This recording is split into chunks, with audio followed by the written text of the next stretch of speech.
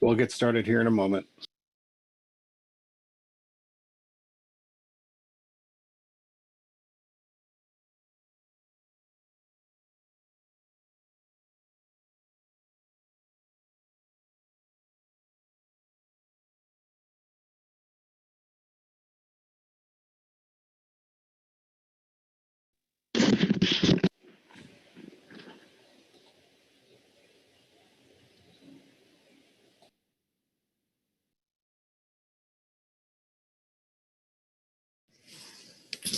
Or good morning, everyone. Happy Monday. Welcome to day 3 of our April Council meeting. We are on schedule or maybe a bit ahead. And before we get started with our morning festivities, agenda item F1, we're going to start Groundfish today. Let me turn to Executive Director Chuck Tracy for any announcements. Thank you, Mr. Chair. You are correct. We are generally on schedule. We have moved a couple things up. So we won't be doing halibut this morning or today, and we won't be doing Sant Coho today because we've already taken care of those. So where we stand, we're going to start with groundfish, get through those, and then we did not get to salmon on Friday, clarification. So we will be taking that up sometime after groundfish. Probably between groundfish and research and data needs, the administrative item. But we will, again, have to remain a little bit flexible with the salmon agenda items as to where they appear when they're ready to be have guidance given to the team. So that's where we stand. Just as a general reminder for the rest of the week, tomorrow we ostensibly start with salmon, although again, I think we may be pushing that back to later in the day. We have decided to move up legislative matters to Tuesday, so that will occur then prior to the sablefish gear switching, which is tomorrow's main event. So that agenda item is a two-parter. So sablefish gear switching will try and get through the reports of management entities and advisory bodies and public comment, and then take a break and come back on Wednesday for council action on that one.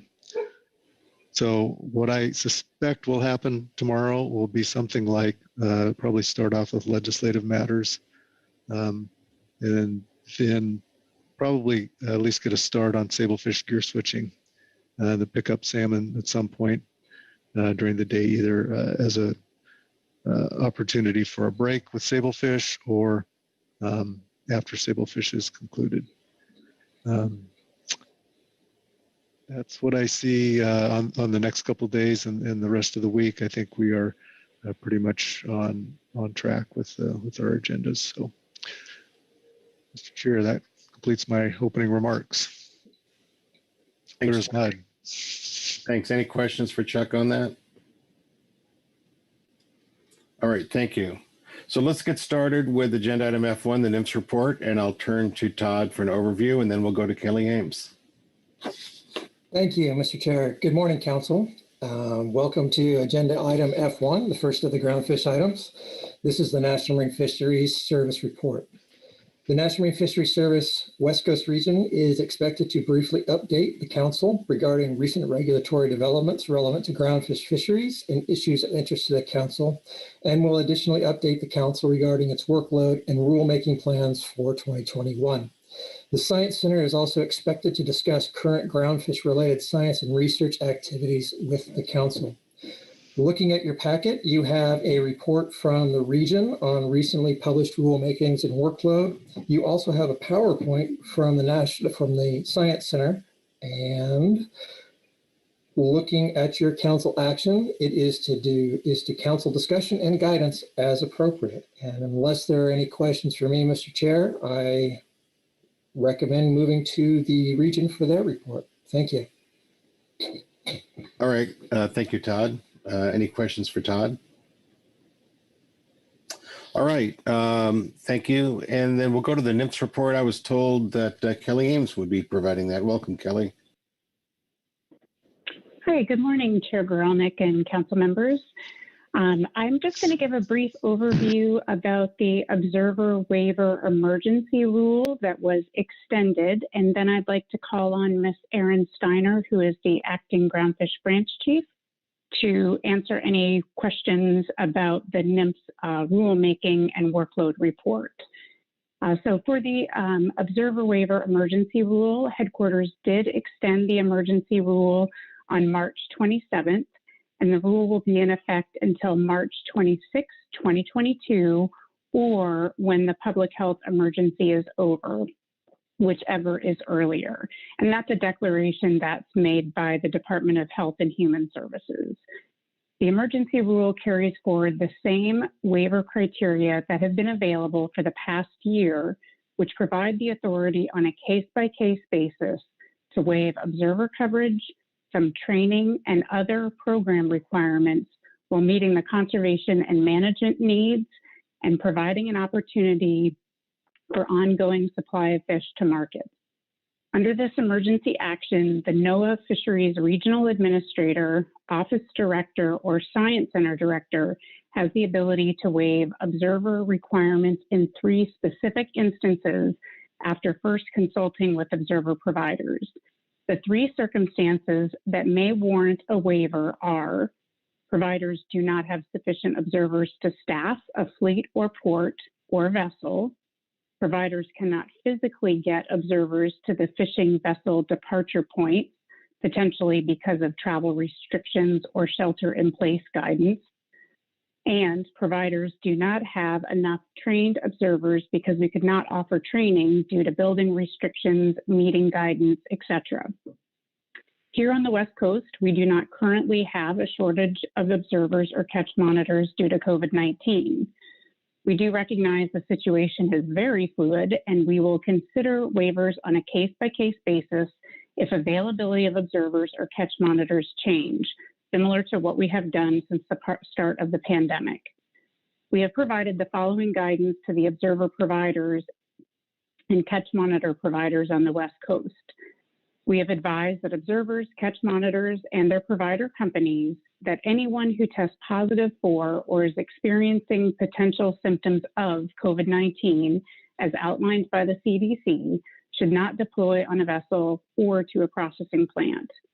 We have instructed observer provider companies to contact vessel operators and plants immediately if a recently deployed observer becomes symptomatic for COVID-19. We have also asked that all vessels or plants inform their provider company immediately if there's a potential or confirmed exposure to COVID-19 of any persons on their vessel or at their plant.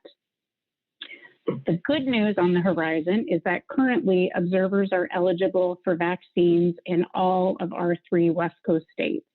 Providers are working hard to get their observers vaccinated, though supplies are limited in some areas. As of today, approximately 70% of our West Coast Groundfish Observer Program observers have received at least 1 dose of the vaccine, and some of those receiving the Johnson & Johnson vaccine, which is a 1-shot vaccination. Providers are hopeful that all observers will be fully vaccinated by June.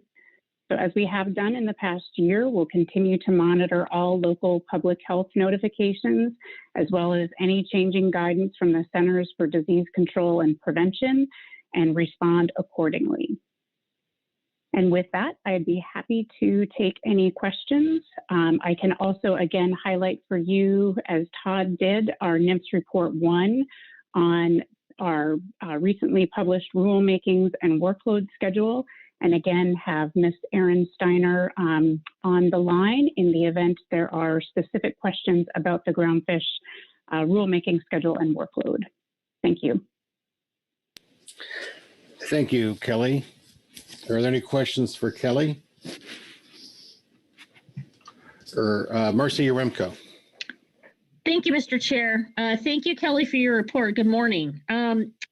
Regarding observer coverage, I appreciate your update on the current status of the situation with exemptions and COVID and vaccines.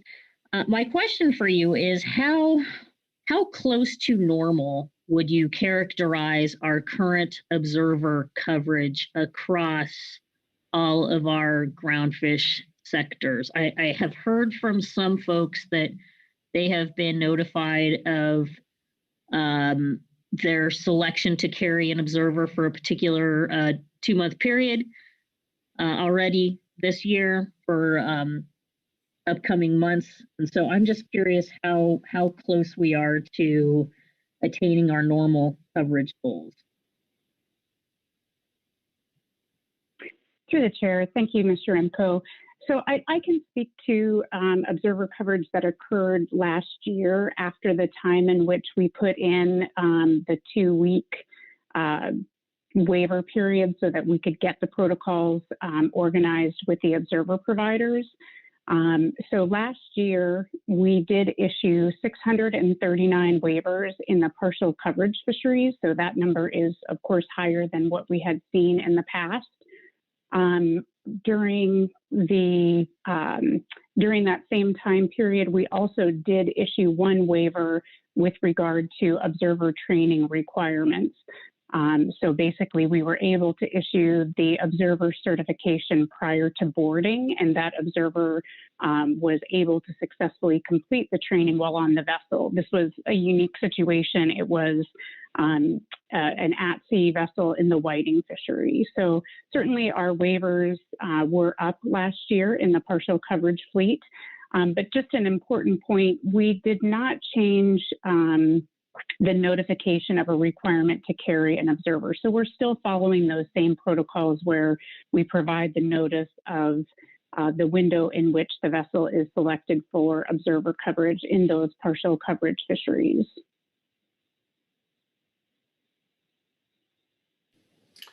Marcy, did that answer your question?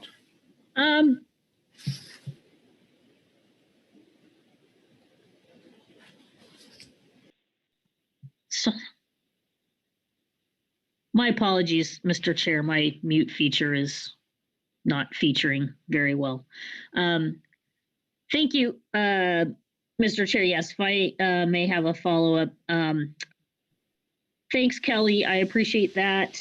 I guess what I'm getting at is, are we approximately hitting our regular coverage goals in the partially covered fleet sectors, meaning limited entry fixed gear, open access, where I think we're striving for roughly 30% coverage? Is the process that we're using now to send those notifications and establish eligibility and placement, are things coming together such that we're now essentially back to normal in terms of deploying observers to meet the coverage goals?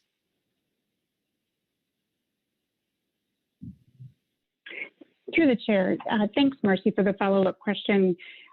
We really wouldn't be able to provide an accurate assessment of the coverage rates until the observer program completes their, what we call the groundfish mortality report, which typically comes, we analyze the data in the summer for the following or for the previous year, and then the report typically comes into the council process in September. So at that time, you'd really be able to assess how coverage in that partial coverage fleet changed during the pandemic year, during last year. So yeah, a little too soon until we complete that analysis, but we will have that information later this year. Fair enough. Thanks so much. Bob Dooley. Thank you, Mr. Chairman.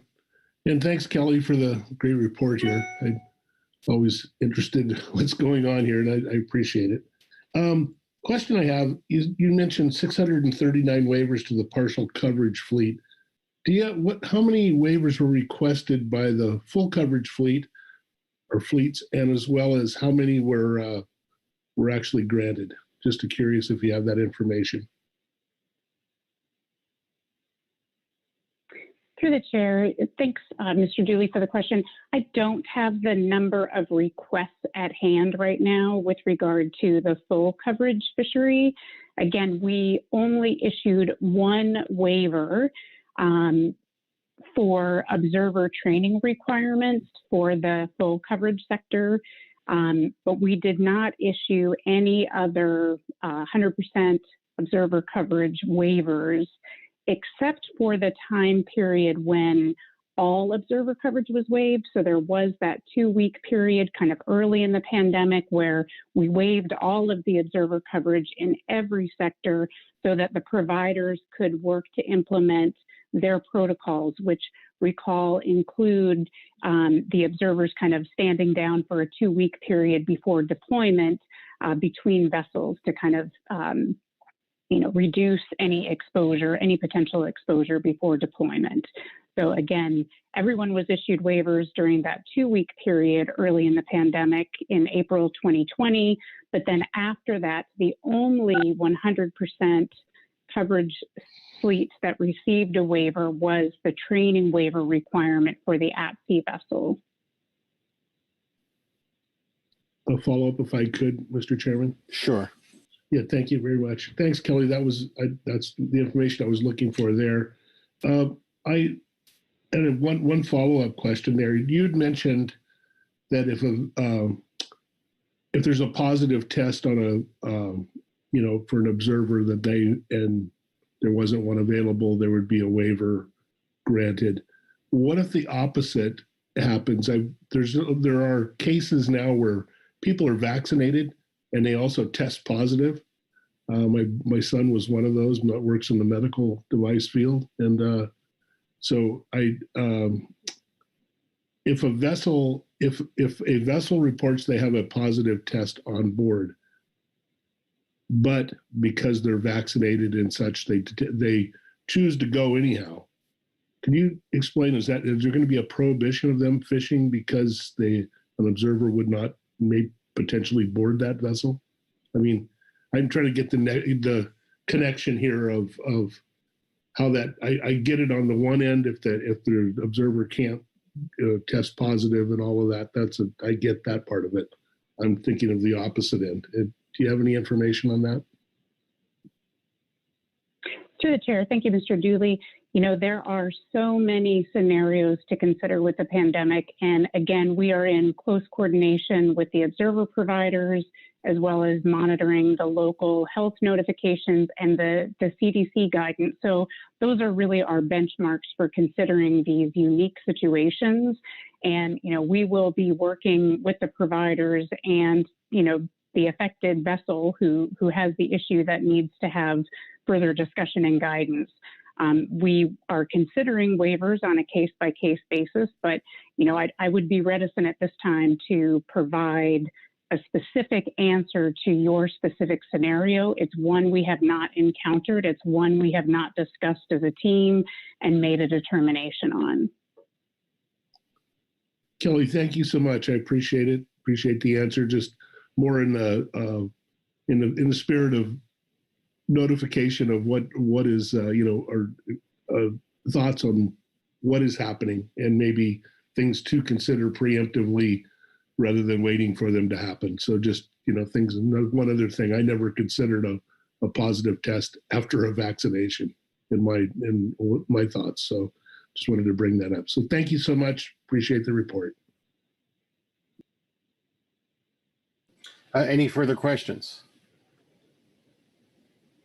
I'm not seeing any hands. So Kelly, was Ms. Steiner going to make a presentation, or was she simply available for questions on the report, the scheduling, whatnot?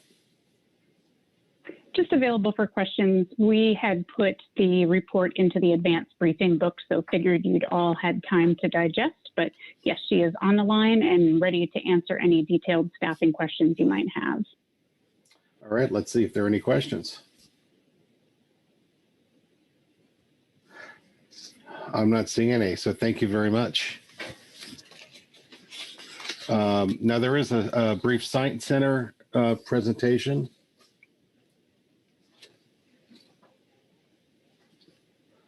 Melissa, I think, is giving that. Yes, I'm here, and I think Chris will post a slide in just a moment. Welcome. Thank you, Chair Perelnick and council members for listening this morning. And you can go to the next slide. Okay, so I have just a few upcoming event reminders for, I think, did you just lose the display? It was up. There we go. We're back. There you go. All right. So I have just a few upcoming event reminders. The first is the Northeast Pacific Stablefish Management Strategy Evaluation Stakeholder Workshop that we previously discussed. This workshop is going to introduce the basic premise and goals and utility of an MFC and participants' role in the process. It's going to discuss the successful Sablefish MSC experience from British Columbia, along with a range of time horizons for incorporating stakeholder input into this process. We'll discuss the operating model structure and justification for focusing on the Northeast Pacific rather than the traditional regional approach to scientific analyses. And the first key focal point for participant feedback in this process will be to identify fishery objectives. Participants will be provided with an overview of the types of objectives commonly used for MSC and then make recommendations for the analysts for this project. Next, we'll ask participants to provide an overview of the types of performance metrics or quantities for evaluating whether or not objectives are met. And so we'll seek advice on those. And we'll also present performance metrics that are commonly used for MSC. And then we'll move to an overview of the current regional sablefish management strategies, which are essentially the combination of stock assessment and harvest control role and management decision-making process. And then we will discuss the proposed near-term MSC management strategies for this initial MSC for sablefish and identify and prioritize additional ideas for management strategies for future research. So we're asking that participants register by April 16th. The workshop will be held April 27th. We'll start at 1:30 in the afternoon Pacific time. And then we'll have a full day on April 28th. You can find more information, background materials, and an agenda at the website listed on the slide, www.pacificstableFishScience.org /2021 MSC workshop.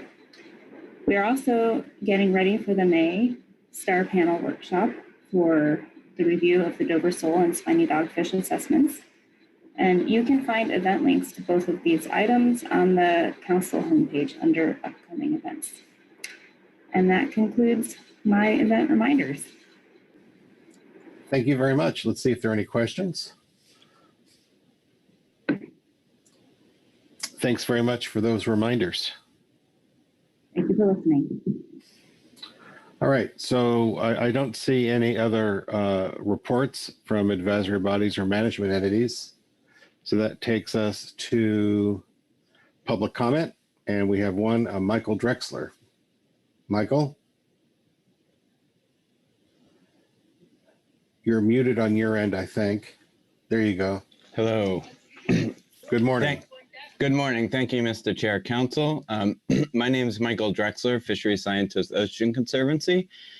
We just wanted to share a concept document with you all to more closely link the information contained in the CCIEA Ecosystem Status Report to management. This agenda seemed like the most appropriate place to do so. The Ecosystem Status Report produced by the IEA team is an amazing product. It provides up-to-date information about our ecosystem using the most recent science and is now undergoing a continuous review and improvement process through the inclusion of new indicators each year. However amazing it is, we aren't currently using it directly for the management process. So the question remains, how can that report be better leveraged to help in your decision-making? The Groundfish Ecosystem Status Report discussion draft, which I've submitted to the comment portal, attempts to pull out the relevant information from the broader CCIEA report that is pertinent to the Groundfish FMP and links the discussions that have taken place here at Council. We scoured all of the IEA single species reports, GAP and GMT reports from the Indicator Initiative, and ecosystem considerations mentioned in STAR reports to develop a list of pertinent groundfish indicators and paired them with the existing information in the CCIEA ecosystem status report. Just to be clear, this is not an IEA product, stating the obvious maybe, but this is an OC product based off of the full ecosystem status report. This is a discussion draft, maybe even an experiment to assess the utility of this kind of approach. Maybe this format could help facilitate a more tailored indicator recommendation improvement process for groundfish managers and stakeholders. We'd like to hear your feedback. Is this interesting? Is it helpful in understanding the relevant components of the larger ecosystem status report for groundfish? And of course, what did we miss? Our emails are included in the document. Please don't hesitate to reach out to myself or Corey Ridings with ideas and improvements. And thank you. Thank you very much, Michael. Are there any questions?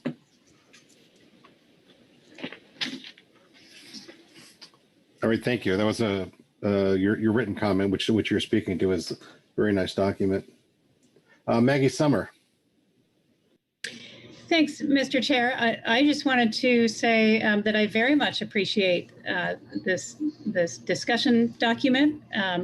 It's very interesting. I would anticipate finding it really useful. You know, as you noted, the CCIEA report is full of detail, very comprehensive, and there was a lot of accompanying information and response to that report.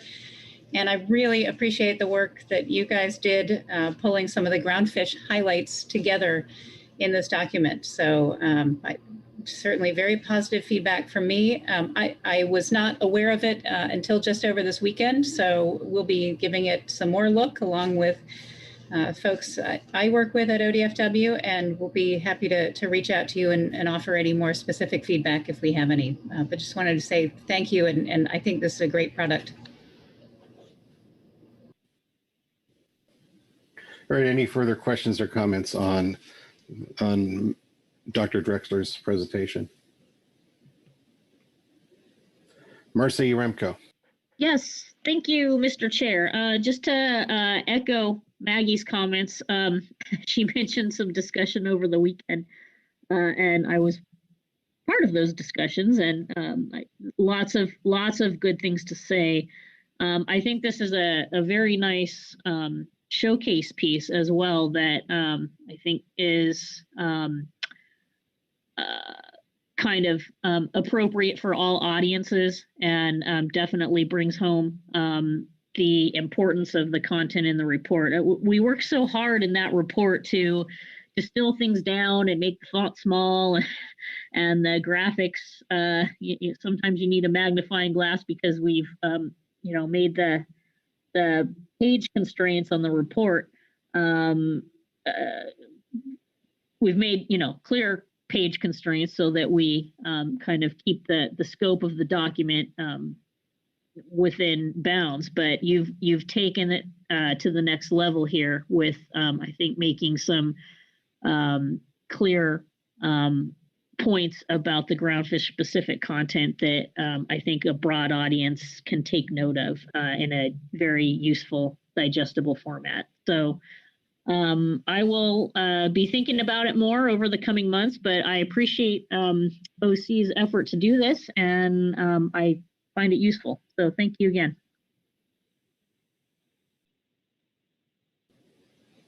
All right. Any further questions or comments?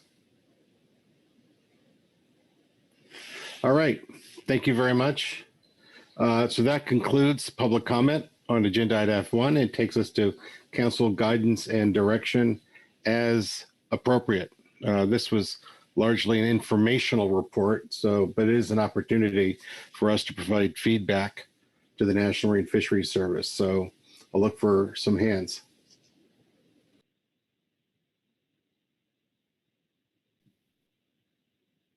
Bob Dooley. Yeah, thank you, Mr. Chair. I just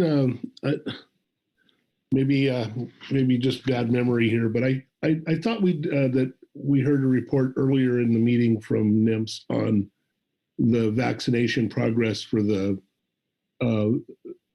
crews and scientists in the surveys on the ships, and both on being able to conduct those surveys. I seem to recall we heard about that, but I didn't want to let it go if we didn't.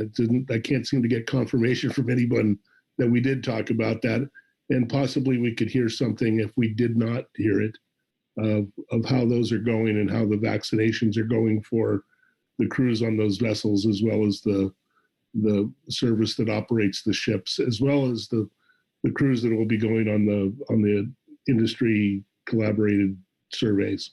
I'm just curious if we could get a report on that, or just a comment or two. Well, I think we heard that the surveys were planning to go forward as scheduled. I don't recall representation with regard to vaccinations. Kelly, do you have anything on that? Thank you, Chair Grzelnik. I just wanted to check, is Kevin Warner on the line? I think he would be better suited. If not, I am happy to explain what I know.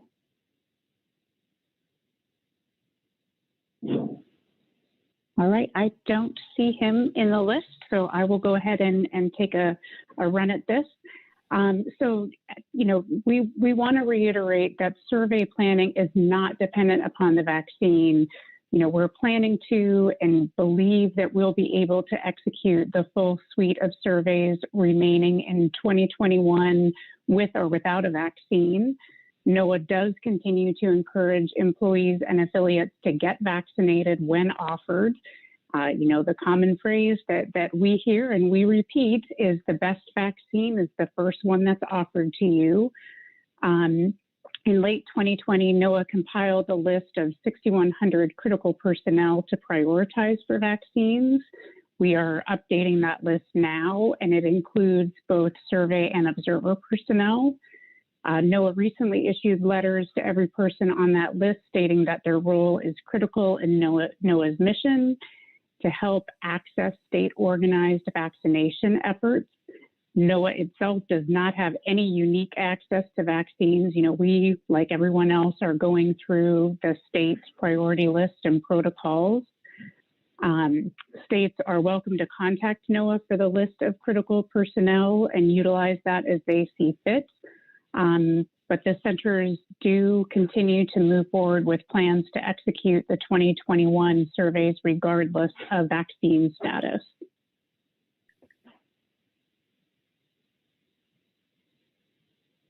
Thank you, Kelly. That answers the question. I do believe we actually did hear that, and now that I think about it, but I've had a few comments this morning asking me about it, and I appreciate you repeating it if it was repeated, and I appreciate the information. That's very complete. Thank you. All right. Is there any further discussion or guidance on this agenda item? We didn't have any questions about staffing.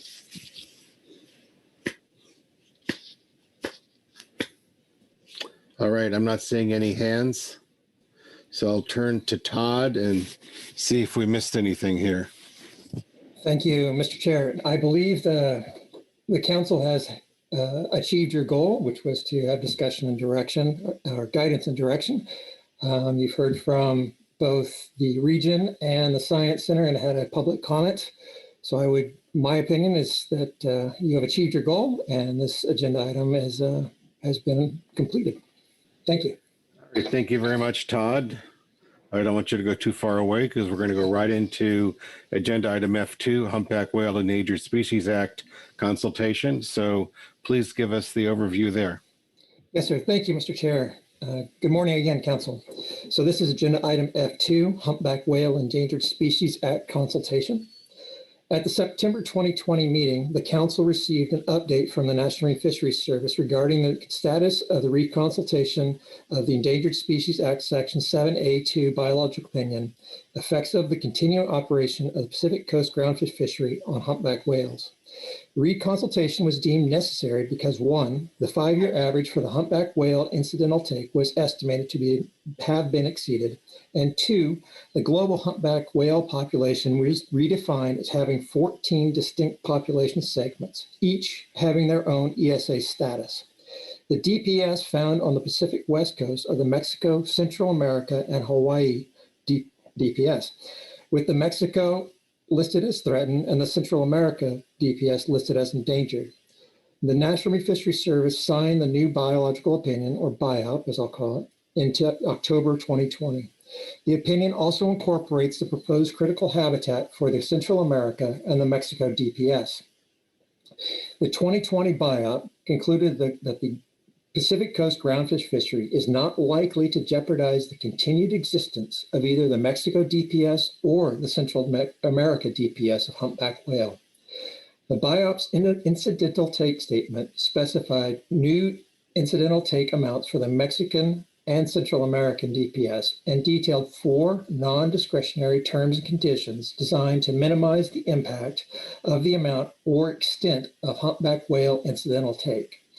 NMFS is seeking the Council coordination on terms and conditions 1, 2, and 4 regarding the methods and feasibility of pot gear marking regulations, the review of the terms of reference for the Groundfish Endangered Species Workgroup, and measures for maximizing the utility and benefits of electronic monitoring. National Marine Fisheries Service will provide an overview of the humpback whale biological opinion to the Council and discuss next steps at this meeting. The Council has the opportunity to cooperatively engage with the National Marine Fisheries Service to satisfy the terms and conditions of the BIOP and may wish to consider giving direction to the appropriate advisory bodies necessary to achieve those T&Cs, or terms and conditions. Looking at your reference materials, you have 3 attachments. The first is the excerpted humpback whale section from the 2019 Groundfish ESA work group. You have then the endangered species biological opinion for humpback whale, the terms of reference from the endangered species work group. You have a presentation, which I believe will be given by Ms. Keely Kent from the National Marine Fisheries Service on the humpback whale ESA consultation. You have a report each from the California, Oregon, and Washington Department of Fish and Wildlife, and a report each from the GMT and GAP. Looking to the Council action, it is to provide guidance on the development of management measures to satisfy the terms and conditions of the humpback whale ESA consultation as appropriate. And with that, Mr. Chair, my overview is concluded, and I am happy to answer any questions that the Council may have. Thanks very much, Todd. Are there any questions of Todd on the overview? And not seeing any questions, I think we'll get started with the presentation by Ms. Keely Kent. Welcome, Keely. Good morning, members of the Council. Just checking that everybody can hear me. You bet. Loud and clear. Okay, and I have Sandra going through my presentation for me, so thank you in advance, Sandra. Good morning, everyone.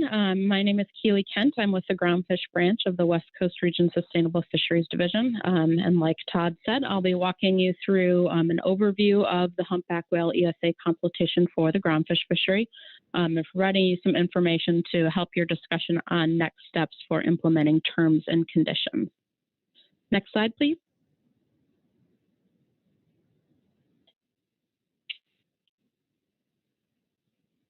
Looks like it might be advancing on its own. Is that what everyone else is seeing?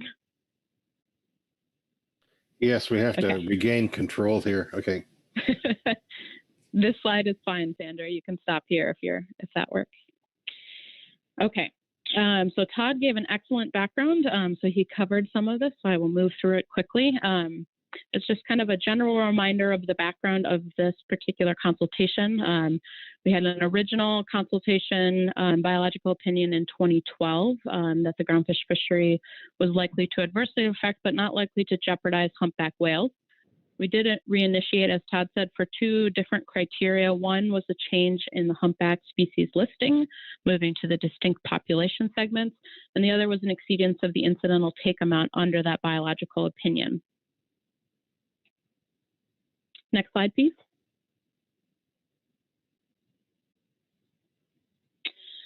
So just also a reminder of the process that we used in this particular consultation, and then kind of some information on where we are at now. So with, in particular, the exceedance of the ITS, that came through the Endangered Species Work Group, which is our current method of estimating bycatch for each of our endangered species covered by that work group.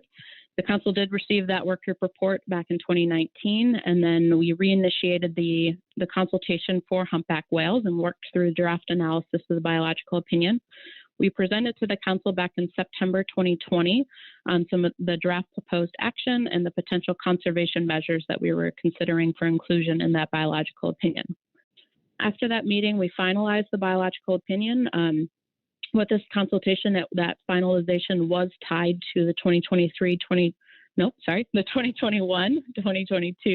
groundfish harvest specifications to make sure that we had our ESA coverage that we needed for those new biennial specs. And then the highlighted part on the slide is the step that we're at now. We're at post-consultation action. We have a finalized biological opinion. We have terms and conditions that require further development. So at this point, we're looking for input from the council and all of its advisory bodies on the best way to move forward with those various terms and conditions. Next slide, please. The proposed action that's covered under this consultation is the continued operation of the Pacific Coast groundfish fishery. So that does include the tribal and non-tribal groundfish fisheries, the commercial and rec fisheries. State fisheries themselves are not part of the proposed action, but for example, open access retention of groundfish is included. And as Todd said at the beginning, this particular biological opinion, because of the change in how we consider humpback populations, looks specifically at the Mexico DPS and the Central America DPS as the 2 out of 3 DPSs that the fishery interacts with that are listed under the ESA. Additionally, next slide, please. Additionally, this consultation does include a look at the proposed critical habitat for humpback whales. We do expect that critical habitat listing to be finalized shortly. At the time of finishing the consultation, we worked off of what was proposed, which for humpback whales, prey was the only physical and biological feature identified. Specifically off the West Coast was Pacific sardine, northern anchovy, and Pacific herring. And as you all know, the groundfish trawl fisheries do capture some of those prey species, but ultimately the biological opinion concluded that the fishery has limited impact on humpback whale prey availability. Next slide, please.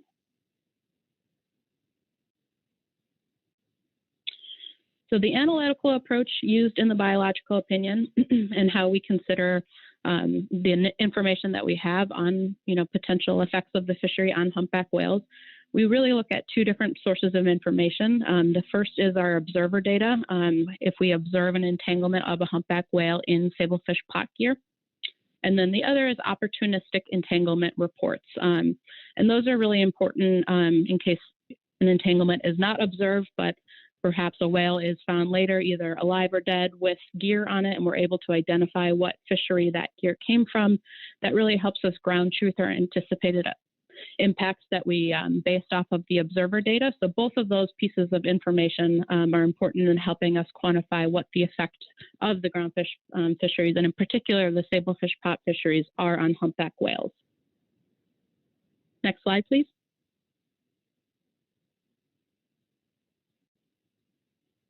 And with this new BIOP structure where we look at the specific DPSs, what you'll see in the BIOP is we did try to look at the entanglement risk at the DPS level, so separating out the impacts on the Mexico DPS from the Central America DPS.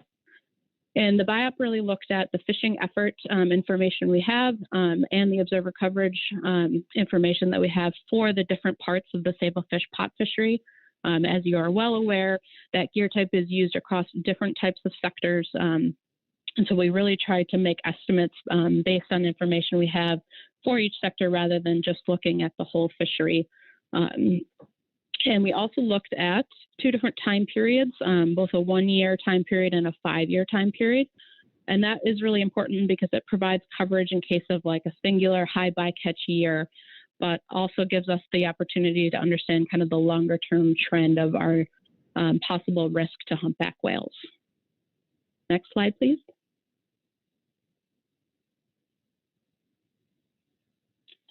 Additionally, during the process of finalizing the BIOP, there were 2 incidents that were brought to our attention, 2 separate incidents of dead humpback whales captured on EM video in the whiting fishery, both in July 2020. After looking through that information about the events and the information we had on the EM video, as well as looking at other large baleen whale interactions with trawl fisheries in the U.S., we concluded that bycatch of a whale in trawl gear is very unlikely. We had no information to suggest that these were takes. They were not categorized as such.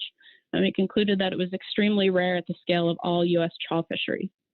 That information was included in the BIOP as part of the environmental baseline to provide coverage in case of a future event, hoping that we wouldn't have to reinitiate the biological opinion if it ever were to happen again in the future. Next slide, please. And finally, coming to the incidental take statement. So as Todd mentioned at the beginning, the biological opinion concludes that the proposed action is not likely to jeopardize the continued existence of either of the two DPSs that we interact with. In this opinion, we do have two separate take estimates for each DPS, but I think the more important part is that we often don't know the DPS origin of a particular whale. So we also have a more generalized take estimate of 5 humpback whales observed or estimated to have been incidentally captured in any 1 year, or a 5-year running average of humpback whales not to exceed 2.34 per year. So it's most likely that we won't have any DPS information in the rare case that we do have an interaction with a humpback whale. So most likely when the ESA work group looks at these bycatch estimates, that we'll be using that more generalized number to evaluate the fishery's progress. Next slide, please.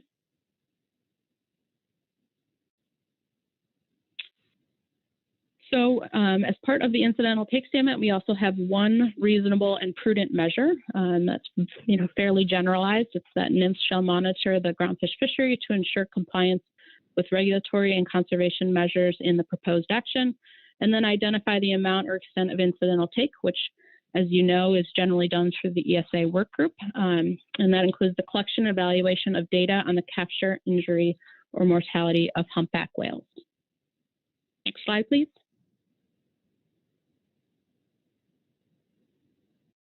And as part of that reasonable and prudent measure, we do have 4 specific terms and conditions. And this is where we're really looking for input from the council. So this first term and condition, I would view as the biggest one, focusing on our pot gear, which is the biggest gear that we have concerns with humpbacks about. And this term and condition directs us, the agency, in cooperation with you, the council, as well as our Protected Resources Division, to investigate the methods and feasibility associated with implementing additional pot gear markings.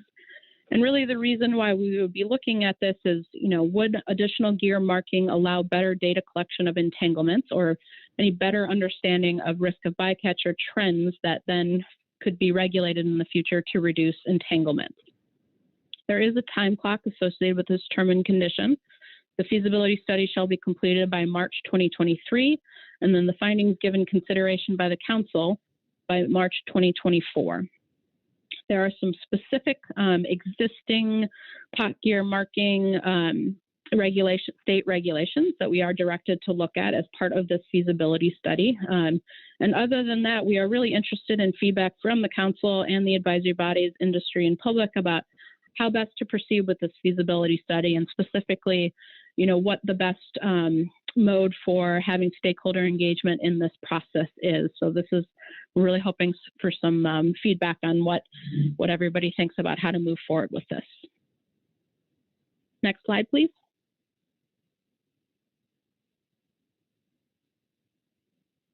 This slide has term and condition 2 and 3. So term and condition 2 directs us in cooperation with the council to look at the terms of reference for the Groundfish Endangered Species Work Group. And that group is meeting at the end of April, so that meeting is coming up. And it's really, this term and condition is to look at whether or not any changes to the terms of reference would be necessary in order to make sure that it aligns with this most recent humpback biological opinion. I will note there's a time clock in that term and condition, March 2021. We have already been in conversation with Protected Resources about extending that deadline. So we're happy to take input on that particular term and condition from the council and its advisory groups. And if we need a little additional time, we can certainly look into that. Term and condition 3 is a relatively standard term and condition for our buyouts, especially as they relate to our limited coverage fleet. And it's basically directing us to ensure our observer coverage rates across the different sectors that use that gear are at a level that allows us to continue to make these bycatch estimations that are important for understanding our overall bycatch risk. Next slide, please. And the last term and condition is term and condition 4. And this term and condition did stem from the trawl interactions that I spoke to earlier.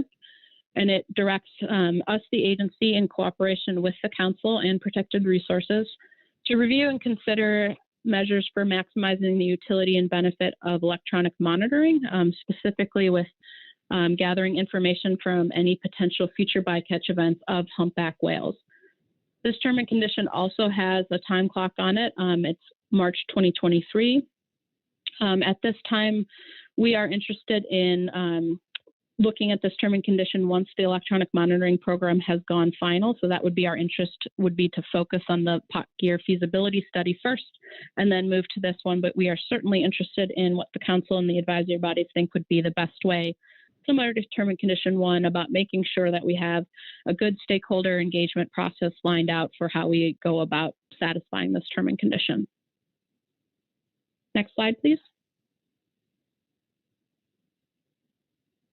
And finally, in the buyout, we have a number of conservation recommendations. And specifically, we have a few that are looking at how to potentially reduce overlap of the fishery and humpback whales to reduce the likelihood of entanglements or reduce the exposure of humpback whales to pot gear in particular. And then also to look at whether there's possibility of gear modifications to reduce the severity of any possible entanglements with groundfish pot gear.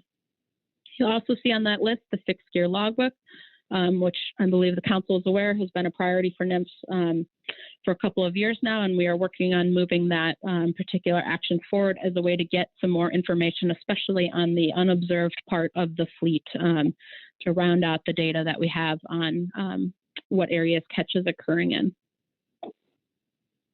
And next slide, please.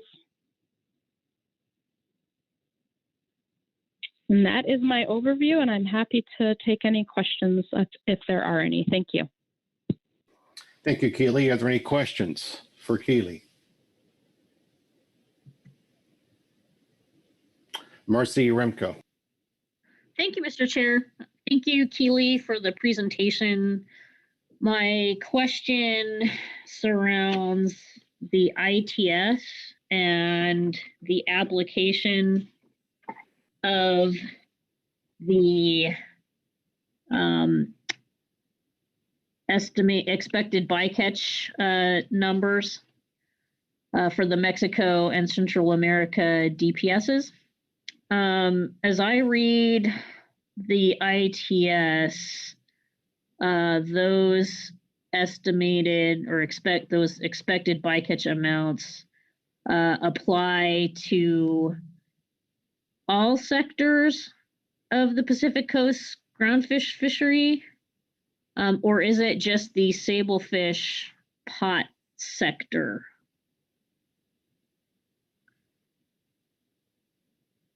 Through the chair, thank you for the question, Mr. Yamko.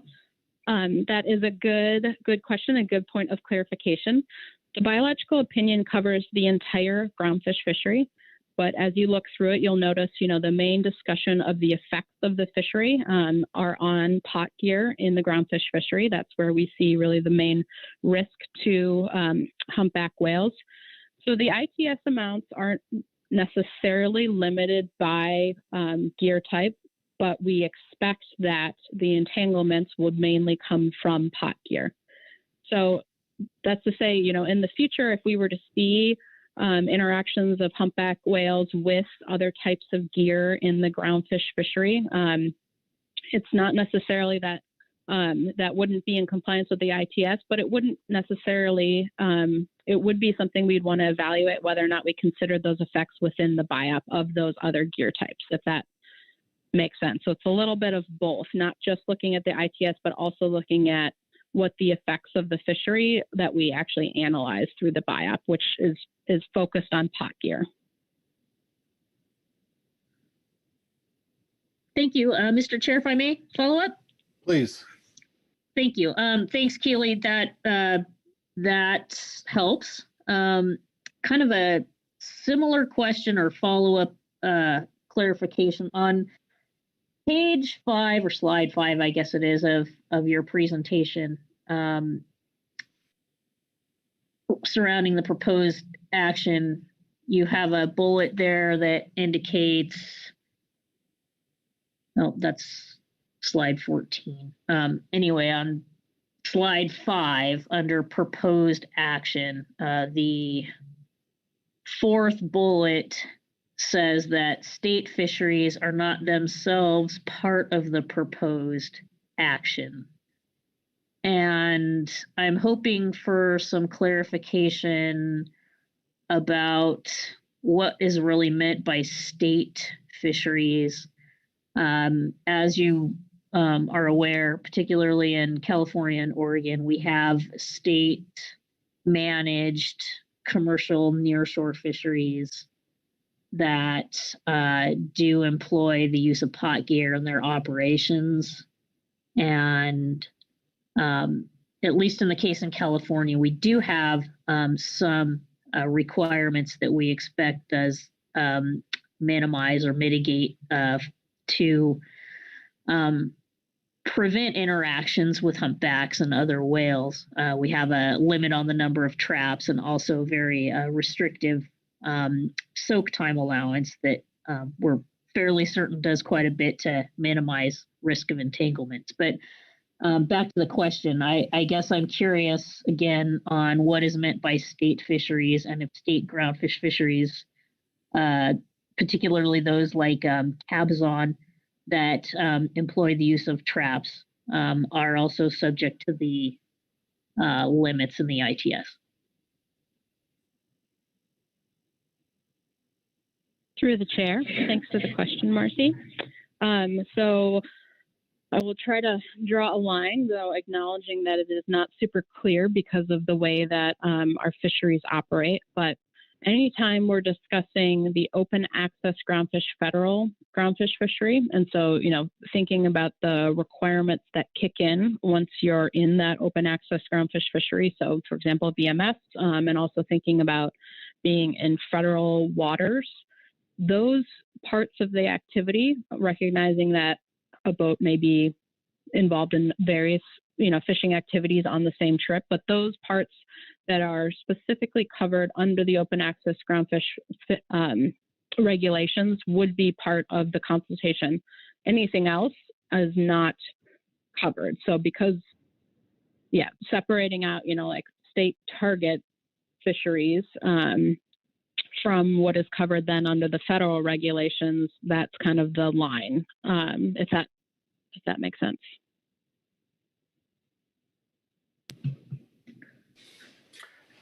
Marcy? Thank you, Keely. Much appreciated. Are any further questions of Keely on this presentation? Thank you very much, Keely.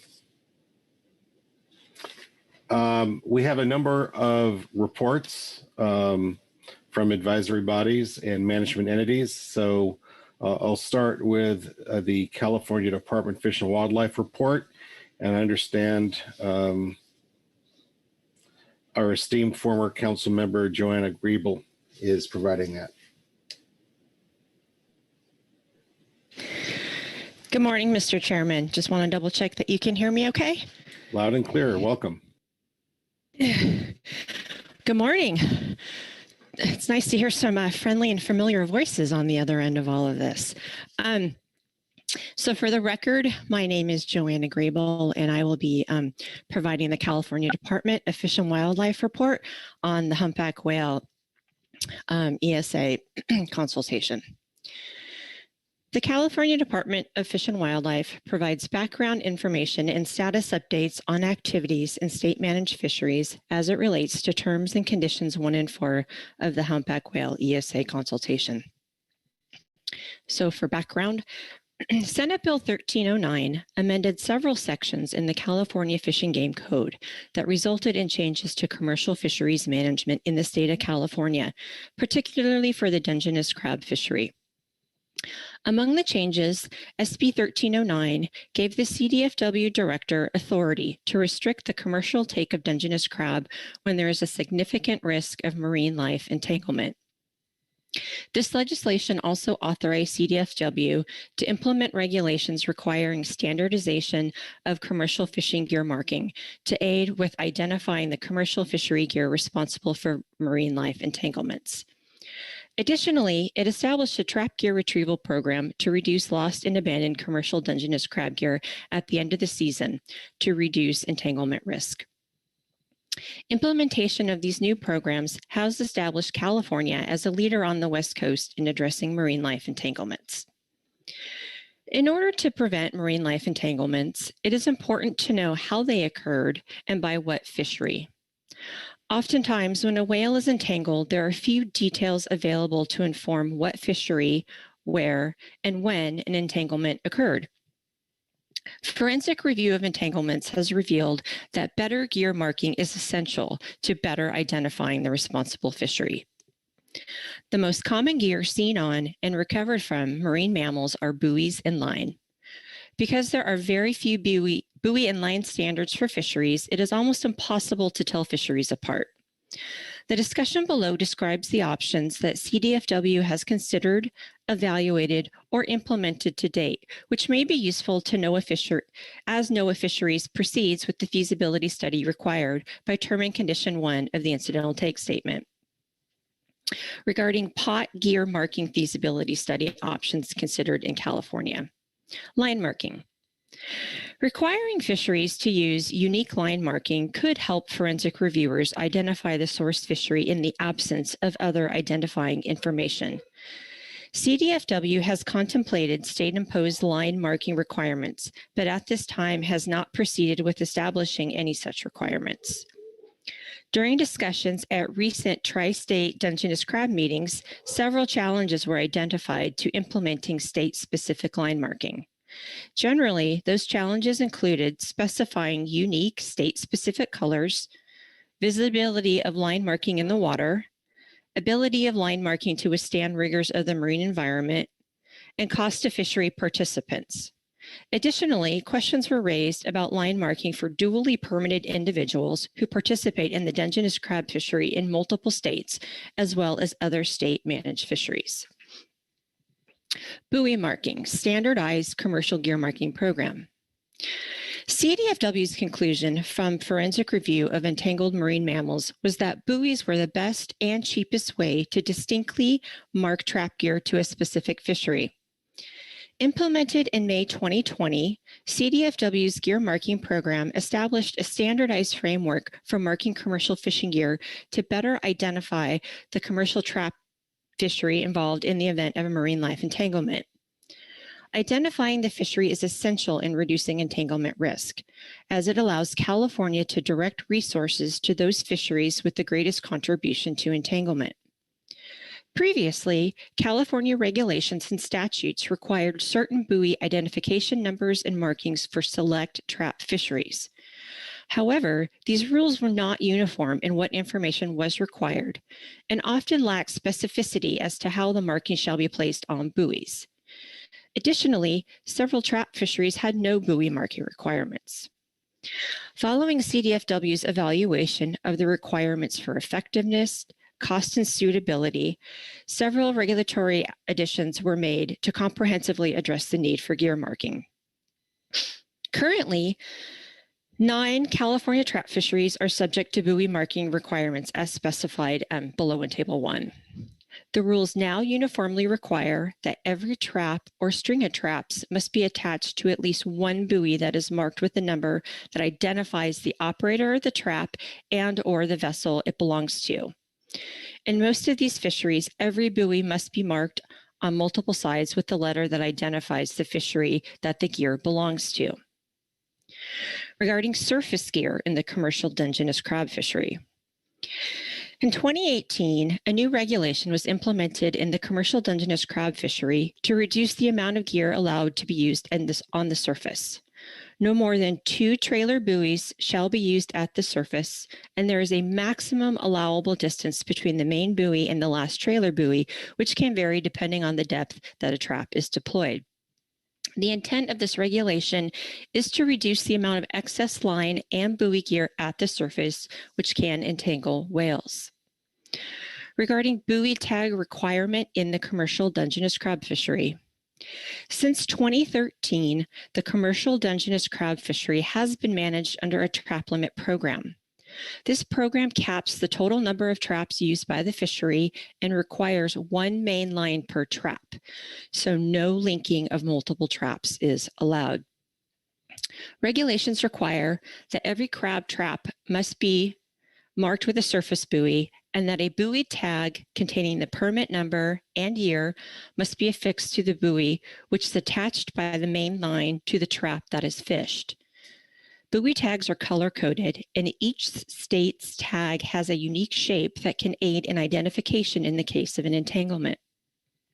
Regarding other gear types and modifications, CDFW supports development and testing of fishing gear modifications and innovations aimed at reducing the risk of entanglement with Dungeness crab fishing gear. CDFW is partnering with the California Ocean Protection Council and National Marine Sanctuary Foundation to test other gear types and gear modifications, such as weak links, aimed at reducing whale entanglements. So recommendations for term and condition 1. CDFW has gained a deeper understanding of the needs and circumstances involved with considering line, buoy, and buoy tag marking requirements.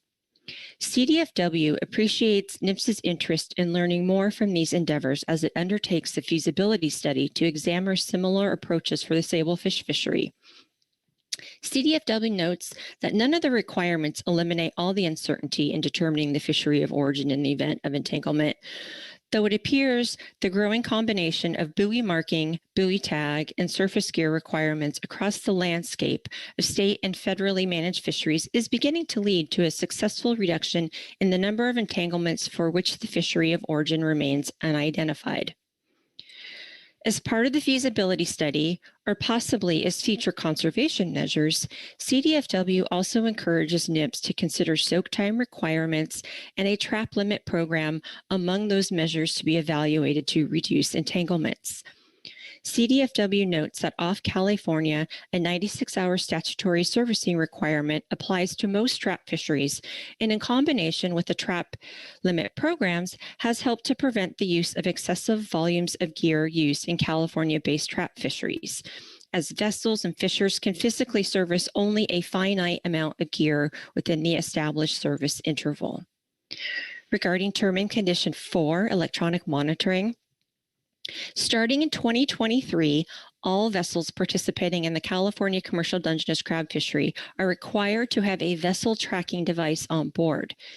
This requirement is intended in part to provide near real-time information on the location of the fleet and gear, and combined with data on whale locations can help inform entanglement risk.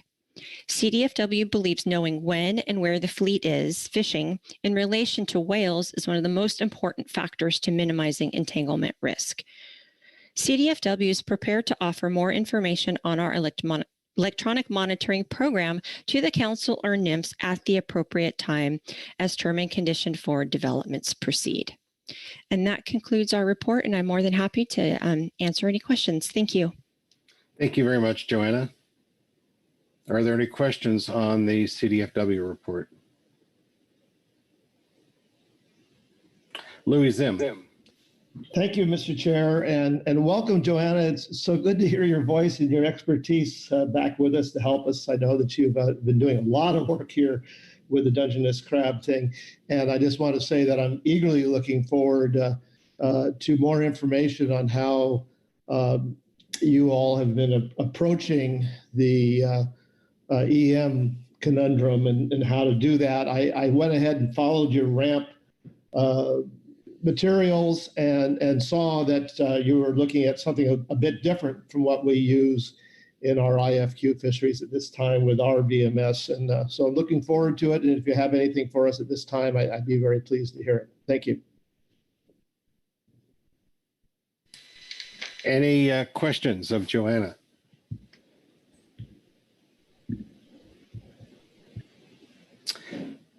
Thanks very much, Joanna. And as Louis said, it's good to hear your voice. So we'll move on to the Oregon Department of Fish and Wildlife report. Maggie Summer. Thank you very much, Mr. Chair. I will speak to the ODFW Report 1 under F2A. This report is presenting information on fixed gear marking requirements in our state regulations, our state administrative rules. Before I get into that, I do want to note that ODFW has undertaken research, monitoring, and fleet awareness and outreach efforts related to whale entanglements, especially in our Dungeness crab fishery, for a number of years.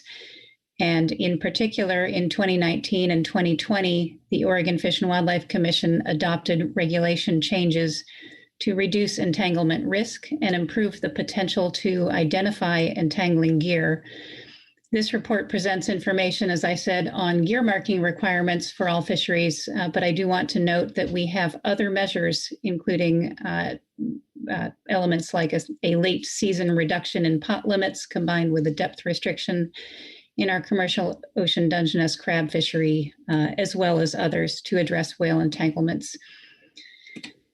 Specifically in this report, in general, all fixed gear fisheries are required to mark gear deployed in Oregon estuary and ocean waters out to 50 miles, unless those requirements conflict with federal requirements under Oregon administrative rule. Gear and marking requirements vary by fishery, but all fixed gear requires at least a surface buoy marked with owner identification. Other fishery-specific requirements are summarized below.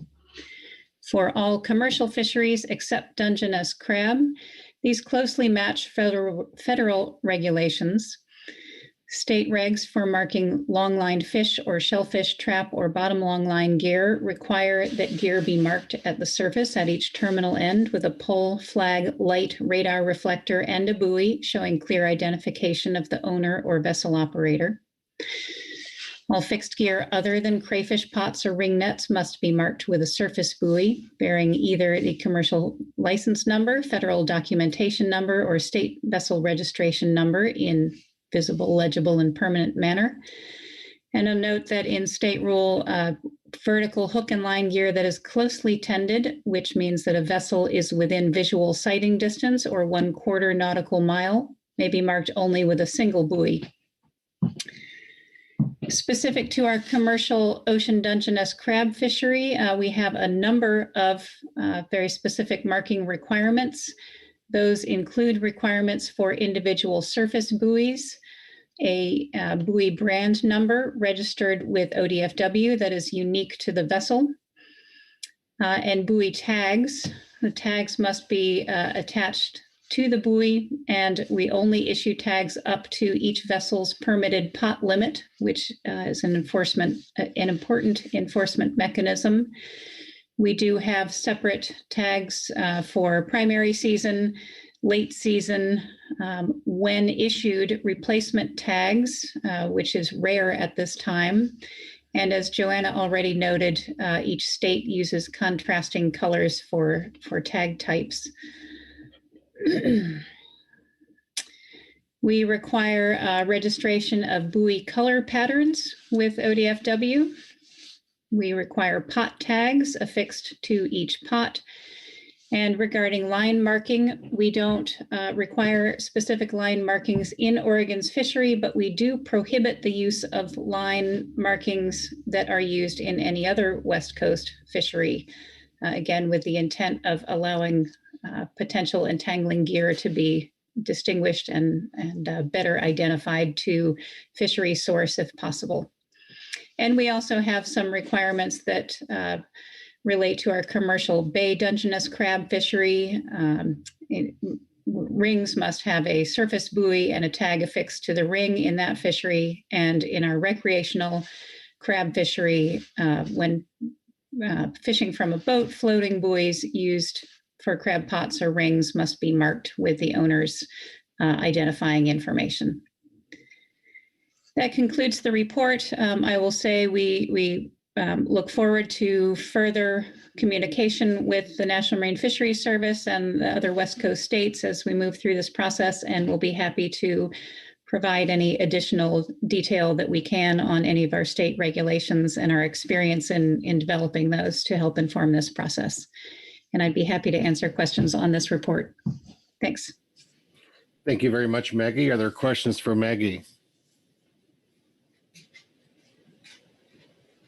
Thank you very much, Maggie. Now we'll go to the Washington Department of Fish and Wildlife report. Heather Hall. Thank you, Chair Grelnick. I will be summarizing supplemental WDFW Report 1 under this agenda item. Very similar to Oregon and California, we have recently implemented measures to reduce entanglement risk for our coastal Dungeness crab fishery. And I'll go through some of those. We also have longstanding gear marking requirements that have been in place for many years. And this report is really just to provide that information to National Marine Fisheries Service and others as they think about management measures for the groundfish fishery. Washington is the only state that has adopted a specific line marking requirement that was effective last December for our coastal crab fishery. Line is to be marked in red in two places, at the top near the buoy and at the bottom near the pot.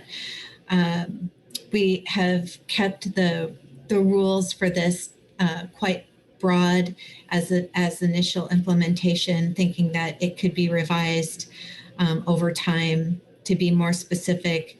The idea was to provide maximum flexibility for stakeholders to use the best form of marking for their operation, reduce cost, and that sort of thing. We wanted to get something in place right away. But one of the key features of that that is important is that it improves entanglement reporting, but if our gear marking used in the Washington Dungeness crab fishery is also used in other fisheries, it reduces the effectiveness of that marking. So Maggie mentioned this in the ODFW report, that Oregon has adopted regulations that prohibit the use of line marking that's required in any other West Coast fishery, and really wanted to highlight that here as NMFS and folks think about potential line marking requirements for groundfish fishery. And I'll just run through some of these other management measures. We have reduced pot limits and summer buoy tags. This reduces encounters with whales by just simply reducing the number of pots in the water when whales are more abundant off the Washington coast.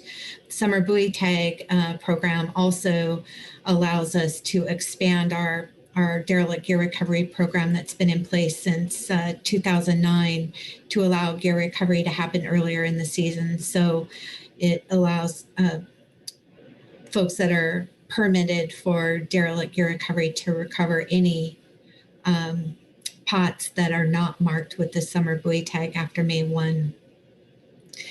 We are also have reduced the amount of replacement tags that license holders can get, and we're proposing to eliminate the replacement tag program altogether, and then have adopted one of the best practices guidelines that were developed by our Washington Whale Entanglement Working Group to simply reduce the amount of line used in the fishery only to that which is necessary to compensate for ocean conditions.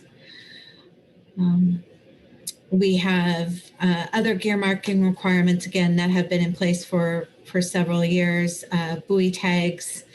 And as both Maggie and Joanna mentioned, we've coordinated those buoy tags and buoy colors with the 3 West Coast states so that they're distinctly different.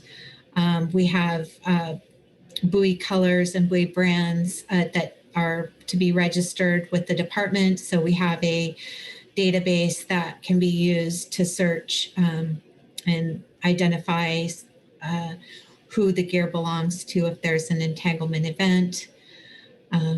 We do have a gear tending requirement, so gear needs to be tended every 21 days.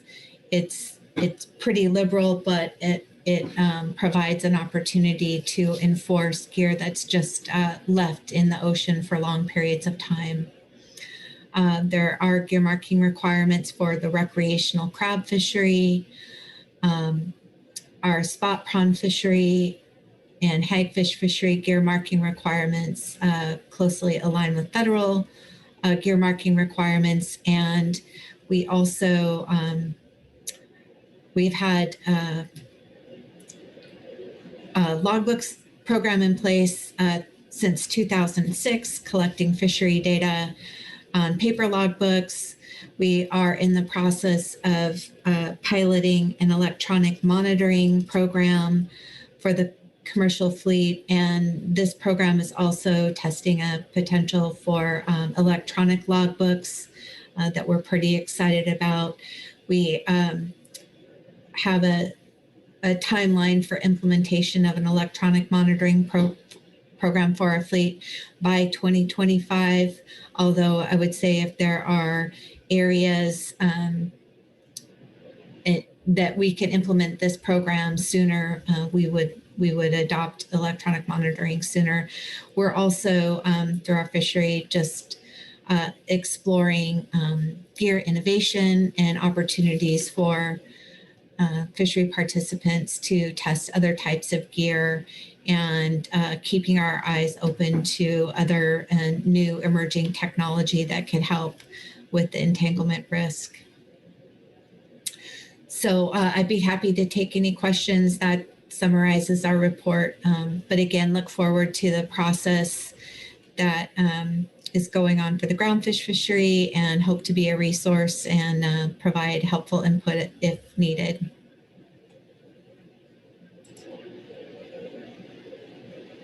All right, thank you, Heather. Are there any questions on Heather's report? Thank you very much, Heather. So we will move on to the balance of our reports. We have a report from the Groundfish Management Team, and I think that Caroline McKnight is providing that. If not, I know she has a backup. Good morning. This is Caroline. Can you hear me? Good morning, Caroline. Welcome. Thank you. Good morning, council members. For the record, my name is Caroline McKnight, and I'll be reading the supplemental GMT report on Humpback Whale Endangered Species Act consultation. The GMT reviewed the materials in the briefing book and participated in a pre-council webinar briefing by Ms. Kaylee Kent of NMFS, and has the following comments on the development of the terms and conditions.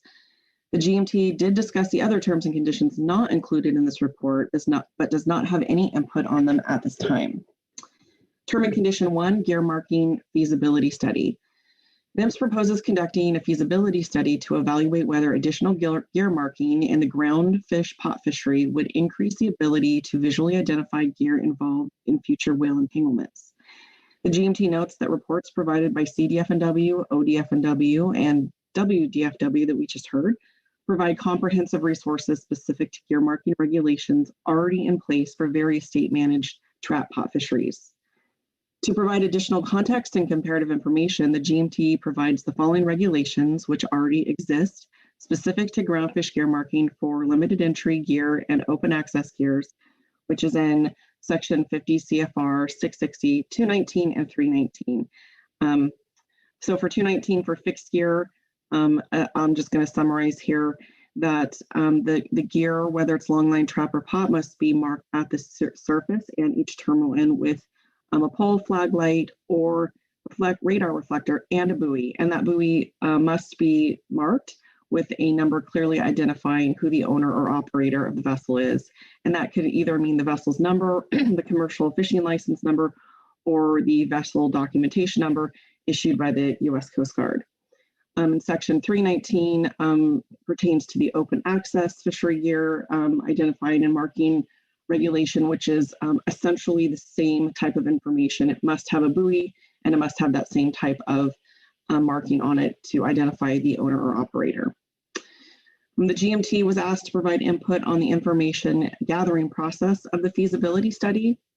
The GMT suggests that utilizing formal council meetings with dedicated agenda items specific to developing ESA-related actions has been an efficient process for issues such as short-tailed albatross, mitigation measure development, we're talking streamer lines here specifically, and ULICON incidental take statement development.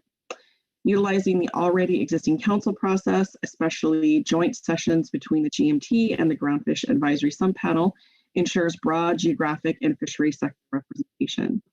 The GAP has previously indicated interest in additional industry input and participation throughout these types of processes.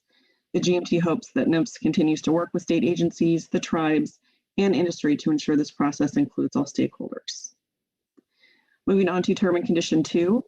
The council has the opportunity to potentially revise the terms of reference specifically related to the Groundfish Endangered Species Work Group.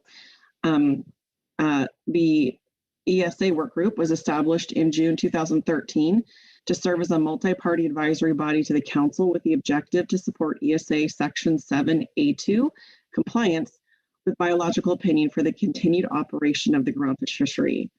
The GMT notes that the GESW meetings are held every 2 years and are publicly noticed.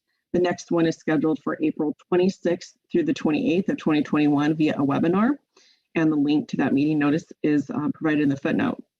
These meetings review the biology of the 5 ESA listed species relevant to the groundfish fishery, and those include humpback whale, ULICON, short-tailed albatross, green sturgeon, and leatherback sea turtle.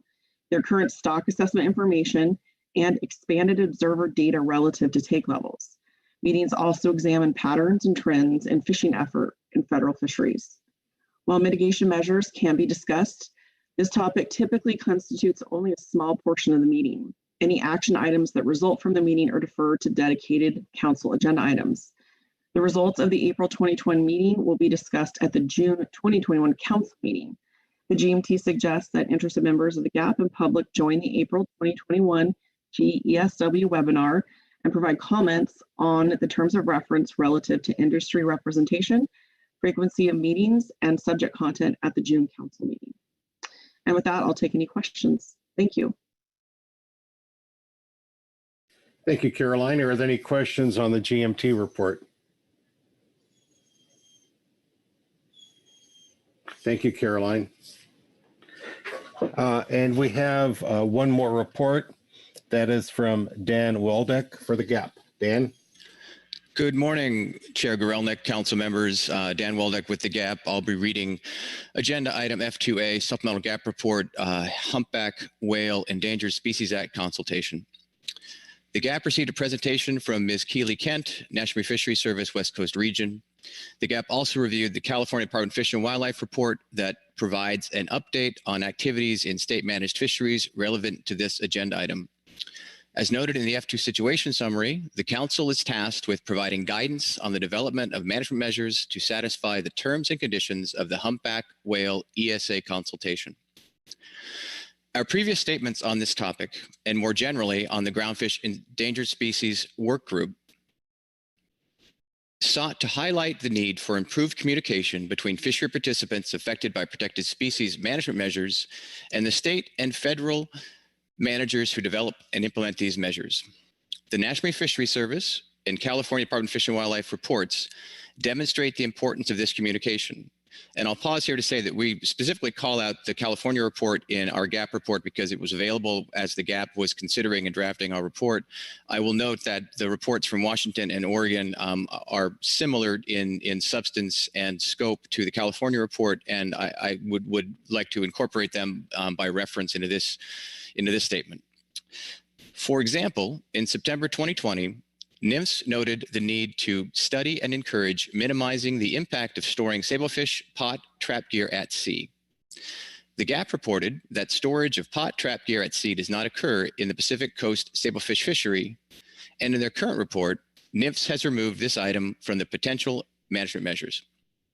The GAP also highlighted the need for National Fisheries Service to consider state and federal actions that would provide similar information to that proposed for collection by NMFS. For example, logbooks, gear marking feasibility, and monitoring data, both observer and EM, to minimize duplication of effort.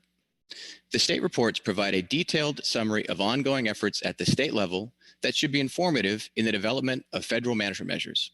The GAP appreciates that National Fisheries Service heard and responded to our September 2020 report, and the GAP thanks the states for their ongoing efforts to communicate state-level activities.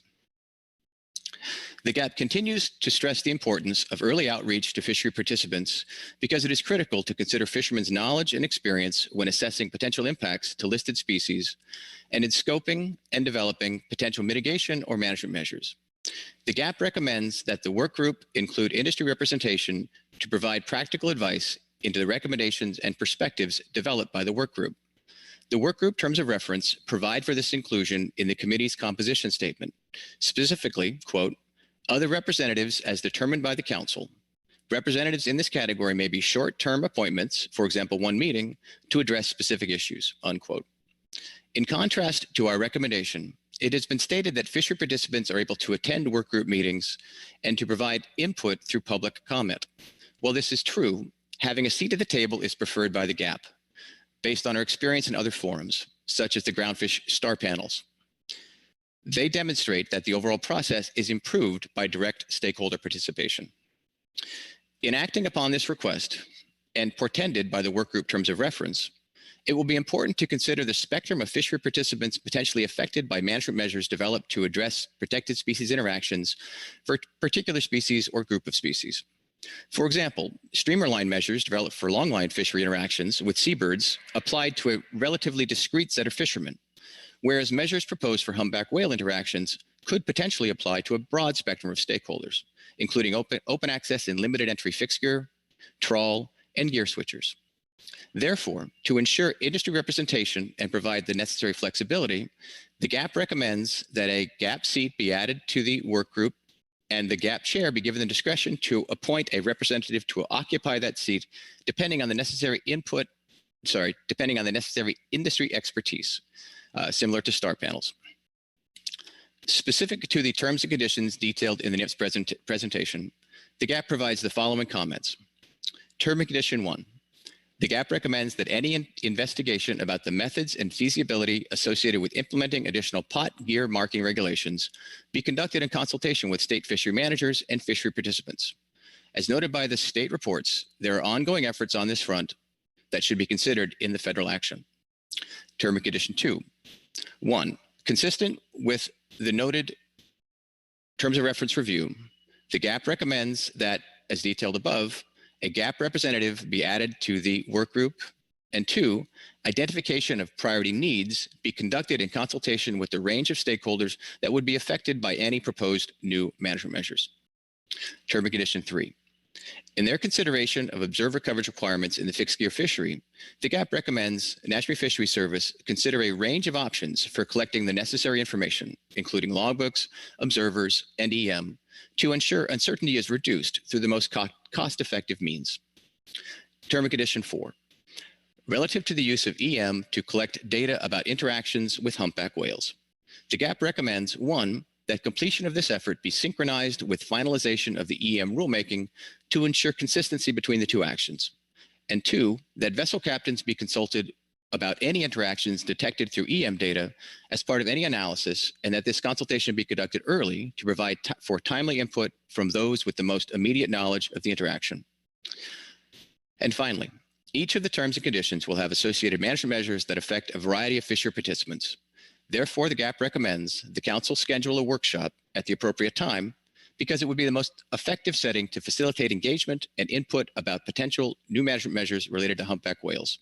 That ends the GAP report, and I will take questions. Thank you. Thank you very much, Dan. Are there questions on the GAP report?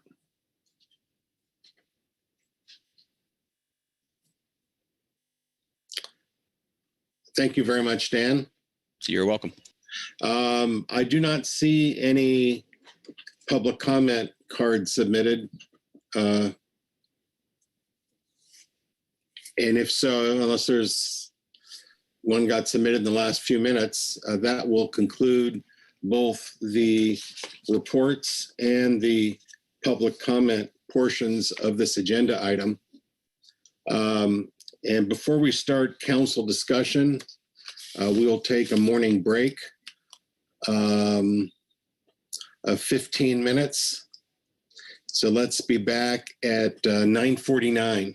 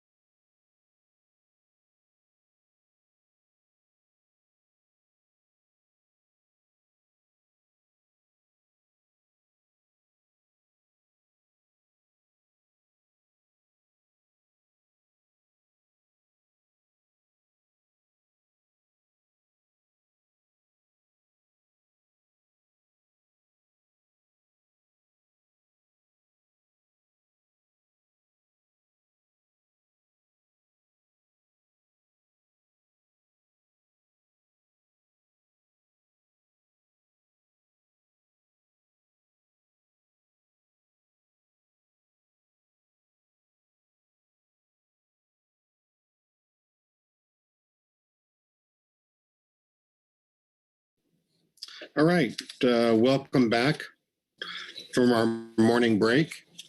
And we'll look to the action item before us, which is to provide guidance on the development of management measures. So we've got a number of very informative specific reports and also some requests from the Groundfish Advisory Subpanel. So let's see who wants to kick off our discussion here.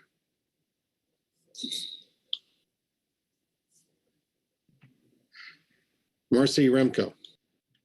Thank you, Mr. Chair. I think I'll start with a question, if I may, of council staff. With regard to the recommendation surrounding appointment of a GAP representative to the ESA work group, can you explain for us what that process would entail? I've heard a few different versions of that in the hallway. And so I'm hoping that maybe you can clarify exactly how that would be accomplished. Chuck?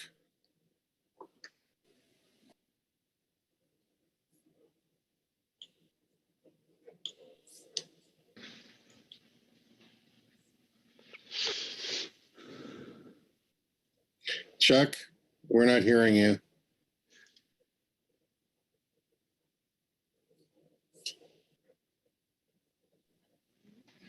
Sorry, struggling with my too many cooks. Okay, what was the question? Sorry.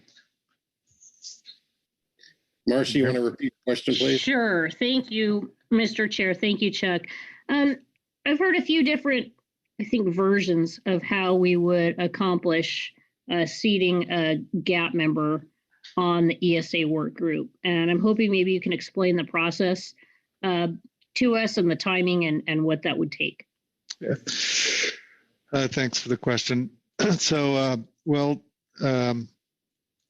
there's a couple options. I mean, if you just wanted to add a permanent position, it's the Endangered Species Work Group is governed under COP3, which is the same as the management teams. So, it would take you'd have to add a seat, changing the COPs. You'd have to have somebody, whoever was to be appointed, have their qualifications reviewed by the SSC and go through all those steps. So that's one way. However, as was pointed out in the GAP report, let's see if I can get back to where I need to go here real quick. The terms of reference does allow for some short-term appointments to be made on a sort of as-needed basis. So I think that's something the council contemplated when they were putting the committee together. So I guess I think if the council wanted to do that for the purposes of this, particular issue prior to the, for the April council meeting, I think they could make that allowance. I think the council probably has flexibility to do that however they see fit. So I think the GAP model could work where the GAP could designate somebody, an appropriate person with right expertise to attend that meeting. It's probably something that they, as you go forward, if this sort of thing was needed in the future, it's probably something that they should make the council aware of, and not just, do it on their own, but, make sure the needs identified. Obviously, while we're in our webinar mode, there's no real cost associated with it, but if we ever get back to real life and get to meet in person, then there would be some other associated issues.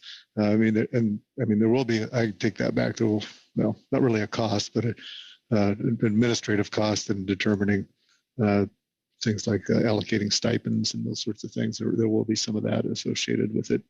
Won't change the dollar total amount the council pays, but it'll affect the amount that every other stipend receiver gets. But again, that's just an administrative issue. So does that answer your question? Thank you, Mr. Chair. Thank you, Chuck. More or less, I guess, with regard to the timing of the ESA work group meeting, which is later in April, and the agenda's already been established. So that we would be able to accomplish the goal of having a GAP participant, but it wouldn't be an official membership via the change to a COP.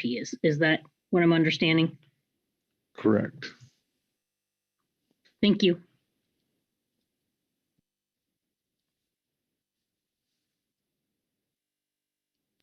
All right. Further discussion. Louis Zim. Thank you, Mr. Chair. And a follow up on Marcy's question, would we be able to accomplish this prior to the April meeting of this work group? Mr. Chair. Yes. Mr. Zim. Yes, I think so. I guess this is talking a little bit off the cuff here, but I guess as a matter of procedure, I would think it would be appropriate for the GAP to propose a name under appointments and COPs for the end of this meeting, and have that have the council approve that, and that would be in time for the April meeting. Thank you. Through the chair, that we have now illustrated a way for the GAP to do this, and I guess now it's up to the GAP to pursue this and propose it for our scheduling. Thank you.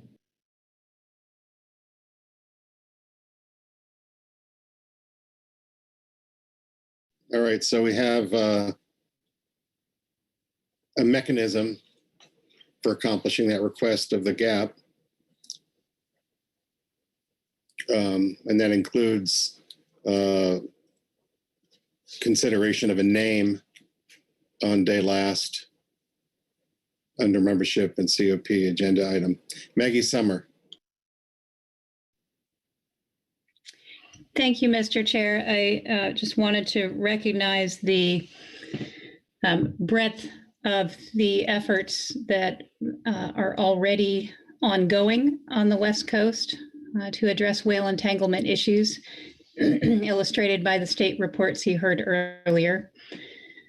Want to thank Keely and the National Marine Fisheries Service for the presentation earlier, and the information you've provided us, and the focus you've given us, and asking for the council's input on kind of process for development of management measures. And wanted to really appreciate the information provided by the GMT and the GAP, and in particular, the importance of industry participation kind of throughout this process, especially with the development of new management measures, but also in just kind of receiving and interpreting and understanding information that is available on encounters and entanglements with whales. So I found this to be all very helpful. And when you are ready, Chair Gorelnik, I'd be prepared to offer a motion. Thank you very much, Maggie. Let me see if there are any hands wish to be raised before a motion. Bob Dooley. Yeah, thank you, Mr. Chairman. I just have a comment. The comment I have is we've seen throughout the meeting and previous meetings is about logbooks in general, fixed gear logbooks, seabird entanglements and all of these things. And I just had a question, I guess maybe of Keely, that are these logbooks being coordinated? Are we going to build a Swiss Army knife here? That this is, I had asked earlier, it's an electronic logbook apparently that's being developed.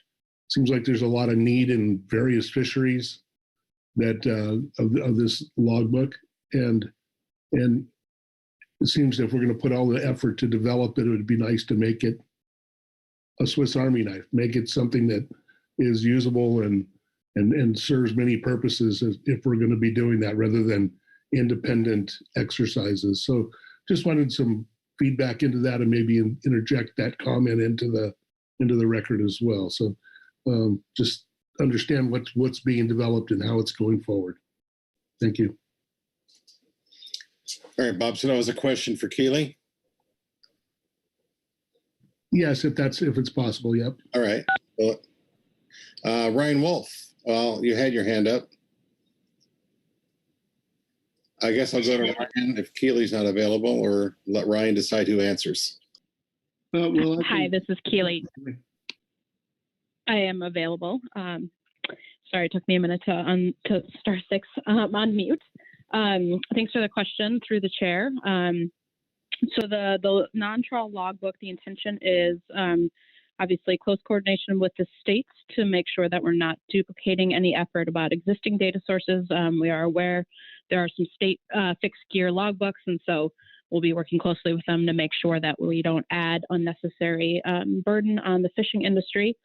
And ultimately, we are thinking broad with the non-trawl logbook. The main goal is to provide catch and discard info by area for all of the non-trawl fisheries, and then being able to use that to help not just with our ESA issues. As you are well aware, the logbook was required by the seabird BIOP to be able to provide better information about where catch and discard is occurring for the longline fleets, but obviously the logbook will be helpful for the pot fleets as well, and I think has broader benefit for all of the non-trawl fisheries that the council manages. So we're hopeful that this will be a great source of additional information. We're still in the development phase, and so there's opportunity to make sure that we get it right, and we'll have ongoing conversations with the states and industry about how to go about that.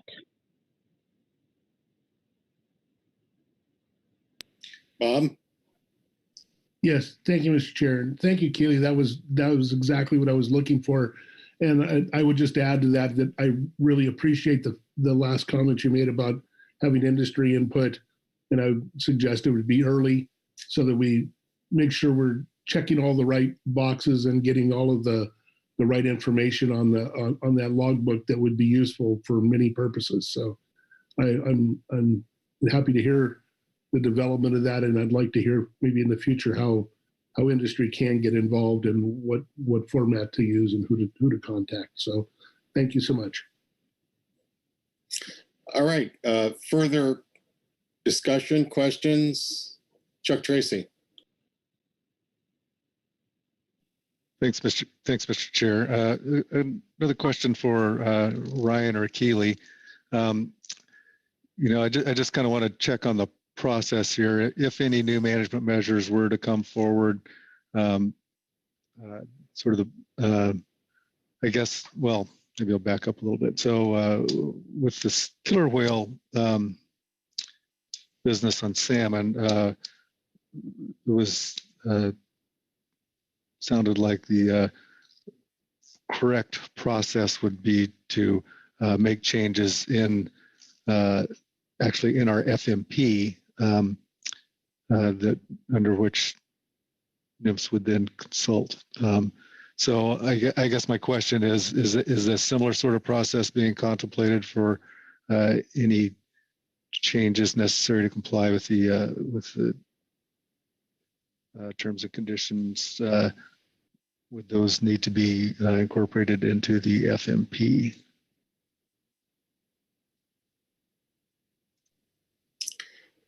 Ryan? Yeah, thanks, Chair, and thanks, Chuck, for the question. I mean, I'm not sure I can speak to whether or not it would be an FMP amendment at this time. I mean, right, the council must implement any new management measure under the Magnuson Act in And the pathway will depend kind of on the measure.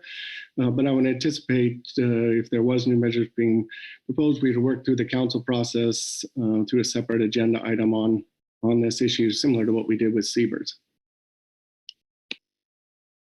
Thank you.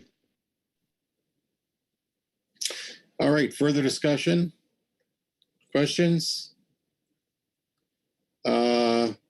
Maggie, are you still ready with your motion? Yes, Chair, I am. Thank you. Please go ahead. Thank you very much. Sandra has it.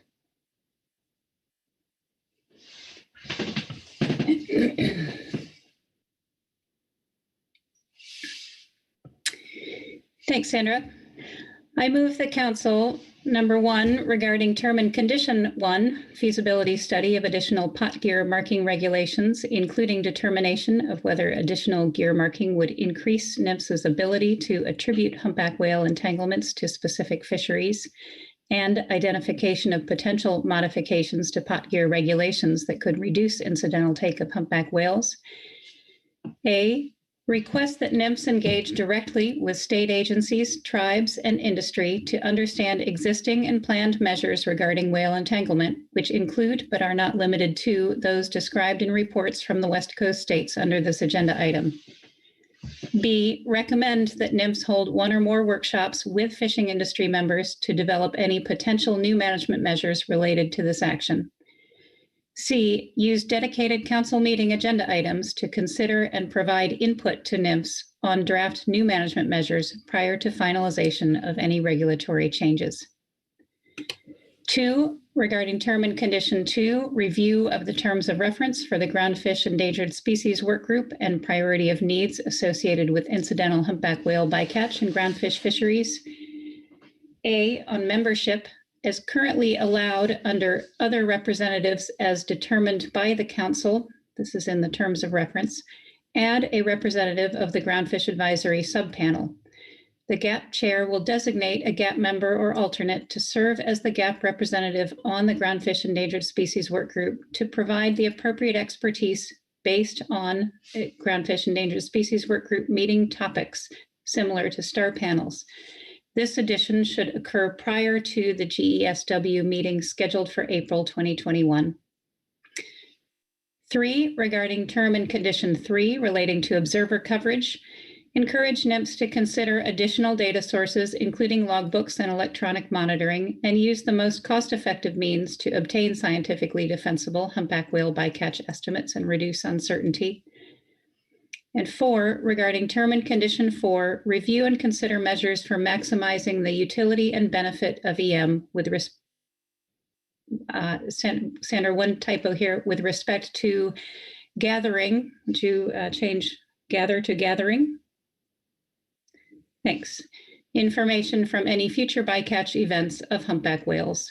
A, recommend that NMFS ensure consultation with vessel captains about any humpback whale interactions detected through EM data as soon as possible after the event occurs.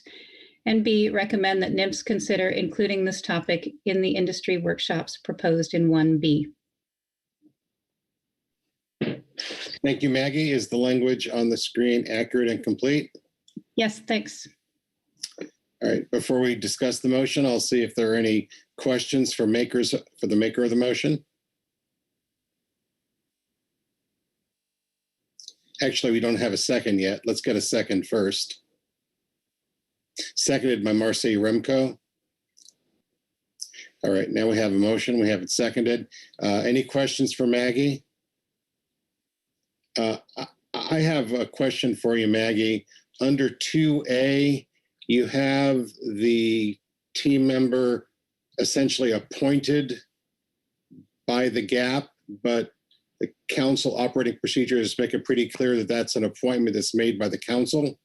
So is this really a recommendation to the council for membership, or do you really mean to have the member designated by the GAP? Thank you, Chair Gorelnik. It is really a recommendation, and I would refer to the discussion we had just a little bit ago about process for adding a GAP representative. I agree with the GAP's comments in their report that it is certainly possible for anyone to attend meetings of the Endangered Species Work Group. They are open to the public, but that it is valuable to have a seat at the table, to have membership in that group as they're discussing this item. So the intent would be to use the approach we discussed earlier, which would be to have the GAP recommend a name to the council under our operating procedures and membership appointments item later in this meeting for council consideration for appointment to the work group, specifically for this topic, the humpback whale ESA consultation. And this is really in recognition of the fact that there's a meeting of the work group coming up imminently at the end of April. I think there is room in the future for further discussion on the need and benefit of having a GAP and industry representative as longer term, more permanent membership of the work group, but we could take that up at some other time if we wish. Thank you, Maggie. Discussion on the motion? Mr. Chair, if I may just offer a few remarks on other elements of the motion. Of course. That was probably the most complex one, regarding the feasibility study and the development of potential modifications to regulations. You know, we've acknowledged that there really is a lot going on. Appreciate NMFS's intent to coordinate with the states and to learn from us, and this really is formally recognizing some advice to do that and to work directly with the states, tribes, and industry as appropriate. Also picking up the GAP's recommendation that an industry workshop, whether that's one workshop, maybe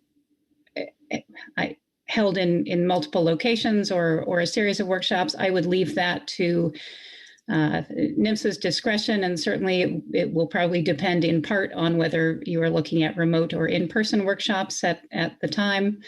But that would be a really important way to bring industry into the process early in developing management measures so that you get that knowledge of fishery operations and what active industry members fishing with pot gear are seeing and able to bring to the table.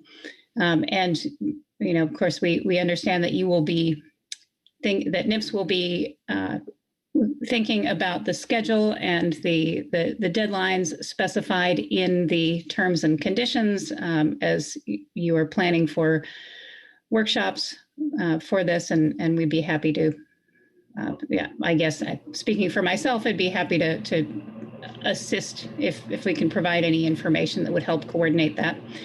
On 1C, this is recognizing that we think the approach of bringing this topic back for the development of any potential management measures, if any are determined necessary, makes sense to use dedicated council meeting agenda items.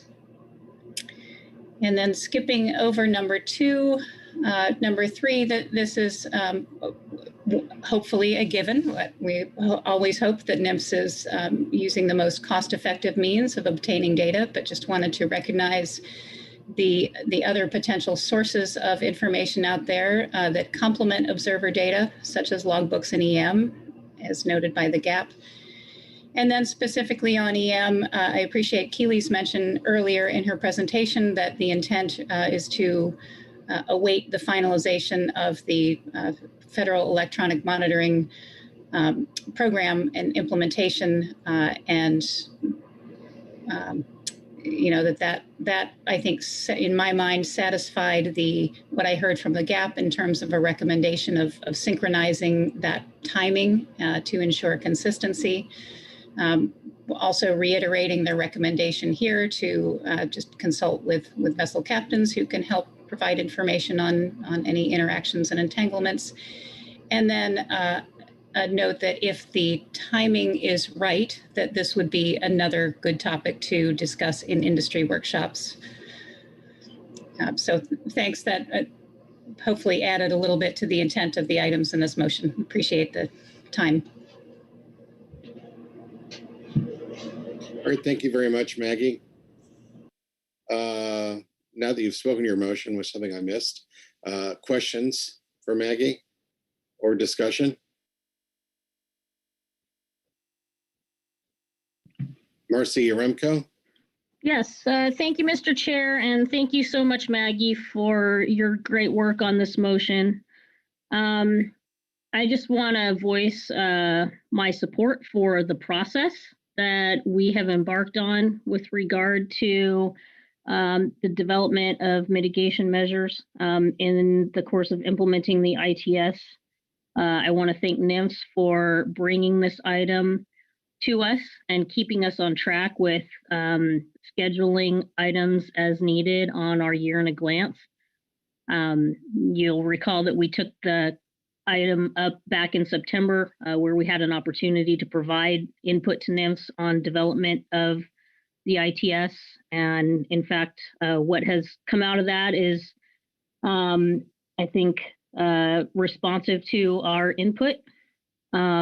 So this is, I think, yet another in a series of recent activities where NMFS, in coordination with the council, has done a really great job in incorporating our public process and input into the process necessary to carry out their obligations under the ESA.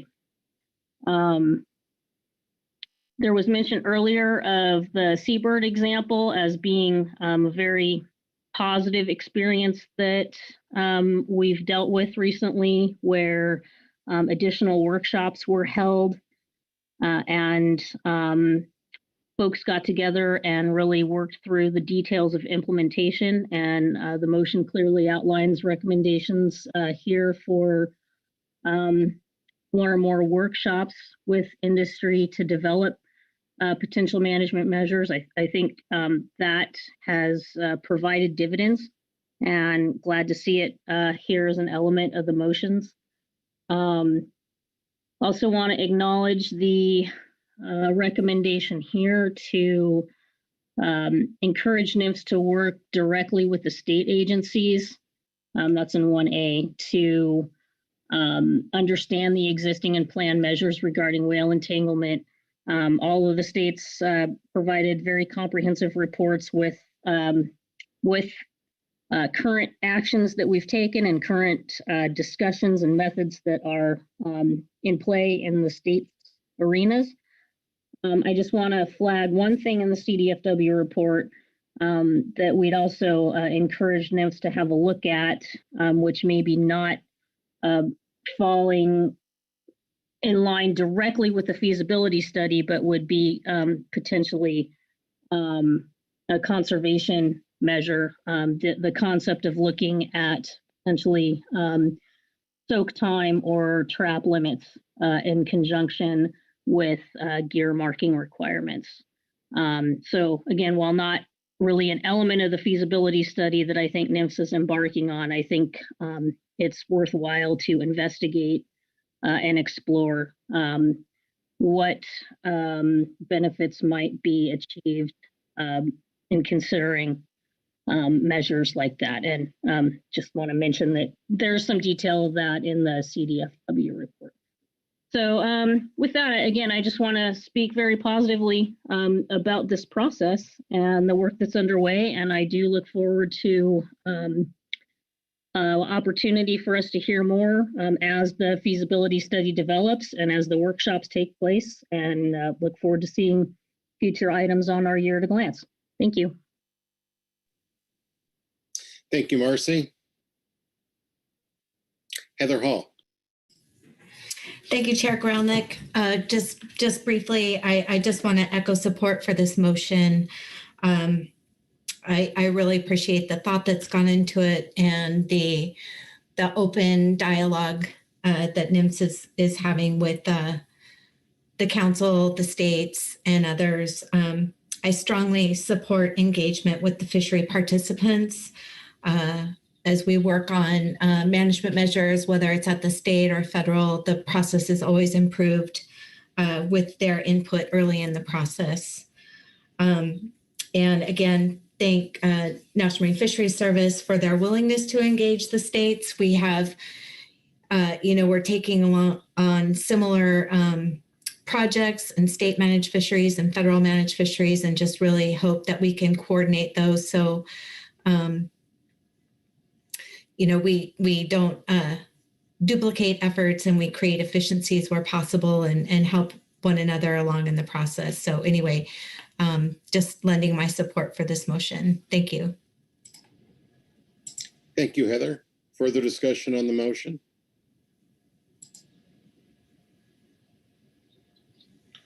I'm not seeing any further hands for discussion, so I will call the question. Phil Anderson actually has his hand up now. Go ahead, Phil. Yeah, sorry, Mr. Chair, slow on finding my hand raised.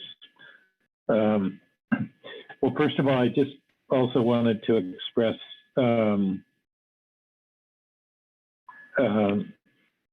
how impressed I am with what the states have done under their authorities thus far to address entanglements with humpback whales. It's really impressive what they have done, and I know it hasn't been without significant impacts in some cases on fisheries, so I wanted to acknowledge that. Also share the other expressions of appreciation to Maggie and for the motion that we have before us. I think it hits the mark. I shared the concern about the wording associated with the GAP chairman essentially appointing a representative, but I think we have clarified the intent there through the conversation. And then lastly, I just would observe that the number of humpback whales that at least I've had the opportunity to see over the last 30 years on the ocean, and the increase in the number of whales has just been pretty astounding. It used to be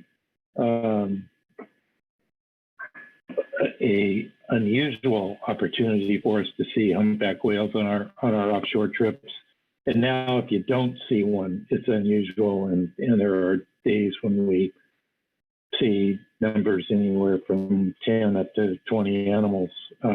So the increase in the number of whales that we have, at least off the Washington coast, has been pretty amazing and heartening. So with that, I'll in my comments. Thanks, Mr. Chairman. Thank you, Phil. Maggie? Thanks, Mr. Chair. I realized actually have maybe a point of potential clarification that could use some discussion and weighing in from the council on this GAP representative to the Groundfish Endangered Species Work Group. It's my understanding that using the STAR panel model in the past, on some occasions at least, the GAP has designated someone who is not currently an active GAP member as a representative to STAR panels because of that individual's expertise, and that they would best represent the interests and act as a liaison. And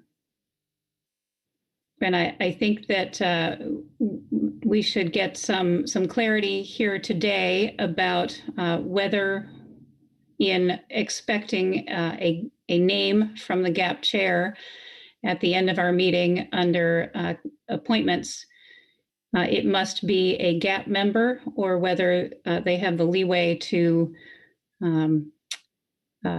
recommend a GAP representative who is not a current member.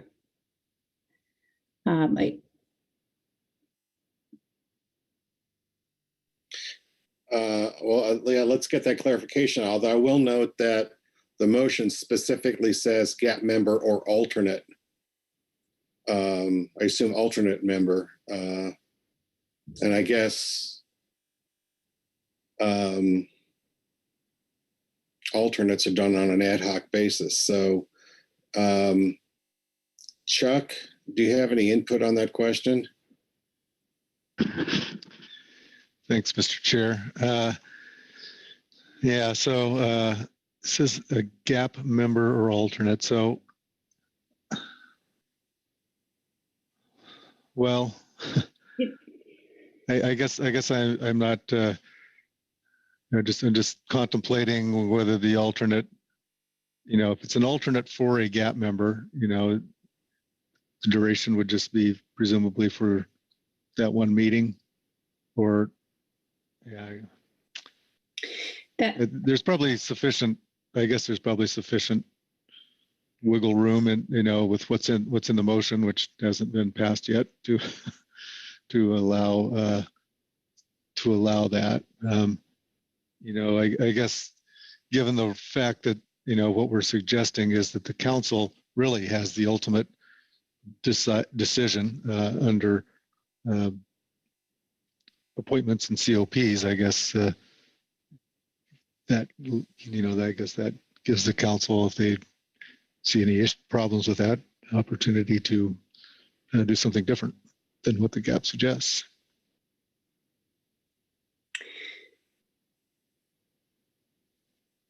Maggie, your hand is up. That's your question.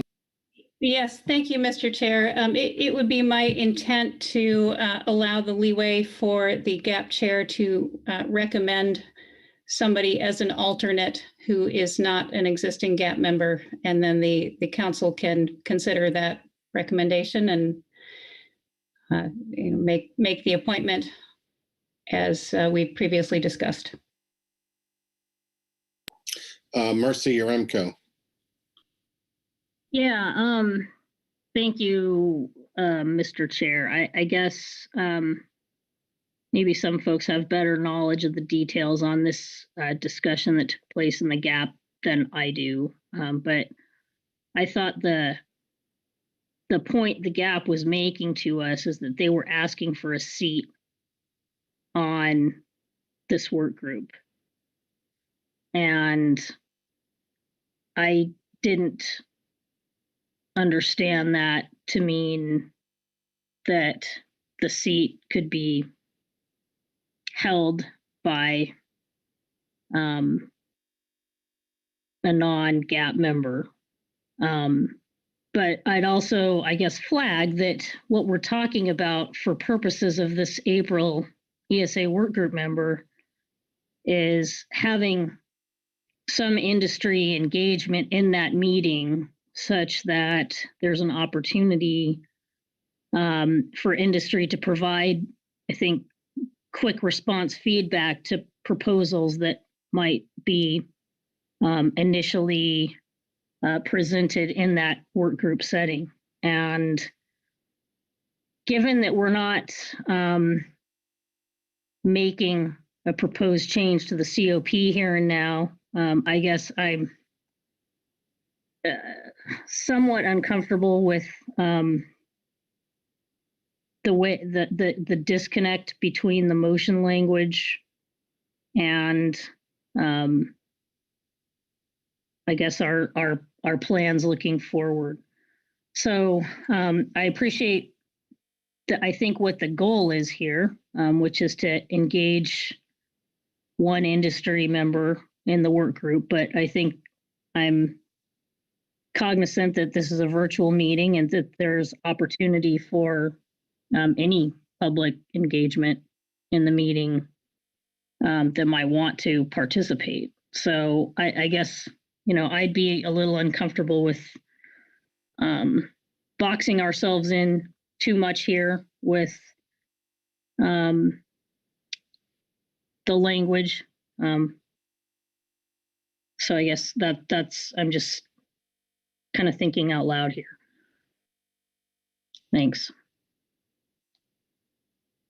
Phil Anderson. Yeah, Mr. Chairman, my suggestion is that we go with the language as it is and that we do select the person who sits on the Endangered Species Work Group from the suite of individuals that is on the GAP. And let's try that. If we find that, or if the GAP finds that that is problematic and doesn't get the right people there, we can address that if needed. But to me, this came again as a specific recommendation from the GAP that they have a member on this panel or on this subgroup, and that's what I would recommend we do as a first step here. And again, if it doesn't work out and it becomes problematic, we can come back and broaden the scope of potential members on this group representing the groundfish industry if that's needed. That's my recommendation. Thank you, Phil. Maggie Summer. Thank you, Mr. Chair, and thank you to Phil and Marcy for the comments. I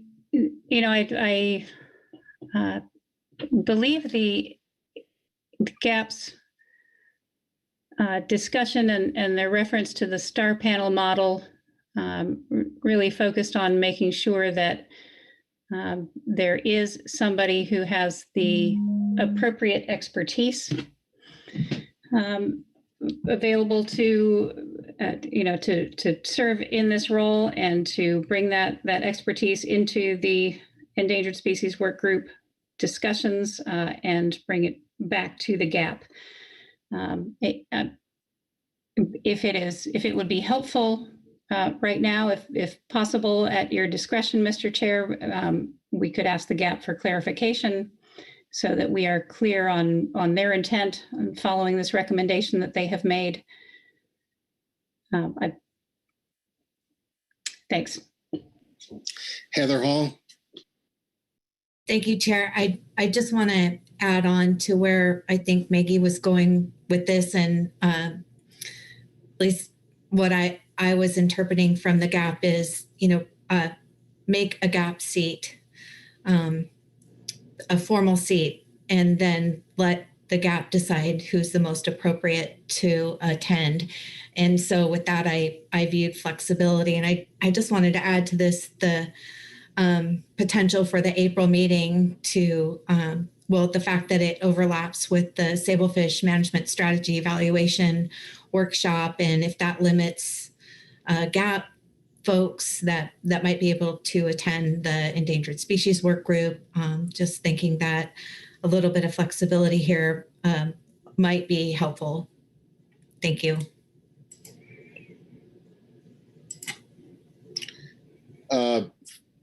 Brad Pettinger. Yeah, thank you, Chair Grolick. I think what we're looking at is basically trying to get the best person available off the GAP or anybody who might be an alternate on the GAP to represent the industry at these meetings. I know personally, if using a STAR panel as a model, I was never officially appointed to the GAP, but I served as an alternate a number of times, and I've sat on STAR panels before. Pete Leipzig, while not being at the GAP at the time, had served as an alternate. He'd served on a number of STAR panels. So I think the thing here is that we're just trying to get the best person out of the GAP family, if you want to put it that way, to represent the industry and to get feedback back to the council process. So that's all I got. Marcy Yaremko. Thank you, Chair. Following this discussion, I think I'm comfortable with where things are going and appreciate the clarification on the intent and Brad's example as well. And I think the time for us to provide the clarity on exactly what this seat is and who can fill it will be when we consider amendments to the COP. So presuming that's the path that we are on, unless somebody tells me that I'm off base on that, then, I think for this interim period where we're striving to meet the needs for April, I'm comfortable with where we're going. Thank you.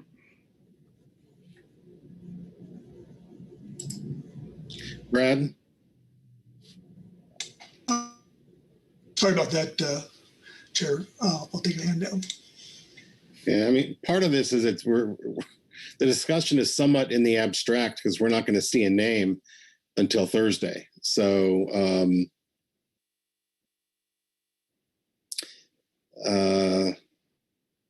Phil Anderson. Well, I need one clarification. I don't quite understand where we are right now, but sounds like everybody else does. But, following the comments from Heather that suggests that we're going to let the GAP decide who sits on this, I don't agree with that. I believe this is a council decision. They need to bring a recommendation to us, and we need to follow our COP in terms of making the appointment.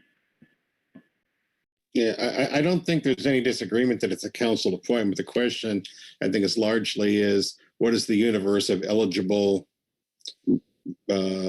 folks for that recommendation? Whether it has to be a GAP member or it can be someone, a non-GAP member selected by the GAP. I don't know that the alternate construct works, since there's a separate COP on alternates that I think would be tough to meet here, since we're not really talking about the unavailability of an advisory body member, or let alone the 30-day notice that at least is written into the COP. So we have the motion before us. The language says what it says.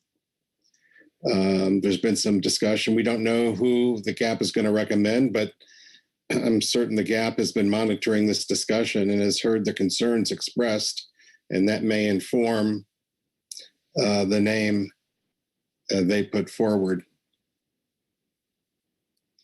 I'm not familiar off the top of my head with the provisions for appointment to star panels, but there is a specific there's a specific request from the GAP, and we do have the COP, which on appointment of work group members. So let me see if there's any further discussion on this motion.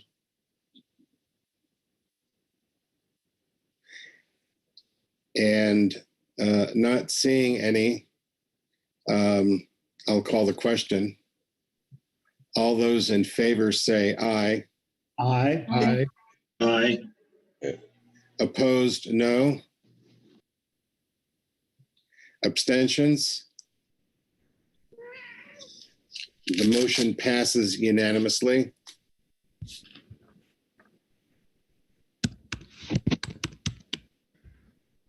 Thank you, Maggie, for the motion. So what further action does the council have here? Any further discussion, any further motions on this agenda item?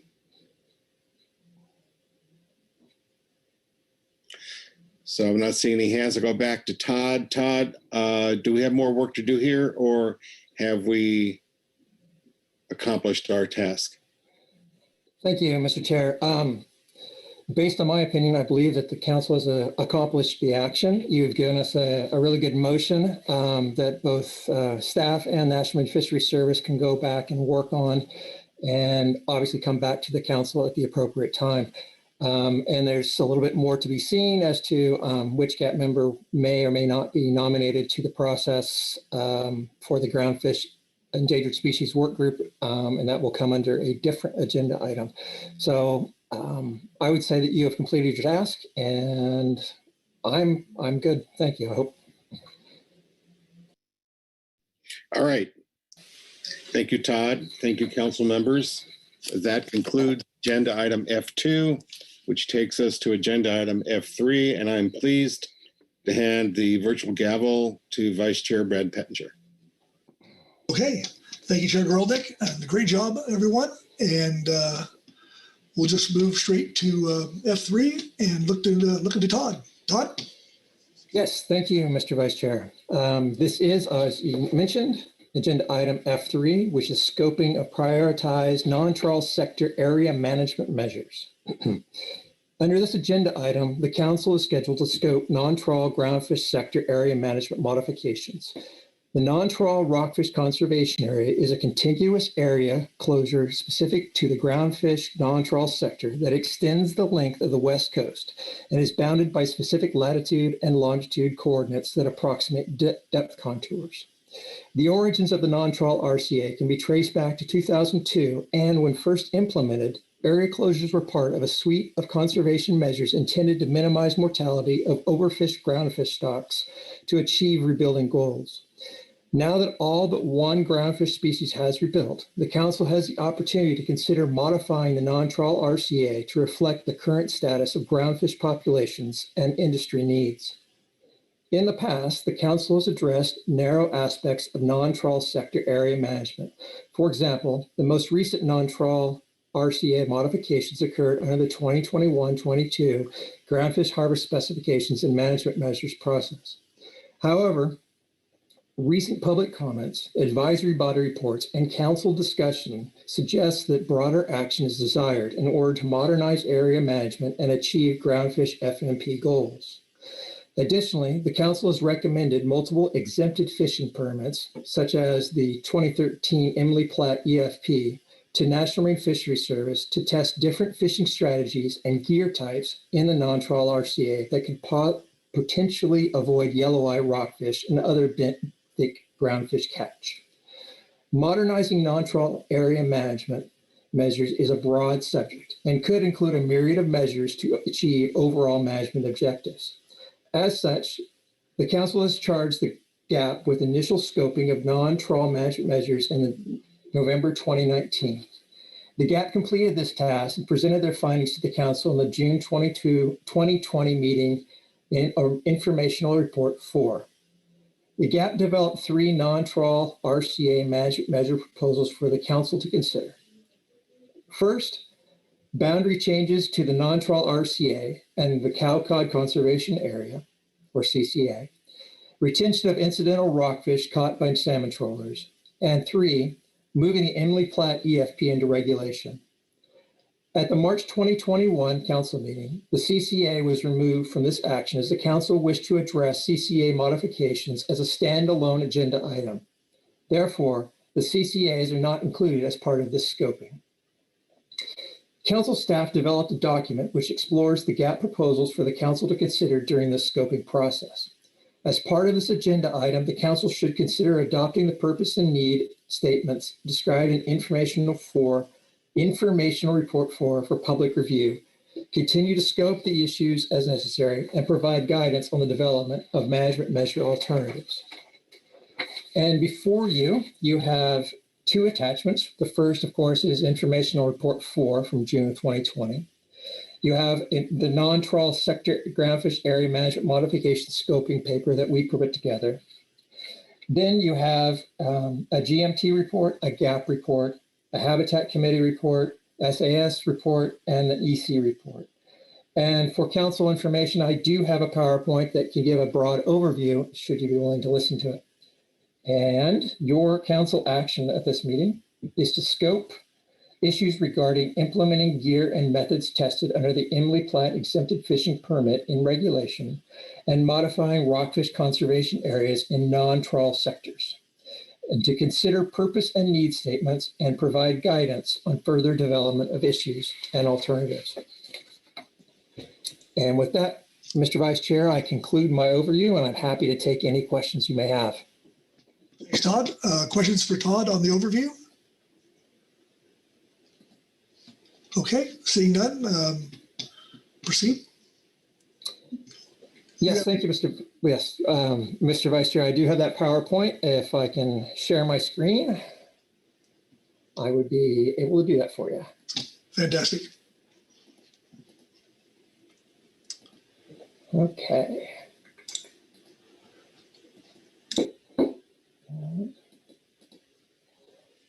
All right, hopefully you are seeing a big blue screen with scoping of non-trawl sector area management measures as the title. We do. Good, excellent. Okay, so as I mentioned in my overview, this is just going to be a very broad discussion, mostly to reorient the council on where we are, since it's been a while since we've discussed non-trawl actions. What I'd like to do first is just a basic background, then jump into sort of the proposal overview, and then as part of the discussions that I've been having with the GAP, the GMT, and other advisory bodies, along with some fishery constituents, is some guidance that hopefully the council could give us as we move forward so we can better address your needs, and then conclude with the council action. So the non-trawl rockfish conservation area, as I mentioned, the origins really began in 2002. And the goal, of course, was to minimize overfished groundfish catch, and additionally to aid in the rebuilding of these particular stocks. The area, of course, it's a contiguous area closure, and it's bounded by depth along the entire west coast. And within this particular area, this closure area, fishing for groundfish with non-trawl gear is prohibited. For council knowledge, this question did come up in the GAP, is other fisheries can fish in this area. And these would be like your state-based fisheries. Additionally, if the non-trawl RCA overlapped what was the trawl RCA, those trawlers can fish in this area. But again, to be specific, this particular non-trawl RCA area is, non-trawl gear is prohibited. Excuse me. And for council knowledge, the overall overfished groundfish stocks, with the exception of yellow eye, are rebuilt.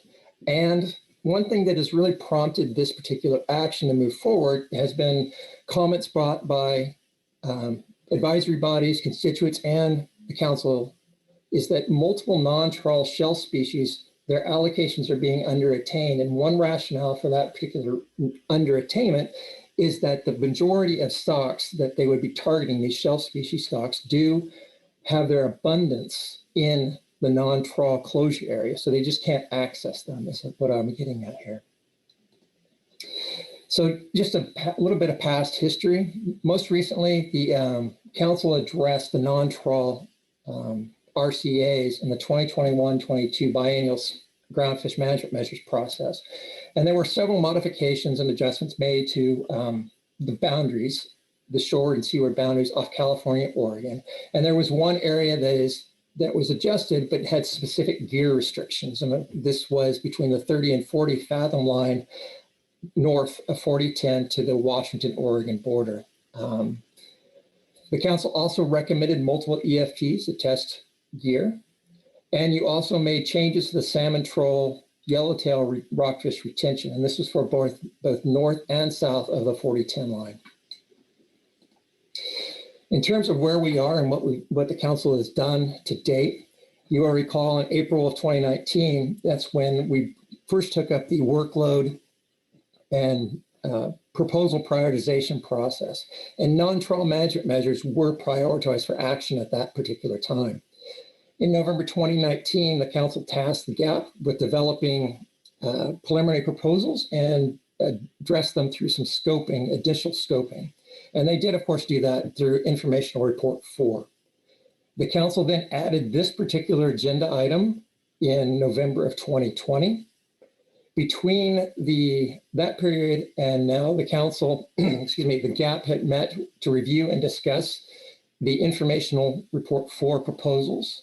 They met with, obviously, the members of the GAP, the GMT, and other constituents and stakeholders. And then finally, in March of 2021, under the workload and proposal prioritization process, the CCAs were removed from this action to make them to make that particular adjustment a standalone item. Excuse me. In terms of what we're looking at today, there are three broad categories. The first category, of course, would be boundary adjustments, and these are the modifications of the shoreward and seaward boundaries of the non-trawl RCA. The second area that we've considered or will consider is the gear allowances. So this is authorization of specific types of hook and line gear that could be used to fish inside the non-trawl RCA. Most commonly, we've heard is the Emily Platt gear type that is being tested under EFP, and there are other EFPs testing similar gear types. One would be the Cook EFP, and I believe there's also one out of Monterey as well. And then finally, there's the incidental groundfish catch retention, and this is the idea that some of the salmon folks have brought to the table, where they would be allowed to retain incidental catch of what we call midwater or shelf rockfish by the salmon troll fishery when they're fishing within the non-trawl RCA. And again, these are just the broad categories, and the council, of course, can address these issues as well as a myriad of others at your discretion. So, as I mentioned before, and I couldn't come up with a better title for this particular slide, but in my discussions and other staff discussions we've had with the GAP, the GMT, other advisory bodies like the SAS, the EC, and Habitat Committee for that matter, these are questions that have come up repeatedly. And so we're hoping through this particular agenda item, you can give us some advice as how to move forward on these particular things. So for example, in the non-trawl RCA management proposals, a key question that has come up is, has the non-trawl RCA achieved its intended goals and objectives? Looking at the suite of proposals that are before you at the moment, what are the benefits? What are the concerns of these proposals? Should these proposals be in any way revised to better address the needs of the fishery? So in terms of fishery concerns, a key question is that, are the existing mitigation and monitoring methods that are currently being used sufficient? Can we adequately gauge what is going on in any fishery or in a non-trawl fishery through these measures? Do the proposals, are they meeting the fairness and equity amongst participants? This has been another key question that we've heard, is looking across these proposals, do they address these questions? And then analytical guidance. So as we move forward, what advisory bodies should be part of this action? Meaning that what advisory bodies should work together or be charged with certain analytical issues? And then of course, moving forward, what analyses would be beneficial for your, excuse me, for your analysis, what analyses would be beneficial for your decision-making? And then process questions, of course, and this is part of your actions, are the purpose and need statements, are they ready for adoption?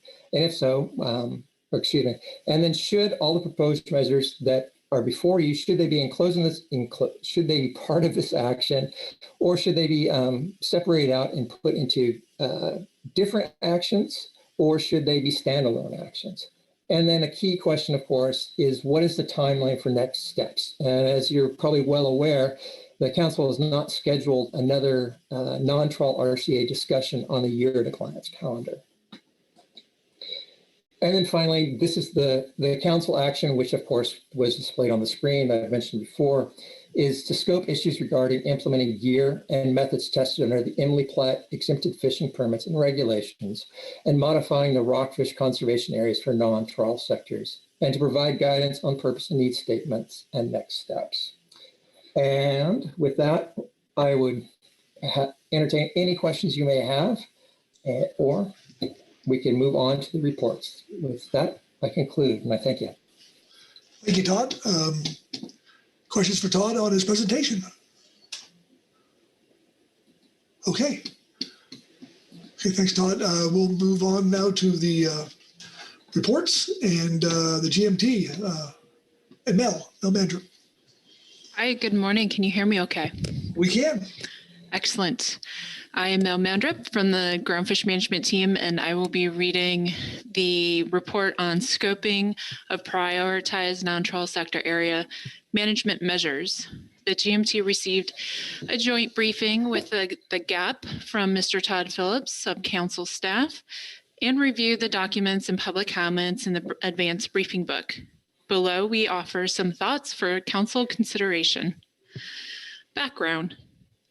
The non-trawl rockfish conservation area the NTRCA, is a contiguous area closure specific to the commercial groundfish non-trawl sector that extends the length of the West Coast and is bounded by specific latitudes and longitudes that approximate depth contours. The non-trawl RCA was implemented in 2002 with boundaries set primarily to minimize incidental catch of overfished rockfish by eliminating fishing areas at locations and at times when those overfished species are likely to co-occur with more healthy target stocks of groundfish. As of 2021, all but one groundfish species has been rebuilt, yellow eye rockfish being the exception. Through these stocks, though these stocks have been rebuilt, the areas of target species abundance remain closed.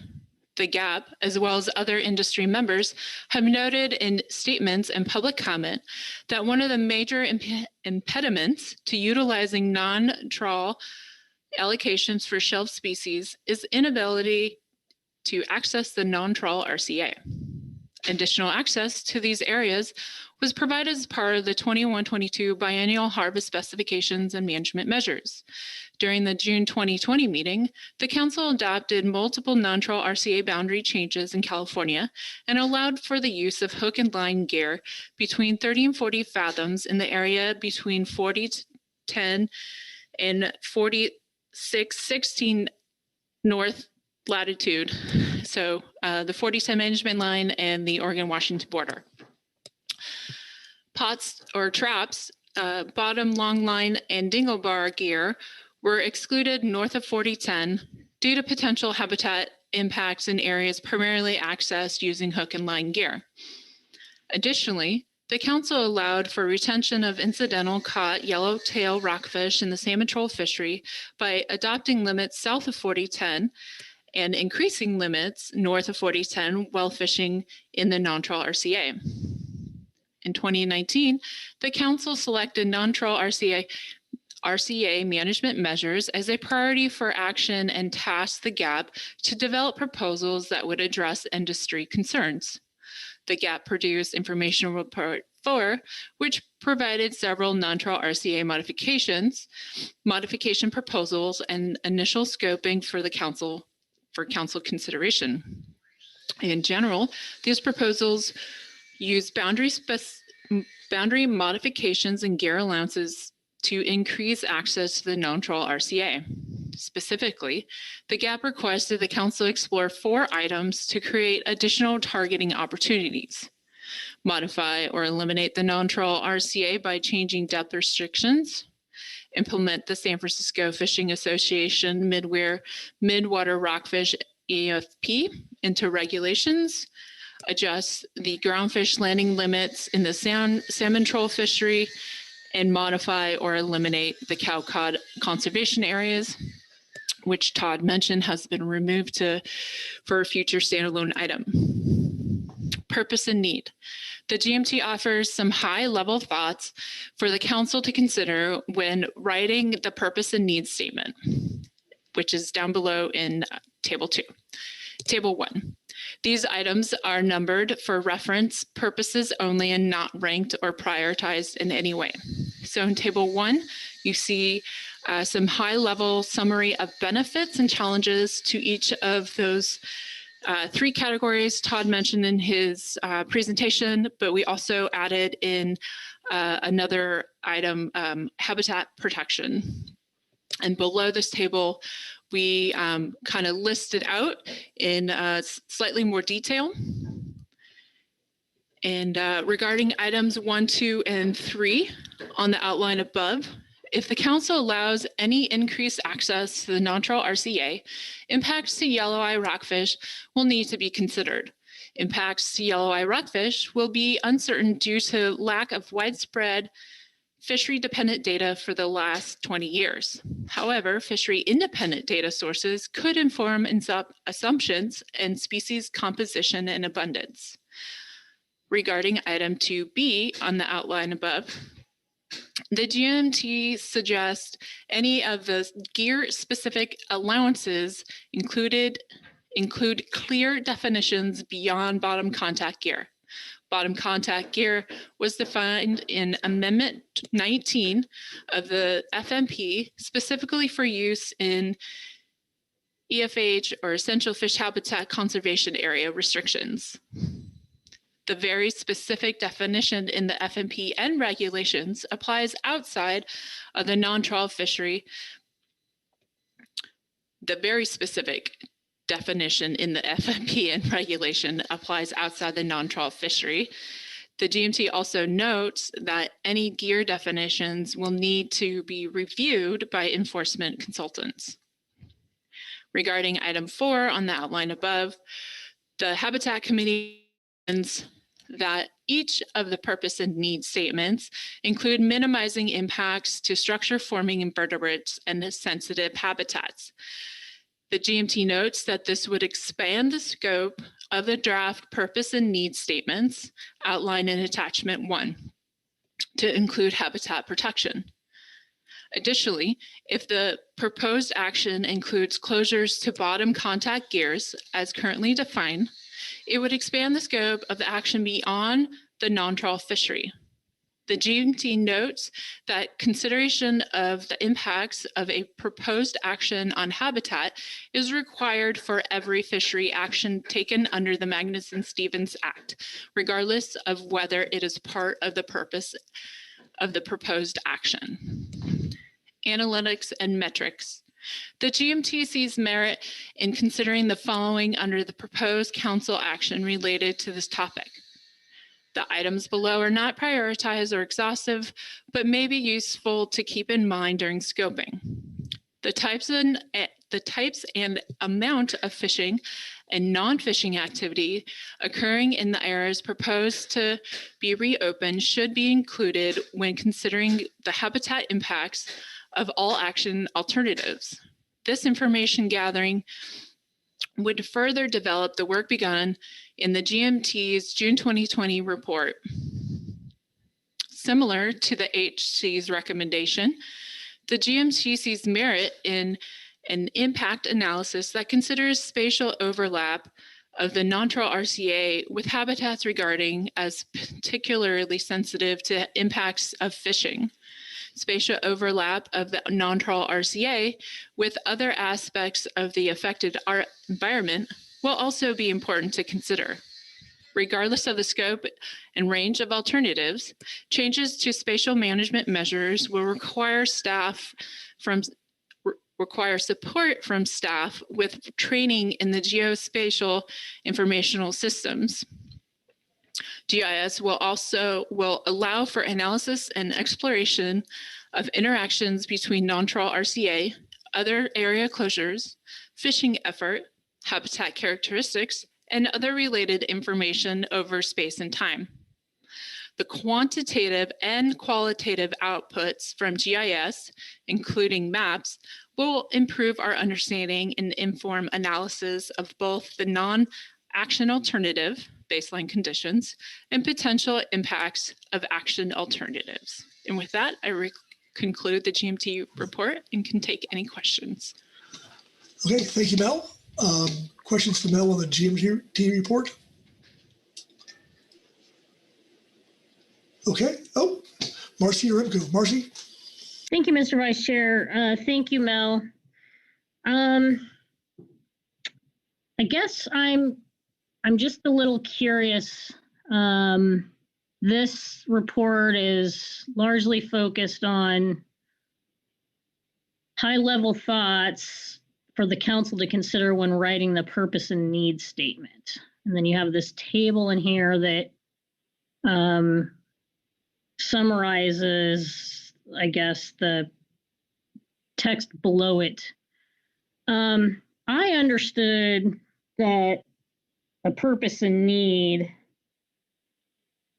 was intended to clearly define what the problem is, why an action should be taken, and the solutions to the problem. And that's referenced in the scoping document for this agenda item. And then here in the GMT report, I see a number of other considerations, but I'm not clear that these things are necessary elements of the purpose and need statement. So maybe you can clarify for me which of these things are required elements of a purpose and need statement, or what thing, or if these are things really that just should help shape our thinking as we proceed in this discussion. Yes, thank you for the question. I would say it would be more of the latter. If the council decided to go with what was presented by the GAP and included in the advanced briefing book materials, so be it. And then this would just provide some additional items for consideration, depending on how you decide to move forward with the kinds of benefits and challenges that the GMT sees under the three main categories. And then also if you throw in the need for habitat protection.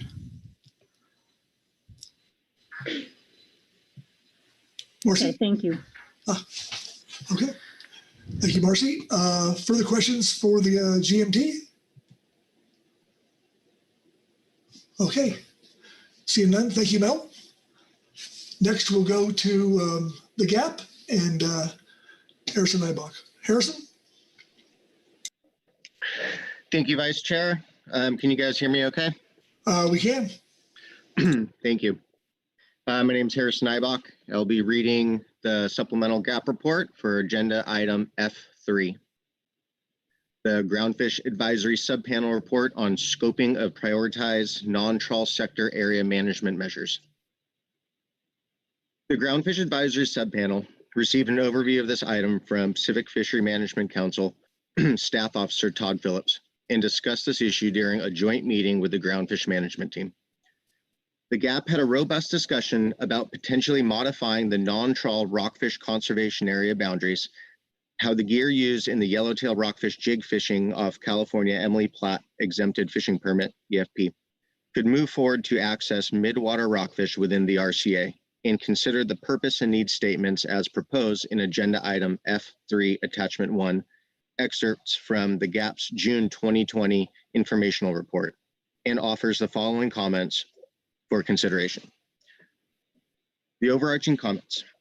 The GAP recognized and wrestled with several options and issues related to gaining access to the non-trawl RCA or modifying its boundaries.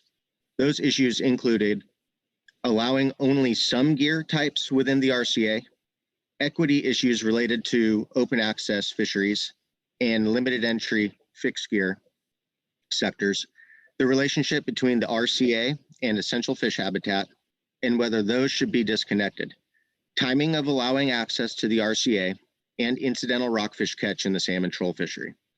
GAP members agree this is a complex and difficult issue, but want to be clear that this is an important issue to the commercial non-trawl sector. The original idea to open the non-trawl RCA was for non-trawl fishermen to use any gear to access the shelf stocks, since most of the stocks considered overfished have been rebuilt. The RCA was originally designed to protect sensitive stocks to enable rebuilding. The GAP recognizes yellow eye rockfish remains listed as overfished, but is rebuilding faster than expected.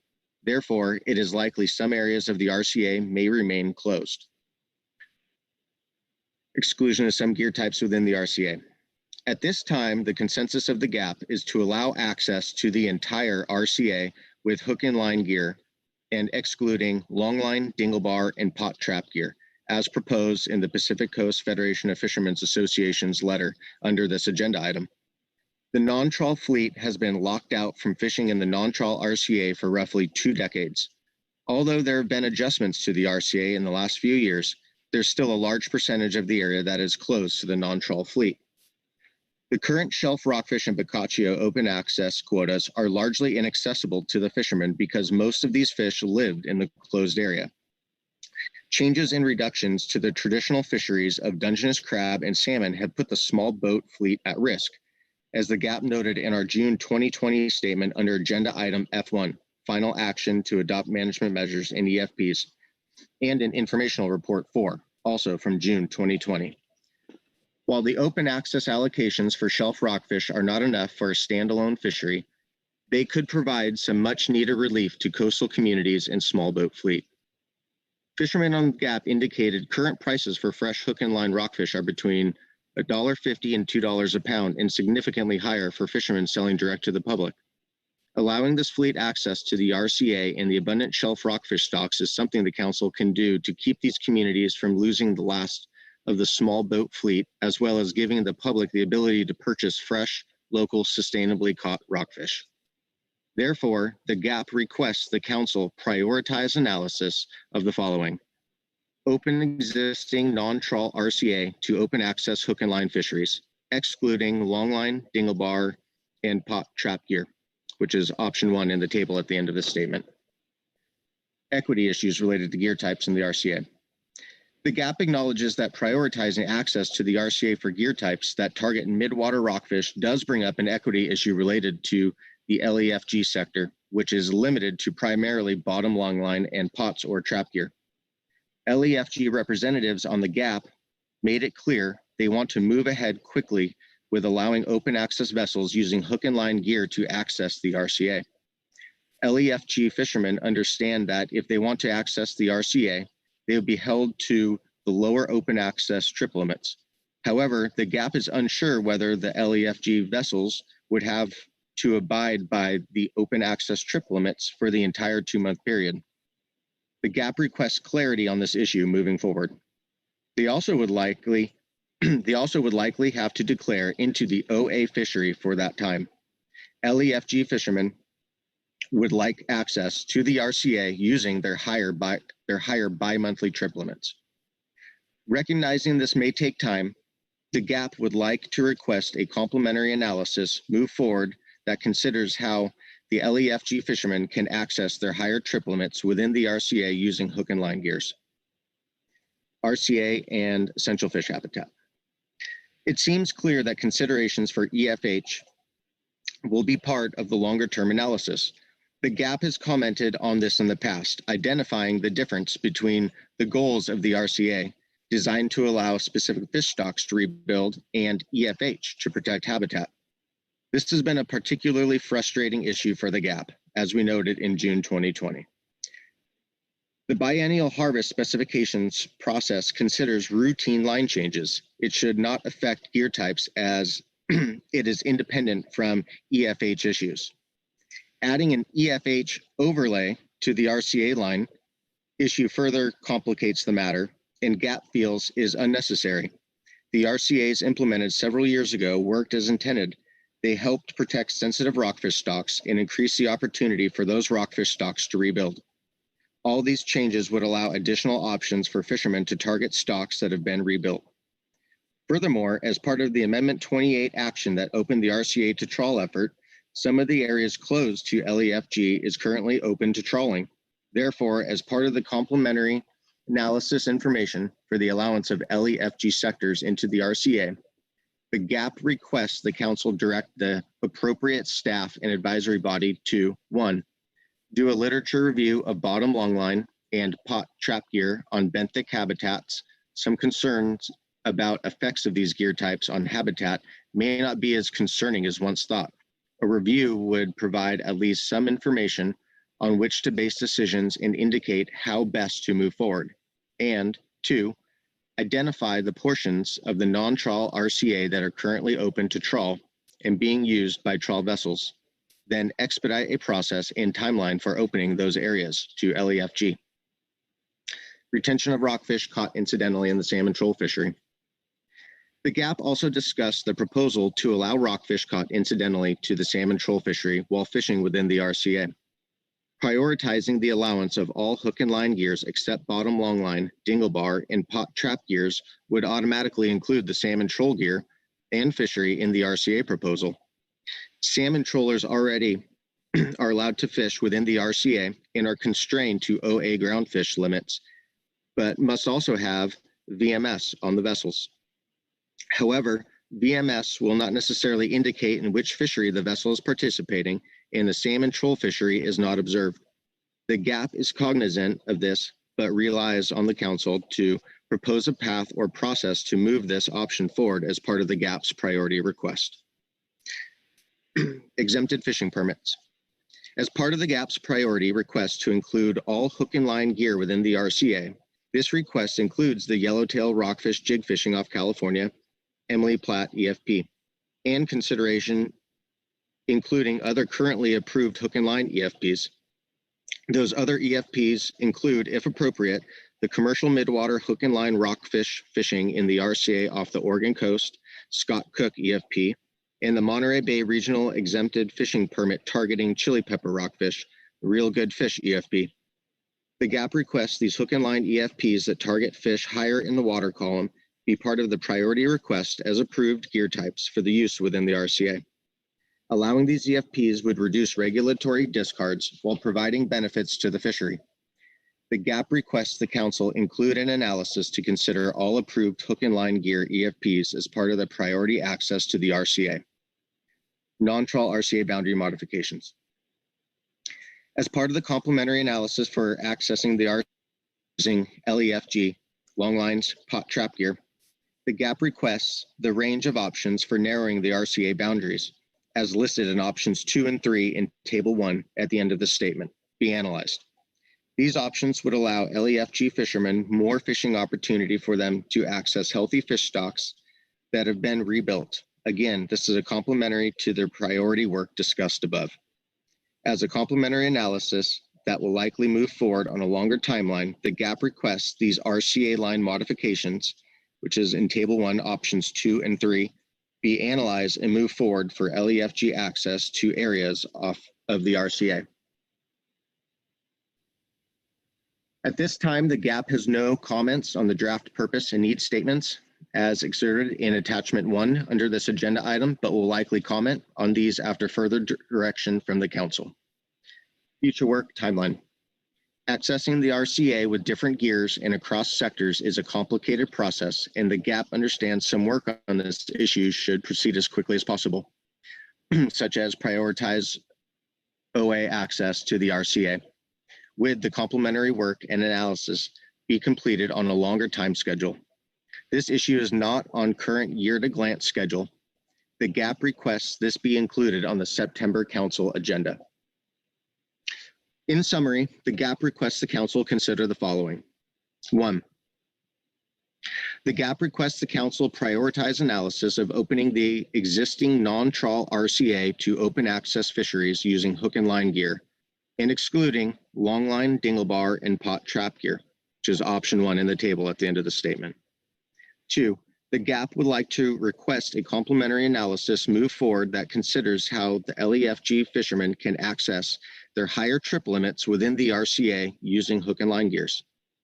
3, the GAP requests the council direct the appropriate staff and advisory body to A, do a literature review of bottom longline and pot trap gear on benthic habitats. Some concerns about effects of these gear types on habitat may not be as concerning as once thought. A review would provide at least some information on which to base decisions and indicate how best to move forward. And B, identify the portions of the non-trawl RCA that are currently open to trawl and being used by trawl vessels, then expedite a process and timeline for opening those areas to LEFG. 4, the GAP requests the council include an analysis to consider all approved hook and line gear EFPs access to the RCA. 5, as a complementary analysis that will likely move forward on a longer timeline, the GAP requests these RCA line modifications, which is in Table 1, options 2 and 3, be analyzed and move forward for LEFG access to areas of the RCA. In our table at the end is Table 1, the non-trawl RCA GAP options proposed for analysis. And in the first proposal, it shows keeping the existing non-trawl RCA boundaries and allow hook and line gear to be used within the existing non-trawl RCA boundaries, excluding bottom long line, pot traps, and dinglebar gear, and allow all non-trawl gear outside of existing non-trawl RCA boundaries. And in number 2, shows narrowing the RCA and set new non-trawl RCA boundaries at 60 fathoms shoreward and 80 fathoms seaward between the 4010 and 3427, and allow hook and line gear to be used within the new non-trawl RCA boundaries, excluding longline, pot, trap, and dingle bar, and allow all non-trawl gear outside of new non-trawl RCA boundaries. And in number 3, it's narrowing the RCA. Also, to set new non-trawl RCA boundaries at 40 fathoms shoreward and 80 fathoms seaward between the 4616 and the 4010 lines, and allow hook and line gear to be used within the new non-trawl RCA boundaries, excluding longline, pot, trap, and dingle bar, and allow all non-trawl gear outside of new non-trawl RCA boundaries. And that concludes the gap statement for F3, and I'm able to take questions if there are any. Okay. Thank you, Harrison. Questions for Harrison on the gap report? Louis Zinn. Louis? Thank you, Mr. Vice Chair, and thank you, Harrison. I want to compliment the gap on this very thoughtful submittal. You covered many areas and gave us many things to think about. The one question I have, and it's probably way early days, but was there any discussion in the gap on whether one could open the presently closed non-trawl RCA to only the Emily Platt gear, and would that be enough to help industry, or did you discuss that?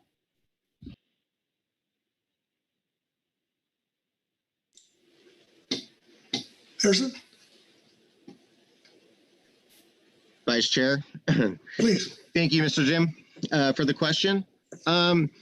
That was discussed. The discussion of using just Emily Platt gear was definitely brought up, but we didn't want to necessarily paint ourselves into a corner with just a certain gear type, as mentioned in the gap statement and gap report. There are other EFPs, such as the Cook EFP and the Real Good Fish EFP, which are other gear types that would like to be explored as well. Thank you, through the chair. Thank you, Harrison. My understanding is that the intent of those other two gears is to also avoid yellow eye impacts. So I see that you perhaps are looking to avoid yellow eye impacts. Is that correct? Through the chair. Thank you, Louis, again. Yes, that is absolutely the purpose of this proposal.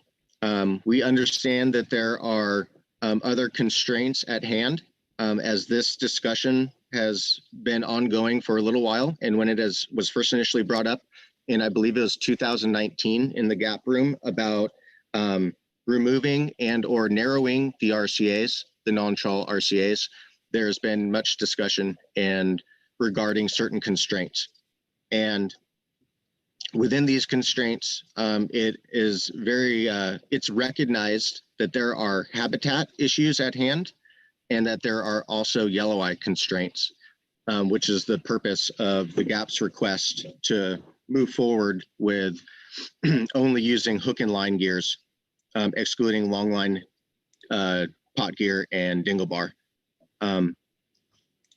We understand that these EFPs that have been in place for quite a while have done a fantastic job of avoiding yellow eye, and there's not much bottom contact within these EFPs. But the GAP had made their request based on NMFS's decision just presently, where they put into regulation this north of the 4010 between 30 and 40 fathoms to open it to hook and line gear types, excluding long line pots and dingle bar. Thank you very much, Harrison, and thank you, Mr. Vice Chair. Okay, Marcy Aramco. Marcy? Mr. Vice Chair, thank you, Harrison, and the GAP for clearly doing a lot of homework and putting some thoughts together here for us. Obviously spent a lot of time thinking about this, and have a feeling that the gap statement is kind of just the beginning on some of these pieces that we know are very deep-rooted and complex. With that, I have a couple of questions about some of your bolded statements and how they fit together. First, you have a bolded statement on page 2 that indicates that the GAP requests the council prioritize analysis of the following: open the existing non-trawl RCA to open access hook and line fisheries, excluding longline dinglebar and pot and trap gear, which is option 1 in the table.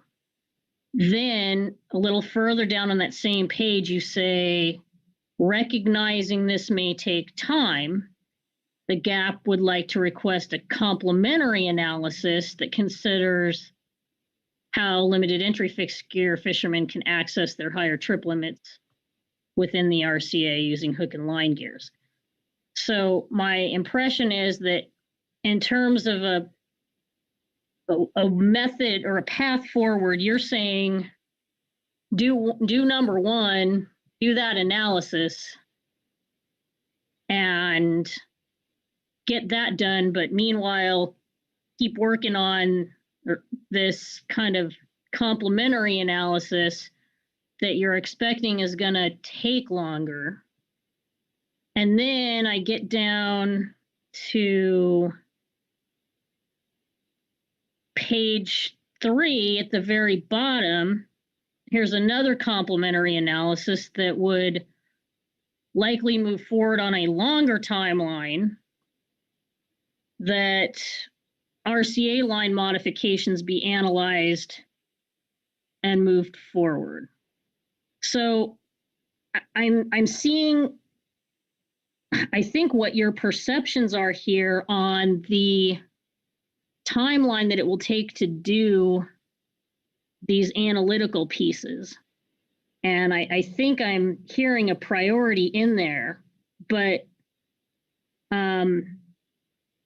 I guess I'm wondering what informed your statements that some of these analytical pieces will be more complex than others and take longer. And are you, when you say on a longer timeline, are you recommending that they not be included in the future range of alternatives for this item, because this is an item, a single item at this stage that has a number of component pieces? So I think I'm just looking for some clarification on those 3 bolded items and how the GAP sees them moving forward. And again, what shaped your thinking on these statements about the timeline and the complexity of the analysis? Thanks. Mr. Chair, thank you, Ms. Uremko. Oh boy, where to begin here? So I would say what really shaped our way of thinking here has been the ongoing discussions for the past couple years regarding these issues. And not only that, but maybe the process in which it took for the trawl sector in Amendment 28, how much time that took as well. We recognize that these requests could potentially take a lot of time, and the GAP is assuming that it could take quite a bit of time. And in doing so, we were trying to put priority and really put emphasis on prioritizing opening up the non-trawl RCA to hook and line fisheries, excluding longline dinglebar pot trap gear, believing that maybe we would be able to expedite that sooner than for things. When it comes to when it comes to the conversations that we've had with limited entry fishermen accessing their higher trip limits within the RCA using hook and line gears, there's been a lot of conversation, and I believe that GAP members have asked questions to council staff, to National Marine Fisheries, and to enforcement and any other governing bodies that we could have this discussion with, and we've never really gotten a clear answer. And because the GAP had never received a clear answer, it was unknown what sort of time frame it would truly take to fix those, to make those adjustments in the limited entry sector. And then when it comes to narrowing the RCA lines, I believe that the GAP would like to put that as a higher priority, but also we are nervous about how long that would actually take. And so there's a lot of discussion in the GAP about what would be the quickest path forward. And under the guidance of council staff and National Marine Fisheries, they had told us to put all of our asks into this, but we were afraid to put all of these asks as one big ask because we're worried about the timeline it would truly take, which is why we're putting priority on what we believed would be the simplest path forward to create some sort of opportunity sooner than later.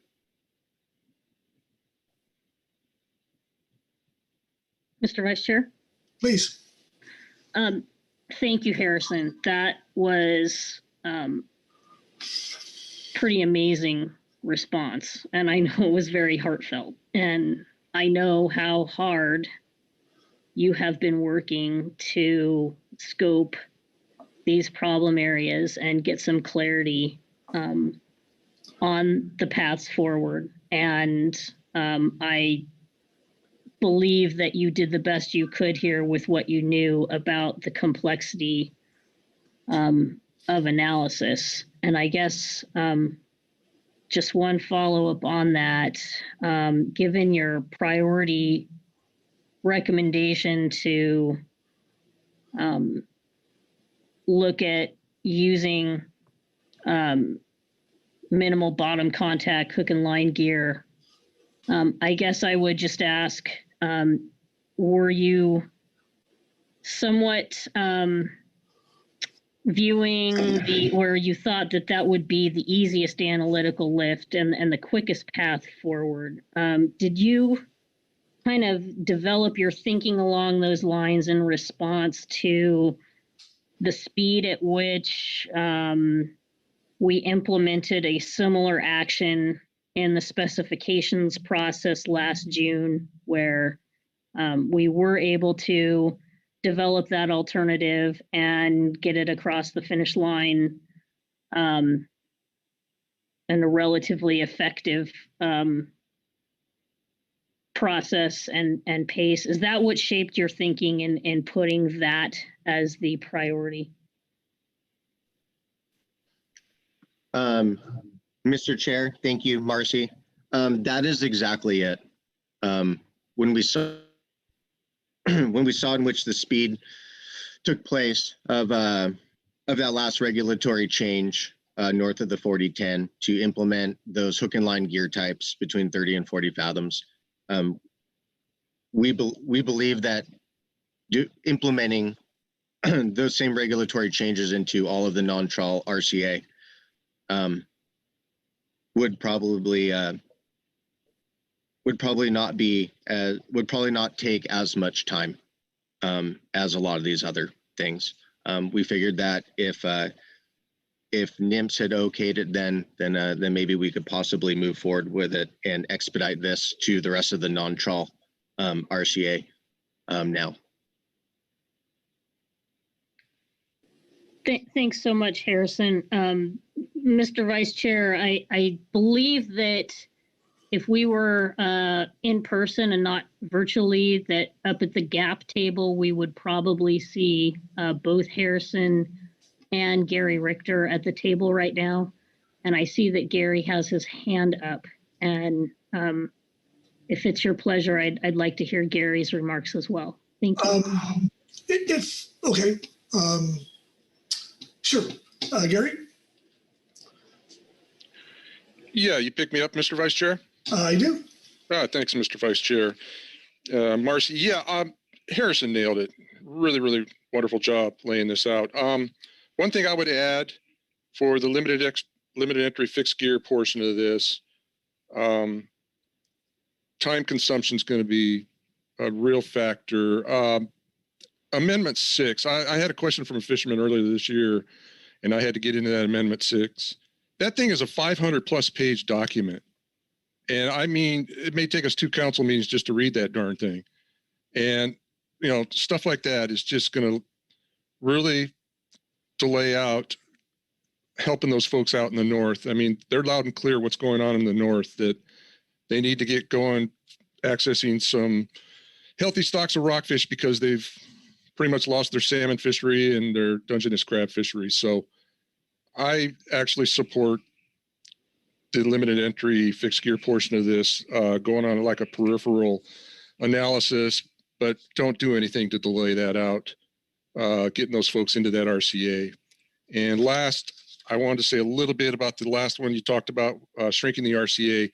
We did have public comment, and I do believe we'll have public comment here today to possibly move that line, maybe just 10 fathoms or so. And I would assume we would do something like that as part of our natural specs process. I may be wrong, but I'm assuming something like that, a small movement of the line, maybe in the specs process. So it's something to think about, because a lot of these guys in the north that fish longline have never fished any other gear. And I know for a fact down here, Southern California, we've got 3rd and 4th generation fishermen. That's all they've ever fished is longline.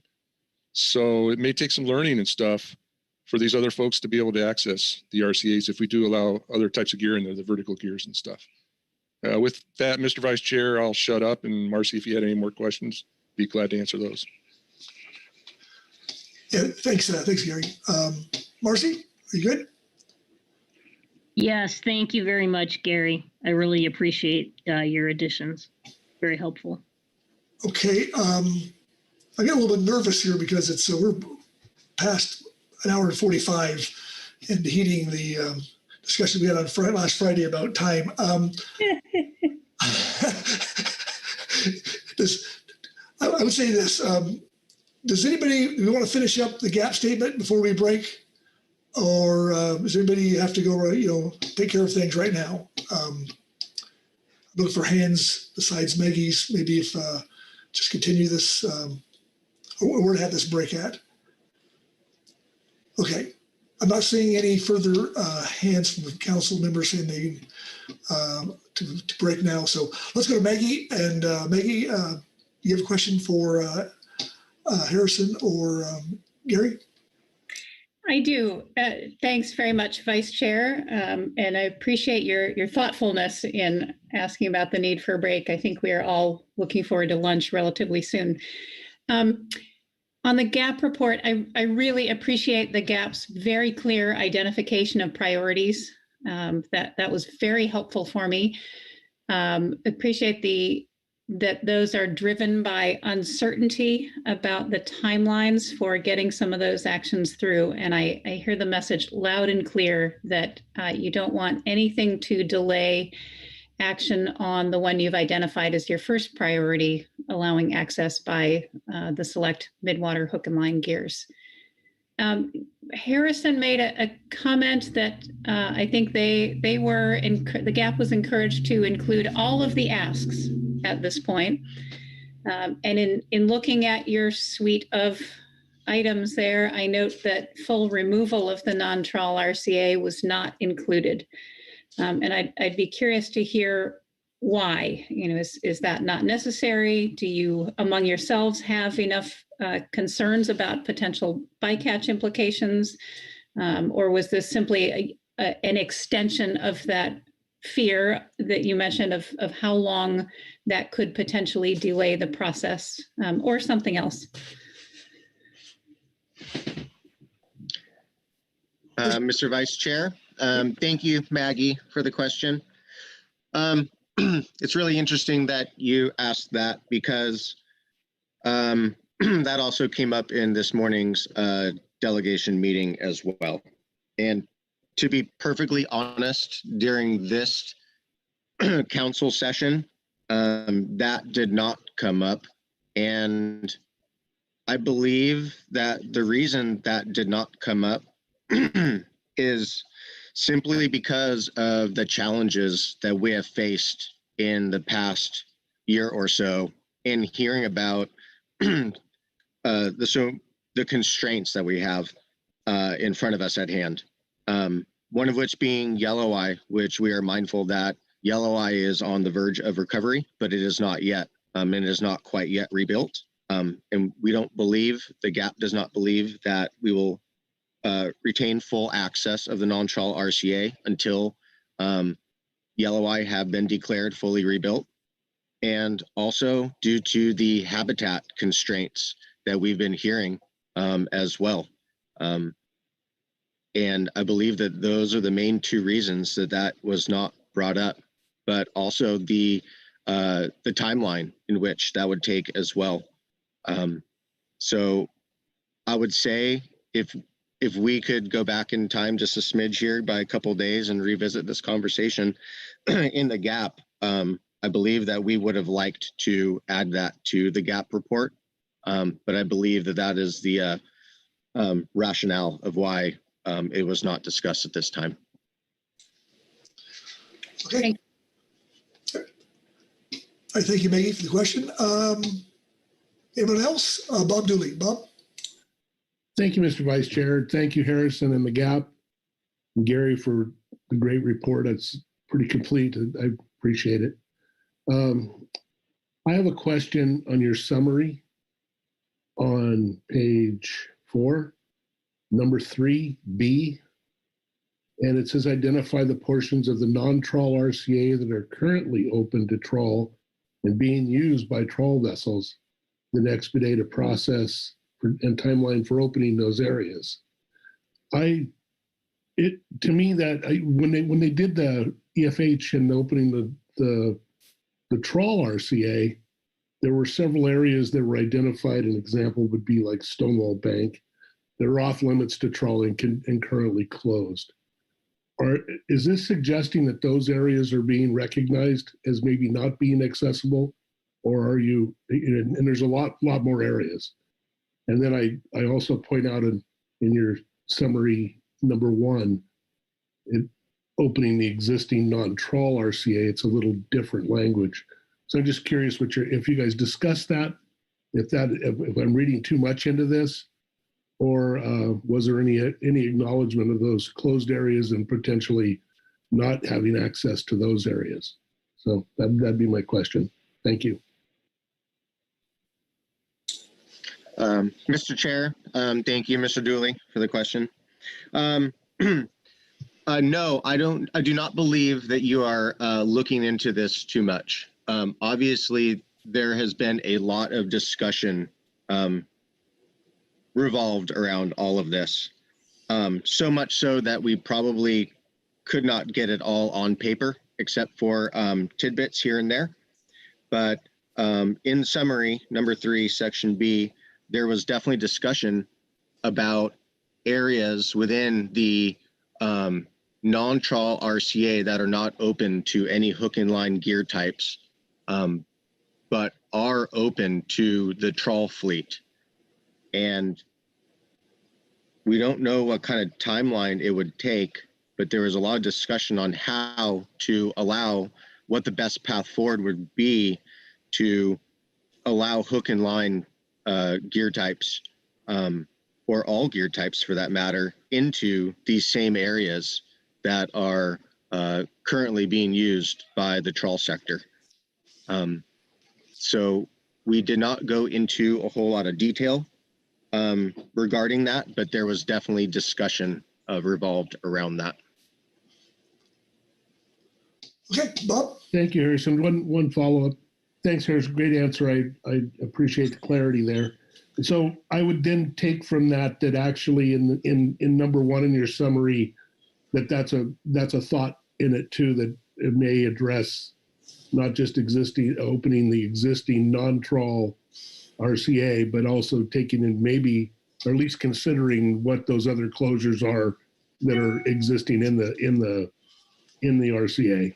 Is that a correct assumption?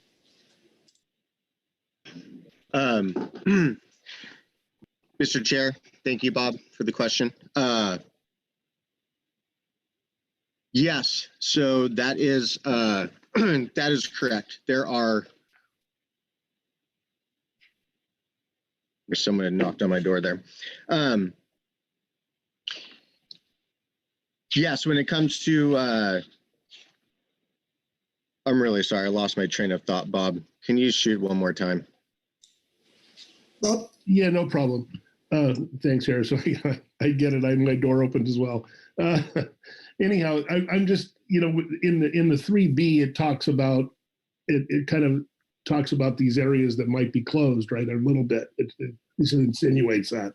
And I'm wondering if that also applied to number one, in that the number 3 is specific to limited entry fixed gear, and number 1 is to prioritize the non-trawl RCA to hook and line, excluding long line, dingle bar, pot trap. So I'm trying to see if that concern about, or at least the consideration of the areas that are closed to trawl. The number you dialed is temporarily unavailable.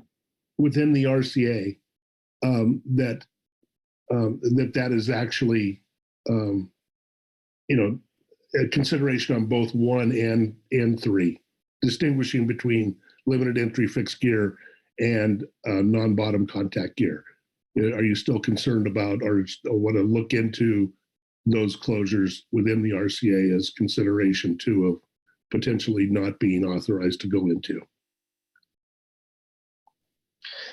Mr. Chair, thank you, Bob, for that. I'm very sorry that I lost my train of thought there as someone was knocking on the door. But so this is where it gets somewhat complicated. And I'm probably going to confuse everyone, and I'm hoping I'm going to be able to answer your questions. But I would say that maybe the GAP would feel that to start, we would like to get into the non-trawl RCA with hook and line gear types, ones that have minimal bottom contact. To start, to prioritize that.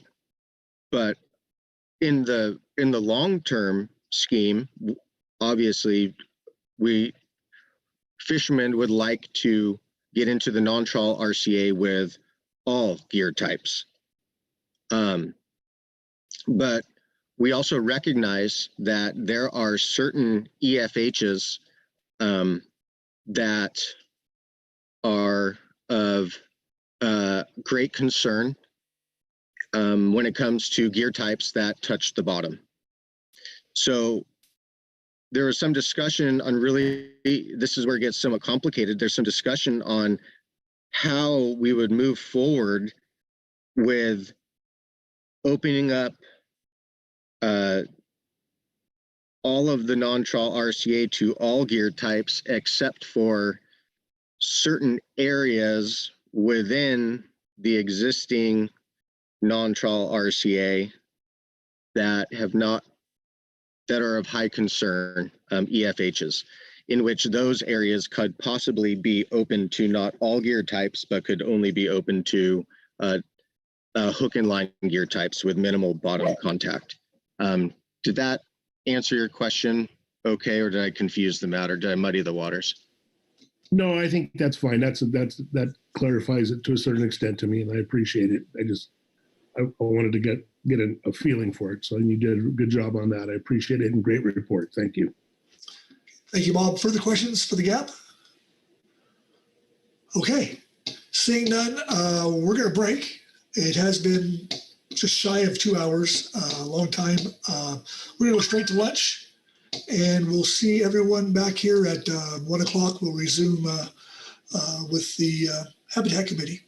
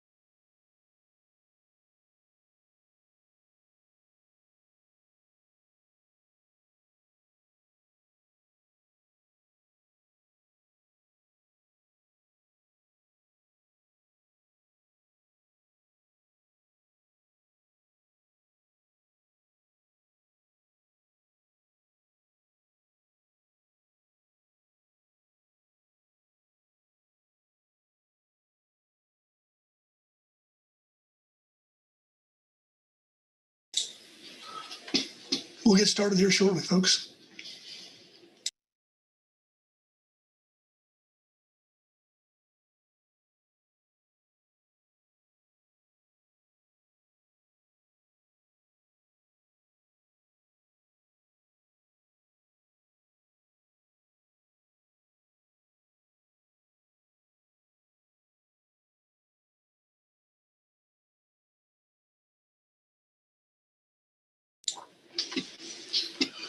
Okay, we're back, and hope everyone had a good lunch.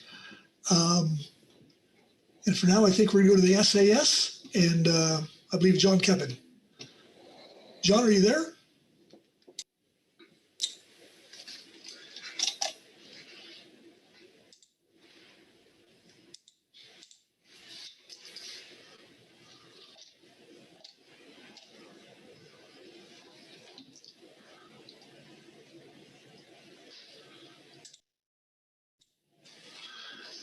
Hey, John, if you're there, you're still muted.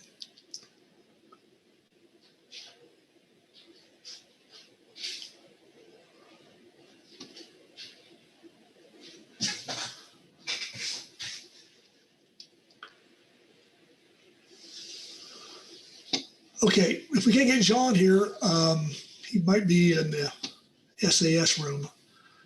Maybe we'll go with Greg Bush in the EC report. Greg? Good afternoon, Mr. Vice Chair. Hey, we hear you. Good afternoon.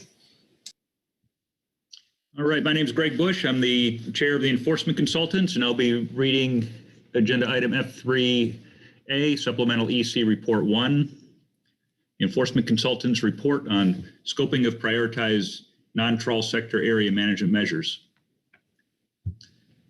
The enforcement consultants have reviewed the material associated with agenda item F3, scoping of prioritized non-trawl sector area management measures, and provides the following comments. The EC supports the Council's effort to evaluate potential non-trawl sector groundfish area management modifications that may improve access and opportunity for non-trawl sector fishery participants. The EC requests and looks forward to consultation with appropriate advisory bodies and the Council as proposals are developed so that enforcement concerns can be identified and addressed early. The EC recommends the following general enforcement considerations when evaluating changes to and fishing within the non-trawl rockfish conservation areas. Area modifications. The EC recommends that any changes to the non-trawl RCA boundary lines be clearly defined and done infrequently. Frequent changes to boundary lines challenge both enforcement and fishers. A change to the boundary line is preferred to allowing limited fishing within the non-trawl RCA. Fishing inside the non-trawl RCA. The EC recommends that tight measures to facilitate monitoring be put in place for any fishing that is permitted within a conservation area. This includes continued limits on the type of gear that can be carried on board the vessel and restricted fishing to the non-trawl RCA for the duration of the trip. The expanded use of observers or electronic monitoring may be appropriate in certain circumstances.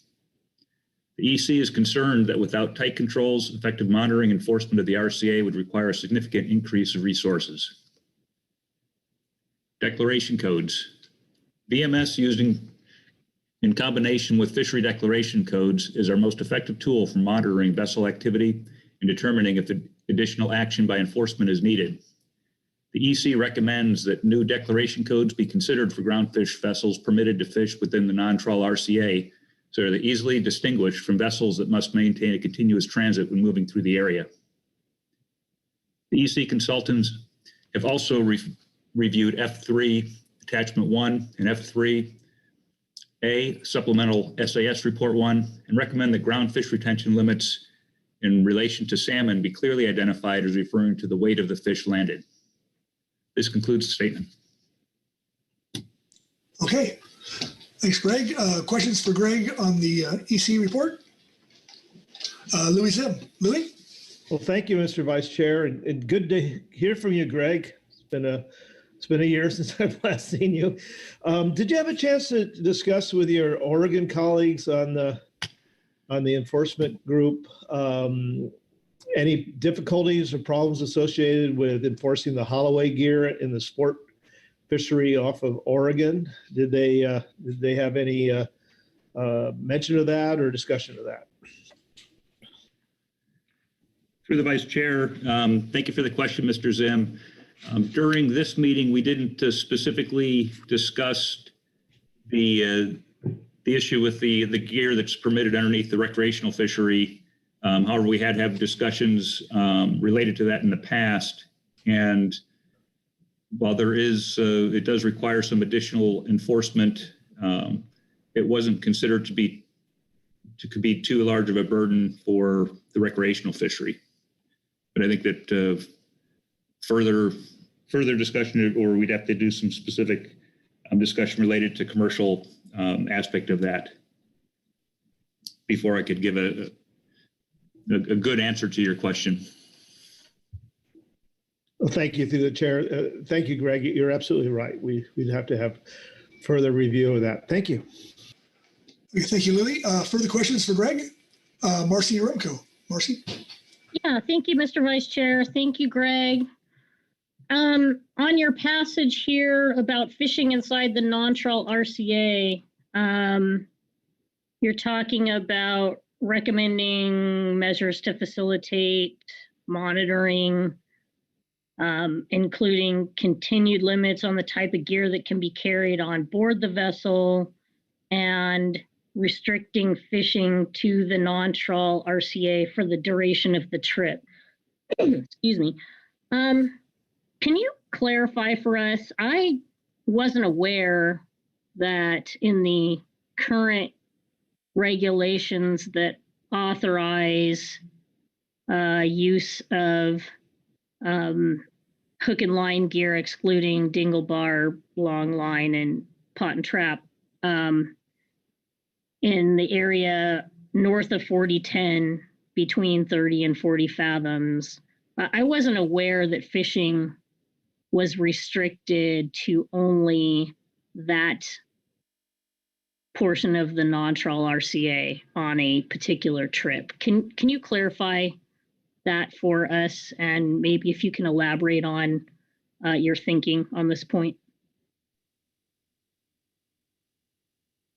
Through the chair, through the Vice Chair, thank you for the question, Mr. Rumpko.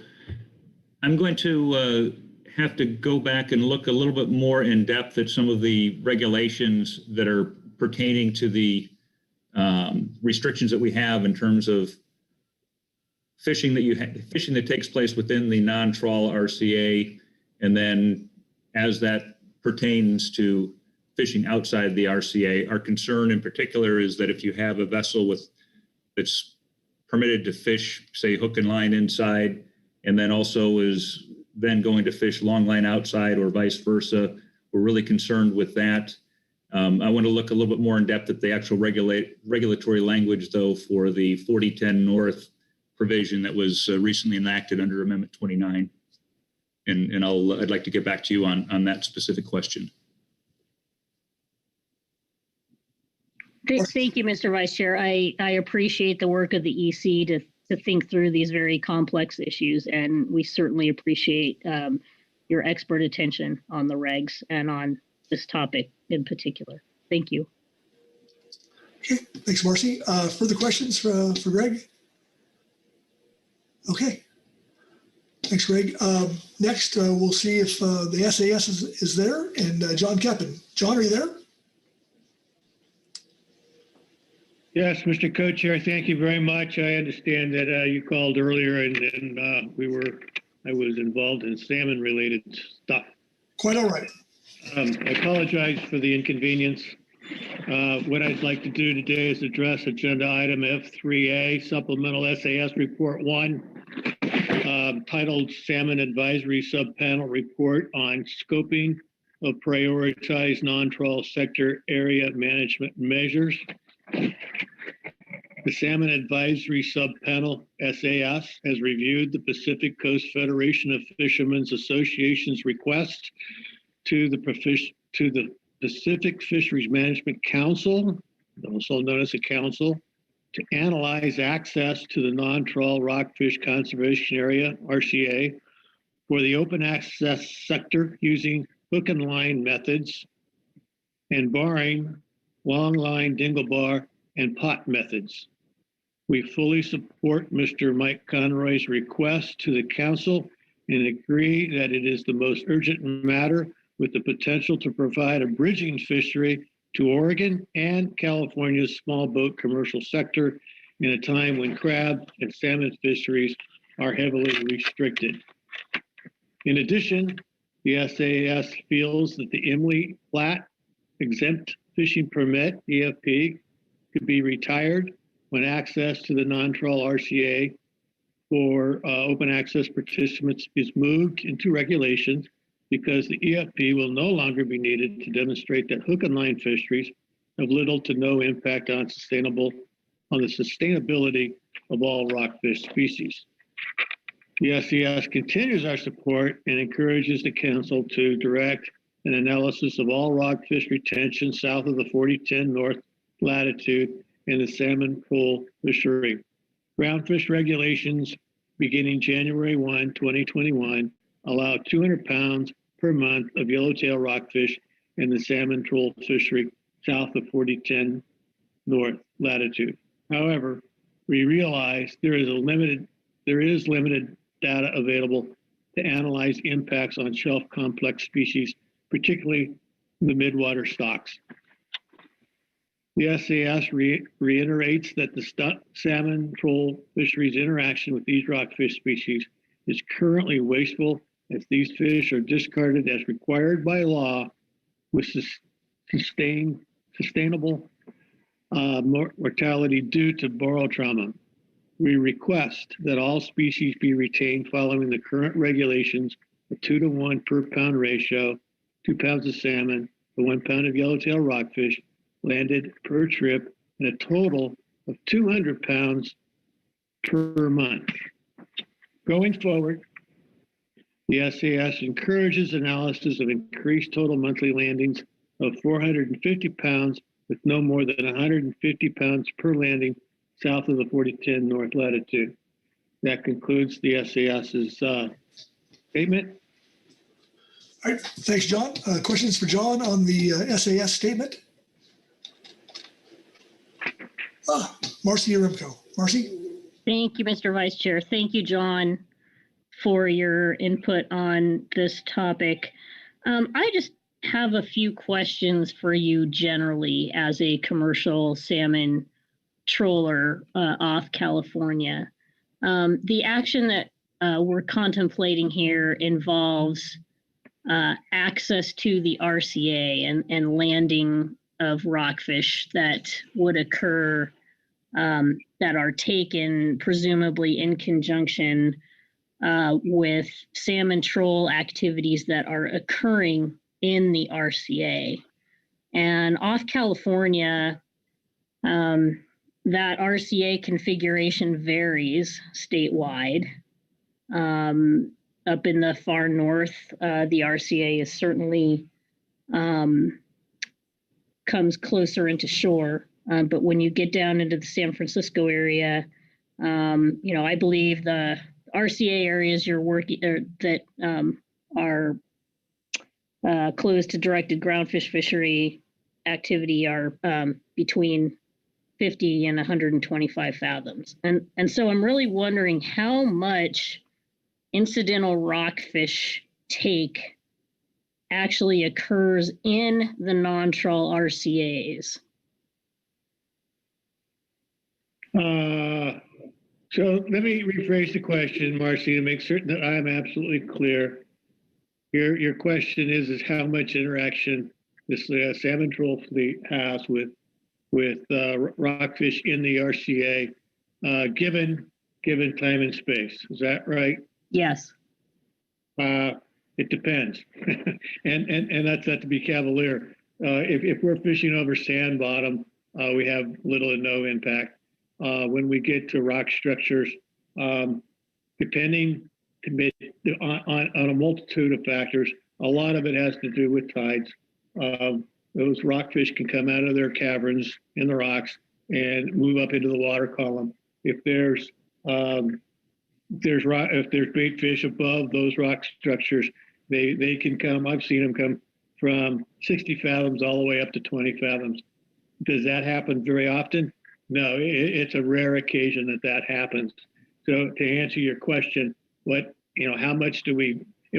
I guess, and one more point before I move on, Marcy, is remember when in the troll fishery we're dragging leads that, we probably, in my case, I probably have something in the order, doing the calculation in my head, about 250 pounds of lead at $3 a pound. So there's a significant investment in gear, and I do not want to run it across the rock structures. So and all salmon fishermen are going to have that concern. So we're going to avoid the rock structures as much as we possibly can, and we're going to get far enough off of the rock structures when we can't to avoid the rockfish. In addition, and I don't want to catch rockfish because every hook that they take is a hook that the salmon can't occupy. How often does that happen? It's infrequent. It does happen, and that is the point. It does happen, and it's very, very wasteful in our opinion to waste those fish given the current law. Is that the answer to your question? Mr. Vice Chair, if I may? Please. Thank you.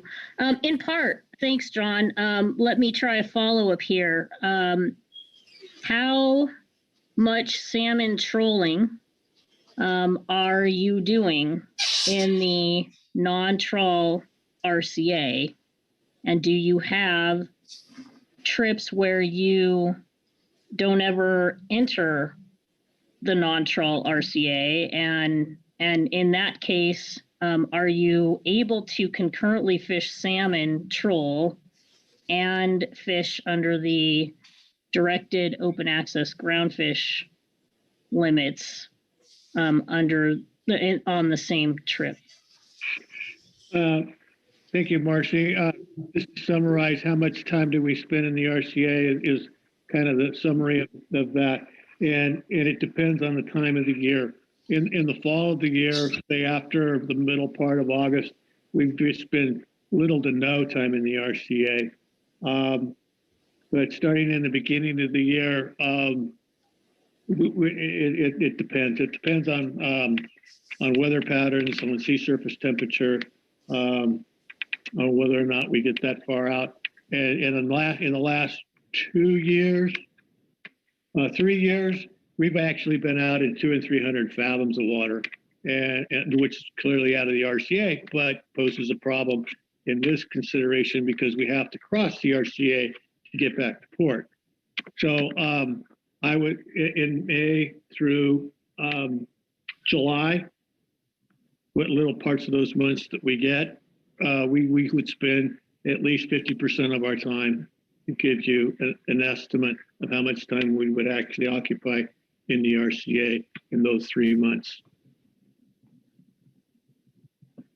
Good. Marcy? John? Okay. Thank you, Marcy. Louis Zim. Louis. Thank you, Mr. Vice Chair. John, in your statement from the SAS, see if I've got this here. Access to the non-trawl RCA for open access participants is moved to regulation. This is referring to the Emily Platt exempted fishing permit could be retired. And then the statement says that it would be no longer needed to demonstrate that hook and line fisheries have little to no impact on the sustainability of all rockfish species. I can understand how you could say that the Emily Platt gear would have no impact on all rockfish species, but I'm querying how you could say that any and all hook and line fisheries would have little or no impact. Was that just a wording problem, or what was your intent there? Thank you. Thank you, Mr. Zim. Let me share first that I have an Emily Platt permit. I fished that, and I'm aware of where, but at least within the area that I fish, which is basically the Monterey Bay area, I have fished Cordell Banks once with that gear, and I think I could make the comment that there's so few fish and there's so few days within a month that gear can be fished effectively. That I mean, the biggest day that I had was less than 1,000 pounds, and the average would be 250 pounds. So you had to make a statement that we would not effectively affect the sustainability of the fish, I think is reasonable, if not accurate. Through the chair, thank you, John. I think you and I are making the same point that the Emily Platt type gear would have no impact, but the statement actually says says hook and line. So it's just something to think about. I know down in our area, just using regular hook and line, we can impact pretty well the bottom species, unless there's some way to bottom tending species, unless there's some way to keep away from them. So I think you and I are thinking the same thing, and I appreciate it. Thank you. Thanks, Louis. Further questions for the SAS? Okay, thank you, John. Next, we'll move on to the Habitat Committee and Lance Hebden. Lance? Thank you, Mr. Vice Chairman. This is Lance Hebden. I'll be reading agenda item F3A, Supplemental Habitat Committee Report number 1 on scoping of prioritized non-trawl sector area management measures. Todd Phillips briefed the Habitat Committee on the scoping of modifications to non-trawl sector management measures. The HC focused its discussion and comments on boundary modifications to the non-trawl rockfish conservation area and habitat issues related to scoping. The HC has several recommendations that we've summarized at the end of the report. The HC acknowledges that certain non-trawl gear types will have minimal or no seafloor contact and would therefore not impact benthic habitats. From this perspective, the HC does not have habitat-related concerns with allowing fishing access in the non-trawl RCA for non-bottom contact gear types, such as hook and line, jig gear, etc. At this time, such as the actions proposed in the Pacific Coast Federation of Fishermen's Association proposal or the Emily Platt proposal. The Habitat Committee notes that bottom contact gear will have habitat impacts that should be addressed during scoping. The Groundfish Advisory Subpanel proposal, Table 1, Item 2, would modify the shoreward and seaward RCA boundaries between 40 degrees 10 north and 46 degrees 16 north for all gear types, in part to provide access to lingcod and rockfish associated with rocky habitats. The HC notes that rocky habitats in the non-trawl RCA have not been subject to certain bottom contact gears like long-lined fish pots or dingle bars by the fixed gear section for nearly 2 decades. Likewise, bottom trawlers and commercial crabbers tend to avoid complex rocky habitats. It is probable as some rocky areas in the non-trawl RCA are in the process of returning to their pre-RCA condition. In their information report number 4 from June 2020, the Groundfish Management Team anticipates future targeted fishing within bottom longline gear in rocky habitats based on the 2017 to 2019 landings, and would result in a 21% increase, or 21% of lingcod landings and 37% of midwater rockfish landings.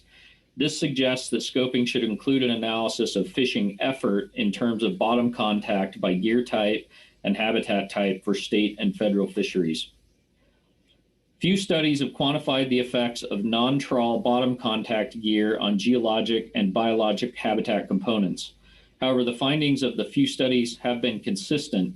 Long-line gear and pot gear impacts coral sponges and emergent structural features and can reduce the habitat's functional value up to 25% in pebble, cobble, and rocky habitats. Long-line gear can cause damage as it sweeps across the seafloor, overturning and undercutting structures and structural organisms. Commercial pots can smother benthic habitats, dislodge organisms, and drag across the bottom in strong current.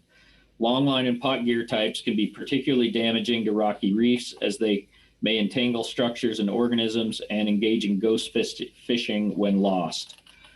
The GAP's proposal to move the RCA shoreward boundary from 30 fathoms to 40 fathoms would open nearly 25 square miles of rocky reef habitat on Arago Reef to fishing by bottom contact gears.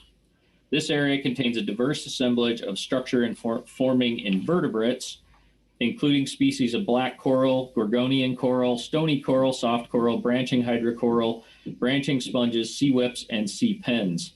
These observations suggest that portions of Arago Reef are of particular ecological importance in the shallow shelf region off Oregon and informed the decision to designate Arago Reef as a groundfish essential fish habitat conservation area under Amendment 28. Scoping should examine new information that was compiled after the Amendment 28 groundfish EFH review process. NOAA's Deep Sea Coral Program conducted 50 new surveys of 200 transects off all 3 West Coast states in 2018 and 2019, and there is new high-resolution seafloor mapping off all states. NOAA's preliminary analysis of the deep sea coral survey data at Coquille Bank, the Bandon High Spot EFHCA, indicates strong recruitment of the coral Swiftia pacifica after nearly 20 years of closure to bottom trawling based on comparisons with 2005 survey data. The HC notes that the GAP proposal to move the seaward boundary of the non-trawl RCA from 100 fathoms to 80 fathoms would subject the Coquille Bank EFHCA to impacts from bottom contact gear and potentially reverse improvements in habitat conditions that have occurred there. The historic survey data on Coquille Bank presents the unique opportunity to study habitat recovery time if bottom gear closures remain in place. The habitat recommendations follow, and these are for scoping specifically. If council includes moving the shoreward or seaward boundaries within the scope of management measures, the HC recommends the council consider alternatives that exclude areas to bottom contact gear where there is potentially high impact to structure forming invertebrates and sensitive habitats. The HC supports the Groundfish Management Team's statement in its June 2020 report to not open EFHCAs that are closed to all bottom contact gear. Number 3, the council should consider the effects of non-trawl bottom contact gear on the EFHCAs that are only closed to bottom trawling in the scope of management measures. This would acknowledge the broader benefits of protecting productive habitats of council-managed species from the effects of fishing. The HC suggests that each of the purpose and need statements include minimizing impacts to structure-forming invertebrates and sensitive habitats. And finally, the HC appreciates the GAP's March 2020 suggestion to consider having the HC assist with the development of future analysis of habitat impacts related to these management measures. Mr. Vice Chair, that concludes my report. Thank you, Lance. Questions for Lance on the Habitat Committee report? Okay, thanks, Lance. Well, I believe that concludes our reports, and we're going to go into public comments, which I believe we have 9 cards, I believe. And so with that, we'll start off with Mike Conroy, Harrison Eibach, and John Keppen. Gentlemen. Yeah, good morning, Mr. Vice Chair, or better yet, afternoon. Just confirming you can hear me? We can. Perfect. So my name is Mike Conroy, the Executive Director of PCFFA. To speak on behalf of the proposal we submitted to the briefing book. At the outset, I do want to acknowledge and appreciate the thoughtful conversations that have taken place leading up to our comment. Hopefully, much of what I was planning to say won't need to be said, so I'll be cutting down what I'm going to say before handing it off to John and Harrison. In November, we asked the council to consider increasing access for the open access groundfish sector north of the 3427 line. The driving force of our request was and remains the need for a bridge fishery targeting underutilized groundfish stocks to assist commercial fishermen dependent upon salmon and crab fisheries. Given the relatively poor decrab season and the likely reduction in opportunities for the upcoming salmon season, the urgency of this request cannot be understated. The benefits of increasing access to the non-trawl RCA for the open access sector for California and Oregon's commercial vessel fleets are not limited to harvesters. Other beneficiaries include, but are not limited to, local working waterfronts, folks whose businesses are dependent upon what we do, ice houses, fuel docks, fishmongers, buyers, processors, restaurants, marine mechanics, etc. And it also ensures that high quality seafood is available to West Coast seafood consumers. Since November, more appropriately, we have been working closely with a number of folks, both in California and Oregon. The benefits of working closely with others is evidenced by the number of public comments submitted to the briefing book in support of our proposal. You have received letters of support from California State Senator Mike McGuire, the Monterey Bay Fisheries Trust, harbor masters in California, and countless fishermen and women from both Oregon and California. We are proud of the collaborative nature of our proposal and look forward to continuing to work closely with folks who share our visions of offering a lifeline to our communities. I have asked John from the Santa Cruz Fishermen's Association and Harrison from Humboldt Fishermen's Marketing Association to join me here today, as they have done much of the heavy lifting. John will be speaking on how this idea came to be and how it has evolved, and Harrison will summarize efforts since November to build a strong and diverse coalition of support. At that, I'll hand it off to John. John, you're up. Thank you, Mike. My name is John Keppen. I'm a commercial salmon fisherman with 30 years plus of experience harbored in Santa Cruz, California.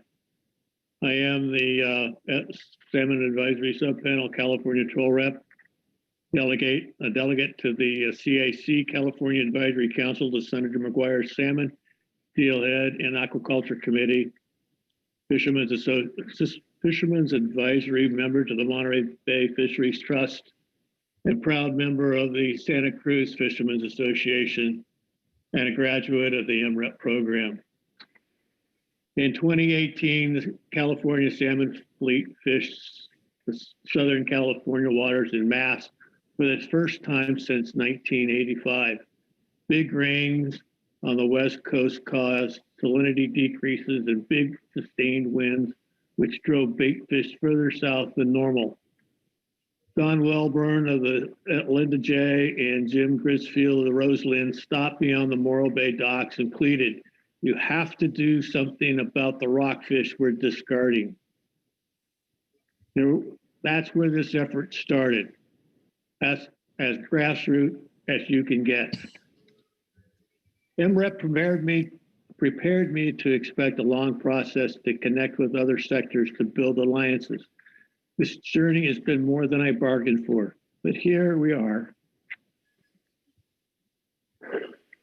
on the cusp of a significant step forward for a sector that lost everything 20 years ago with no compensation, and until this movement, very little consideration. Two early comments which resonate with me have provided the motivation to drive the non-trawl RCA open access analysis forward. One was in 2018 presentation to the gap for retention of rockfish in the troll fishery. The comment was made, quote, "Why haven't we done this before?" unquote. And the second comment was, the response was to my question, and I quote, "My question being, what do we need to do to gain access to the RCA?" The answer again from a GMT member was just ask. And so for 2 years, with a group of representatives from every port north of Morro Bay to Crescent City, with support from our harbor districts, the Monterey Bay Fisheries Trust, and Senator McGuire, we have navigated our way through the council process. We have learned enough about the rockfish world to be conversant on our proposal, and our proposal has evolved as we have gained knowledge of the issues, challenges, and we're guided by dedicated rockfish professionals both federal and state, Oregon and California. And now Harrison will speak to events as of the November council meeting going forward to today, and specifically what our proposal entails. Thank you very much, Vice Chair, Council, for allowing me to speak yet again. My name is Harrison Eibach. I am the president of Humboldt Fishermen's Marketing Association and the Open Access North of 4010 representative on the GAP, and have been a commercial fisherman since 2006. I apologize in advance for the repetition, but we would like to continue to hammer these things home. I would like to stress the importance of this proposal for the small boat hook and line fleet, as this provides much needed opportunity for many vessels along the entire West Coast. These hook and line caught fish mostly fetch a premium price and are in high demand on the domestic market. These shelf stocks are not only rebuilt, but plentiful, and allowing access to these stocks will not only support fishermen and their families, but benefit local consumers as well. As John has just stated, there's been a lot of support to gain access into the non-trawl RCA. When discussions first arose about eliminating the RCAs or even narrowing these RCAs, it was met with a lot of skepticism and challenges. We recognize the habitat constraints as these areas have been closed for 20 years. We understand that there are yellow-eye constraints as they are the last species that has yet to be rebuilt. We acknowledge the accountability concerns and are mindful of enforcement concerns. This is why we believe that this proposal to allow hook and line gears, excluding longline dinglebar and pot gears, in all of the non-trawl RCAs is the best path forward at this time. And we greatly urge the council to keep this a top priority item, as it provides much needed opportunity for many fishermen. I would now like to pass it back to Mike. Thank you. Yeah, thanks, Harrison. Thanks, John.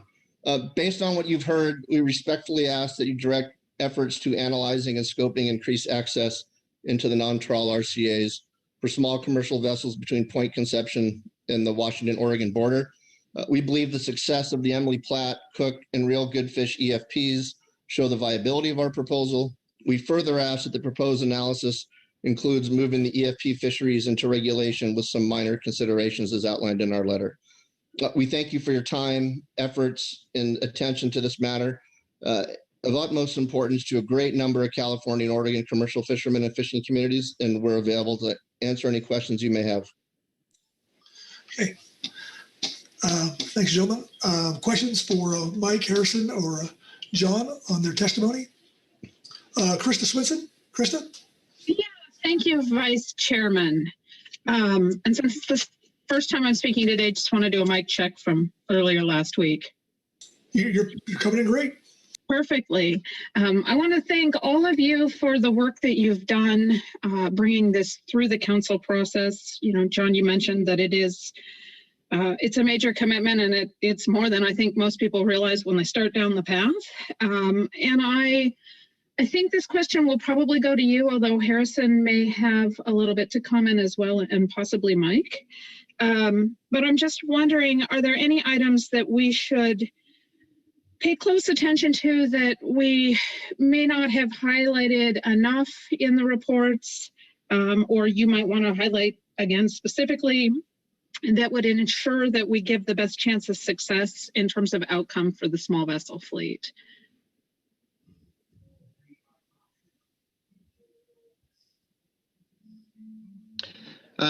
Thank you, Krista. This is Harrison through the Vice Chair. Thank you very much. I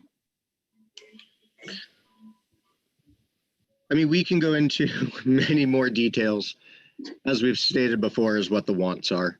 But at this present time, I believe that, no, we are truly looking for what has already been implemented north of the 4010 between 30 and 40 fathoms, which is to open up the non-trawl RCA to all hook and line gear types, excluding longline dinglebar and pot gears. And I believe that starting there, and truly, if we could expedite that process, would truly benefit a large portion of fishermen on the West Coast. I know in California, I know the numbers aren't out yet, but we are coming off of the worst Dungeness crab season that we have seen in many decades. And obviously through this council process, we are noticing that there's not going to be a lot of opportunity for salmon fishermen as well.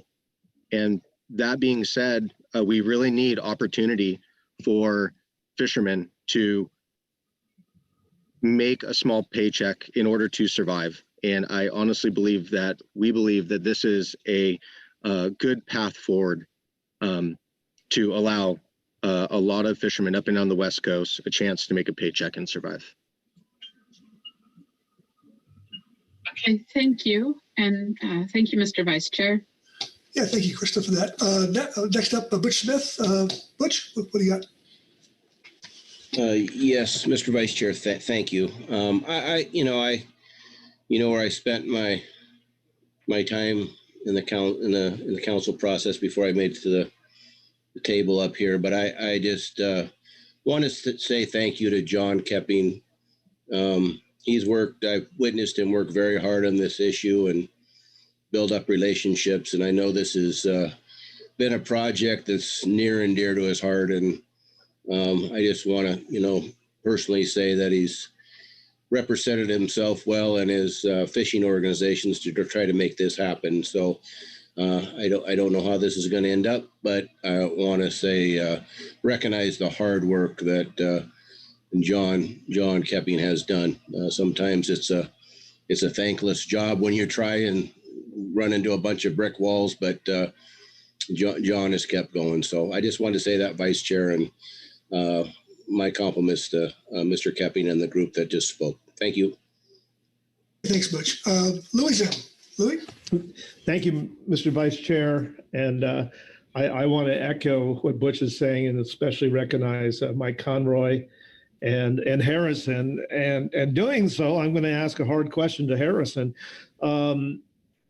You mentioned in your statement just now, referencing ability to use hook and line gears, but I don't see any way that we can do so without perhaps impacting yellow eye. So I'm seeing two things coming at me. One is we should put into regulation the Emily Platt gear, and then I see on the other side, well, no, we should put into regulation a vertical hook and line gear, and they're not one and the same thing. And so could you help me with this? I'm really struggling, and I apologize for struggling on this, but I'd like to get some input. Thank you.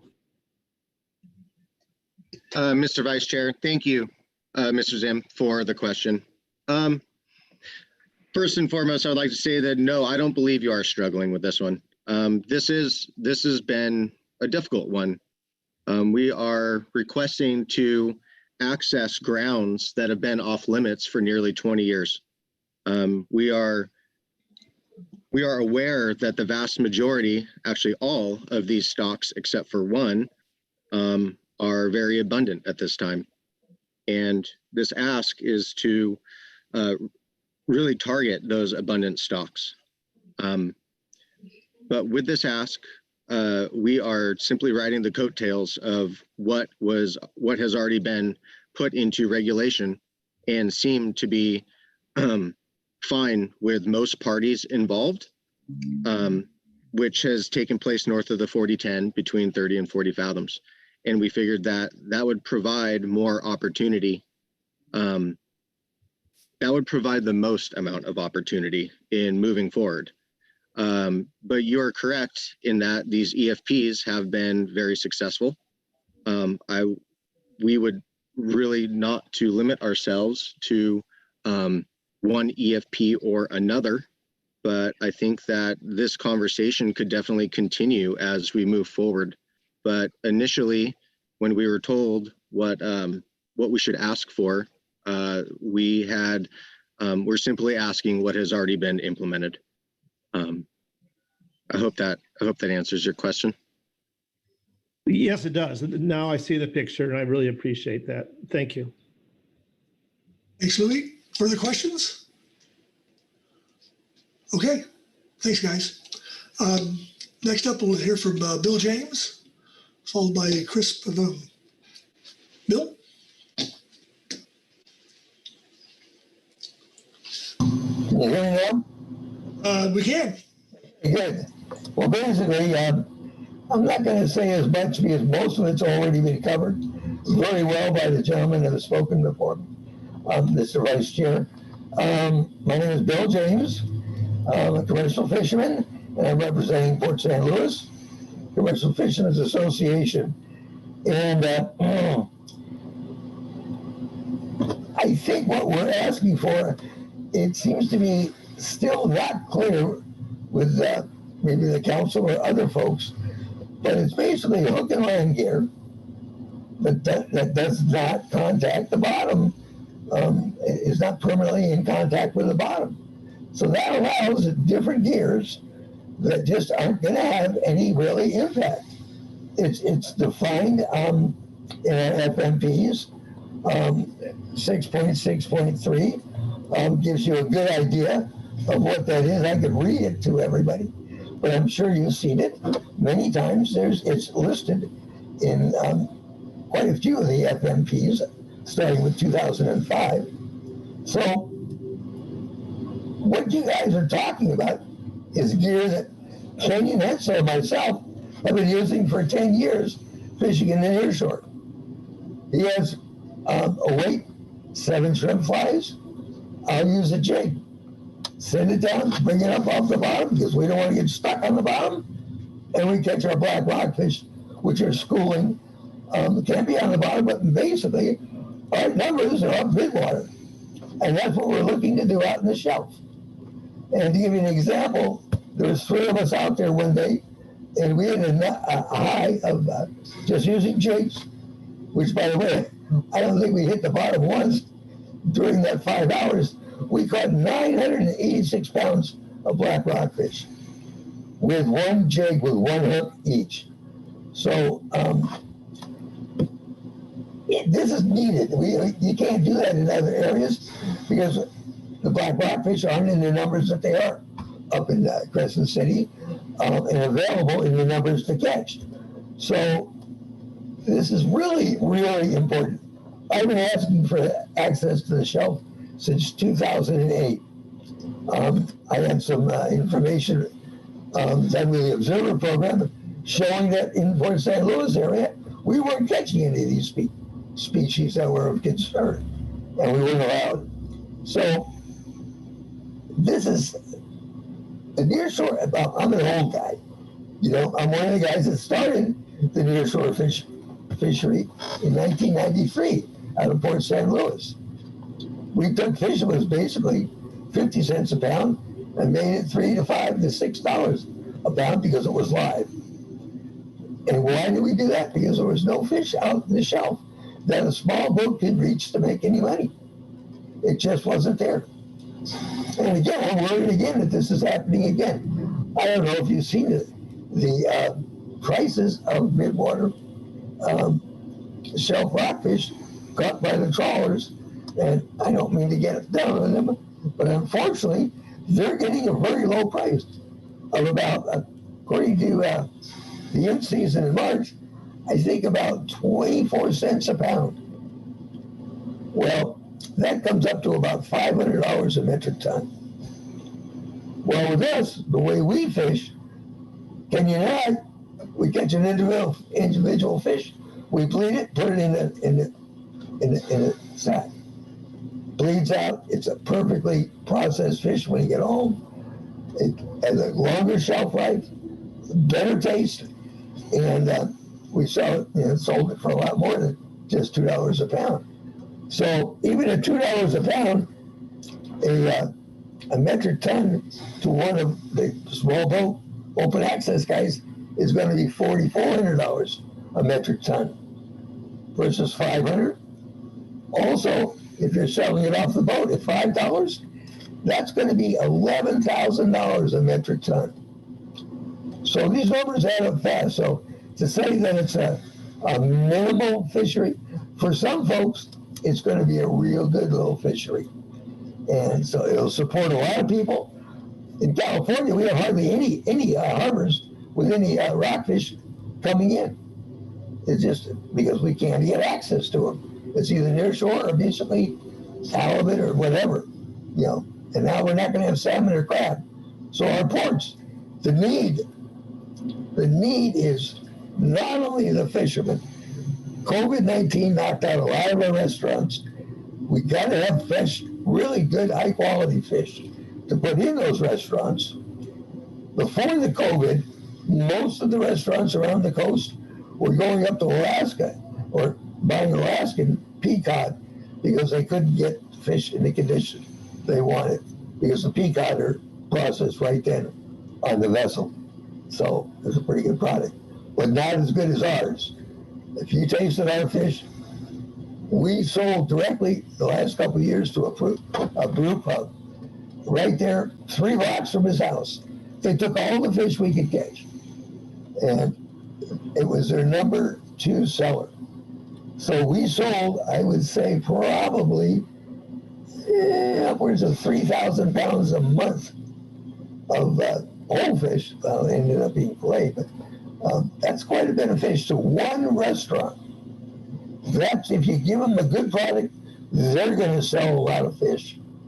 So you want to bring back the local community, not just the fishing community, the local community, the local state, and put people out that are out of business back into business.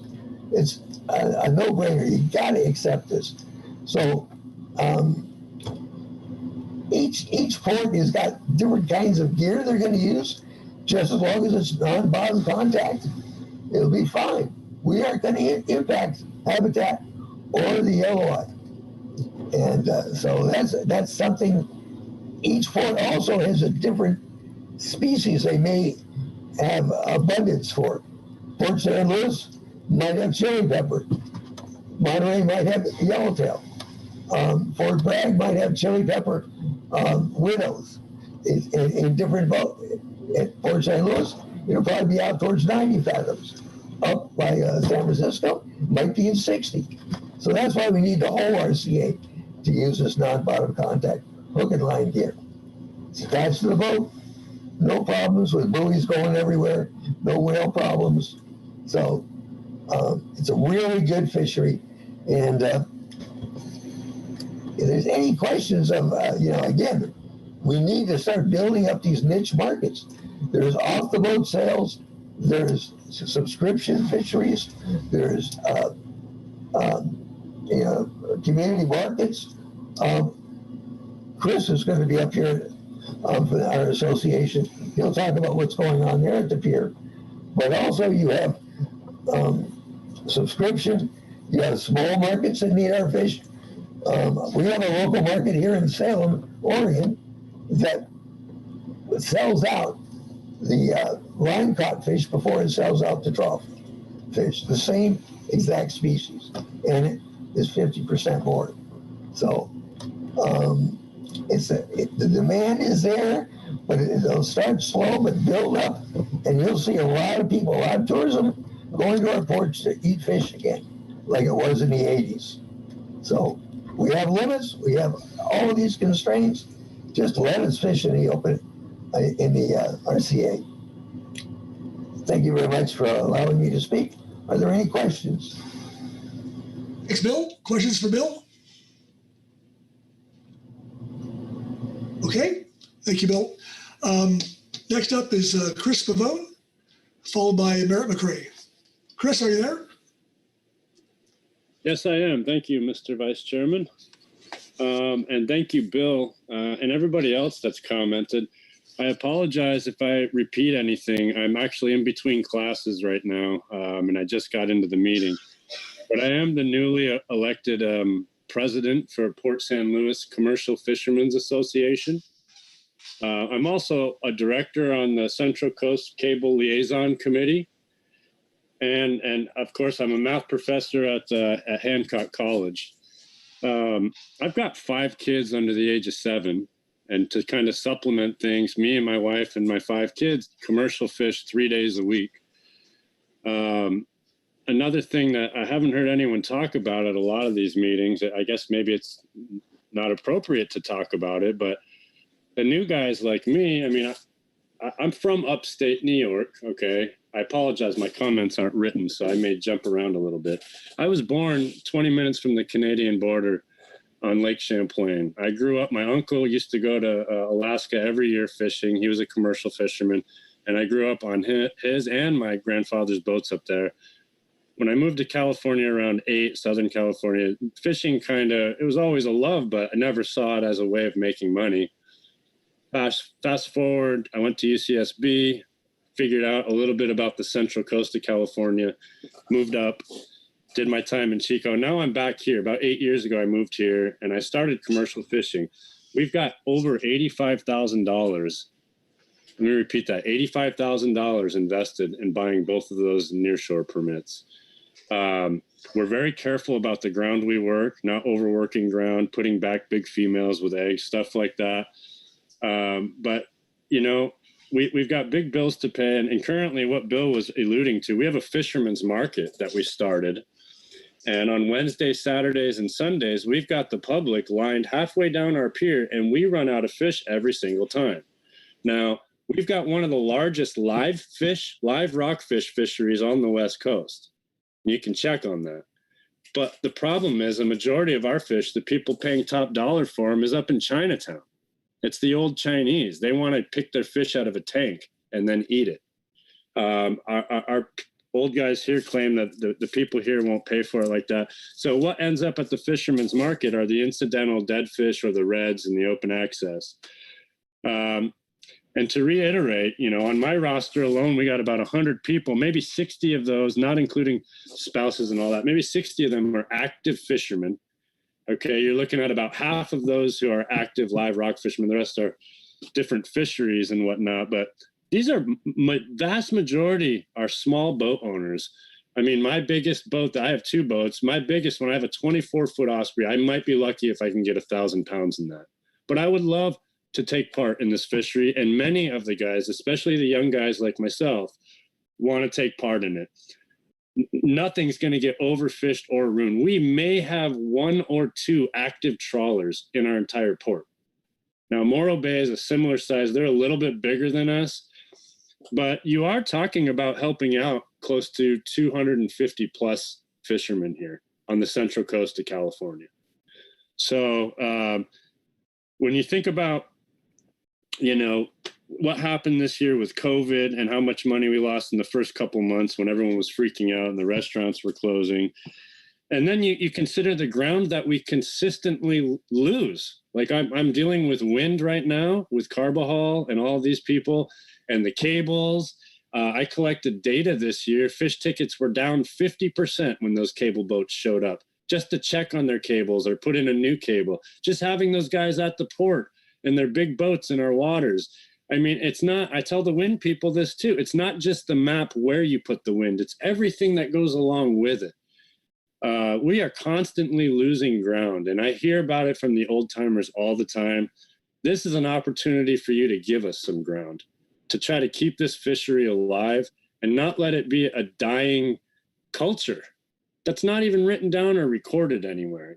People almost can't make a living doing this anymore.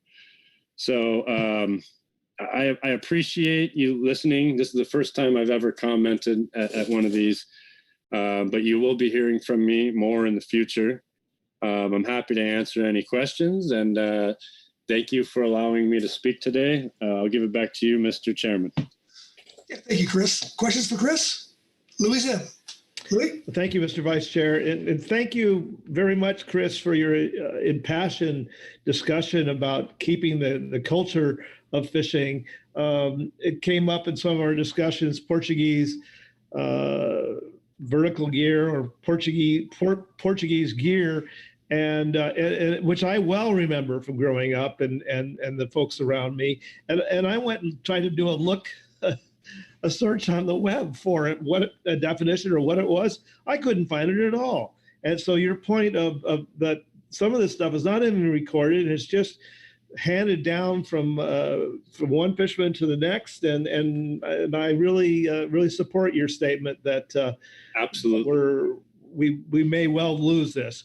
So the one question I wanted to ask you is how much of the infrastructure in Port St. Louis is now devoted to commercial fishing versus it used to be an oil port, I remember.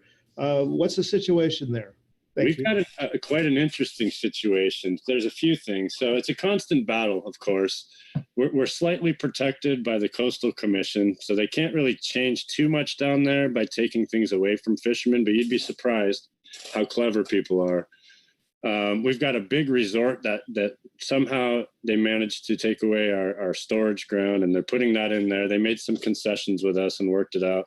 But we have a unique situation in that you can't really pull up to the pier and sell your fish. The public can't just walk up to boats. We don't have moorings we don't have slips. So, the harbor actually gave us space on the pier and is allowing us 3 days a week. And we've barely even advertised yet. And the people are lined up. They love it. It's been on the local news, KSBY. But we run out of fish every time. And so, we have ice, we have everything we need there. We have the guys that want to work. It's just, we need ground. And this would also protect the ground that we continuously use all the time. I'd love to switch it up and go out there with the kids into the deep and just reel in reds or chili peppers or whatever it is that we have out in front, like Bill was saying. It would just be something different for us. It would give our other grounds a break. It would add more fish to our fish market. So, yeah. Thank you for kind of hearing where I was coming from.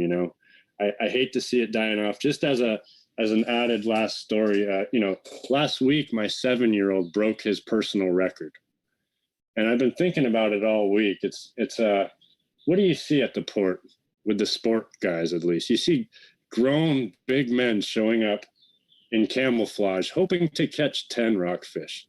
My son reeled in 37 fish last week. Okay, he's 7 years old. He has been on that boat along with all my other kids since they were in their car seats at age 4 months. And it's all they know. And it was some of the best memories from my childhood. I don't want that to go away. I don't want other middle-aged guys that are like, what can I do for work? Not think to go down to a port and try to do what I did. I want that to be there. We need fish. So sorry, I'll stop. Thanks, Chris. Question? Thank you. Bob Dooley. Thank you, Mr. Vice Chair.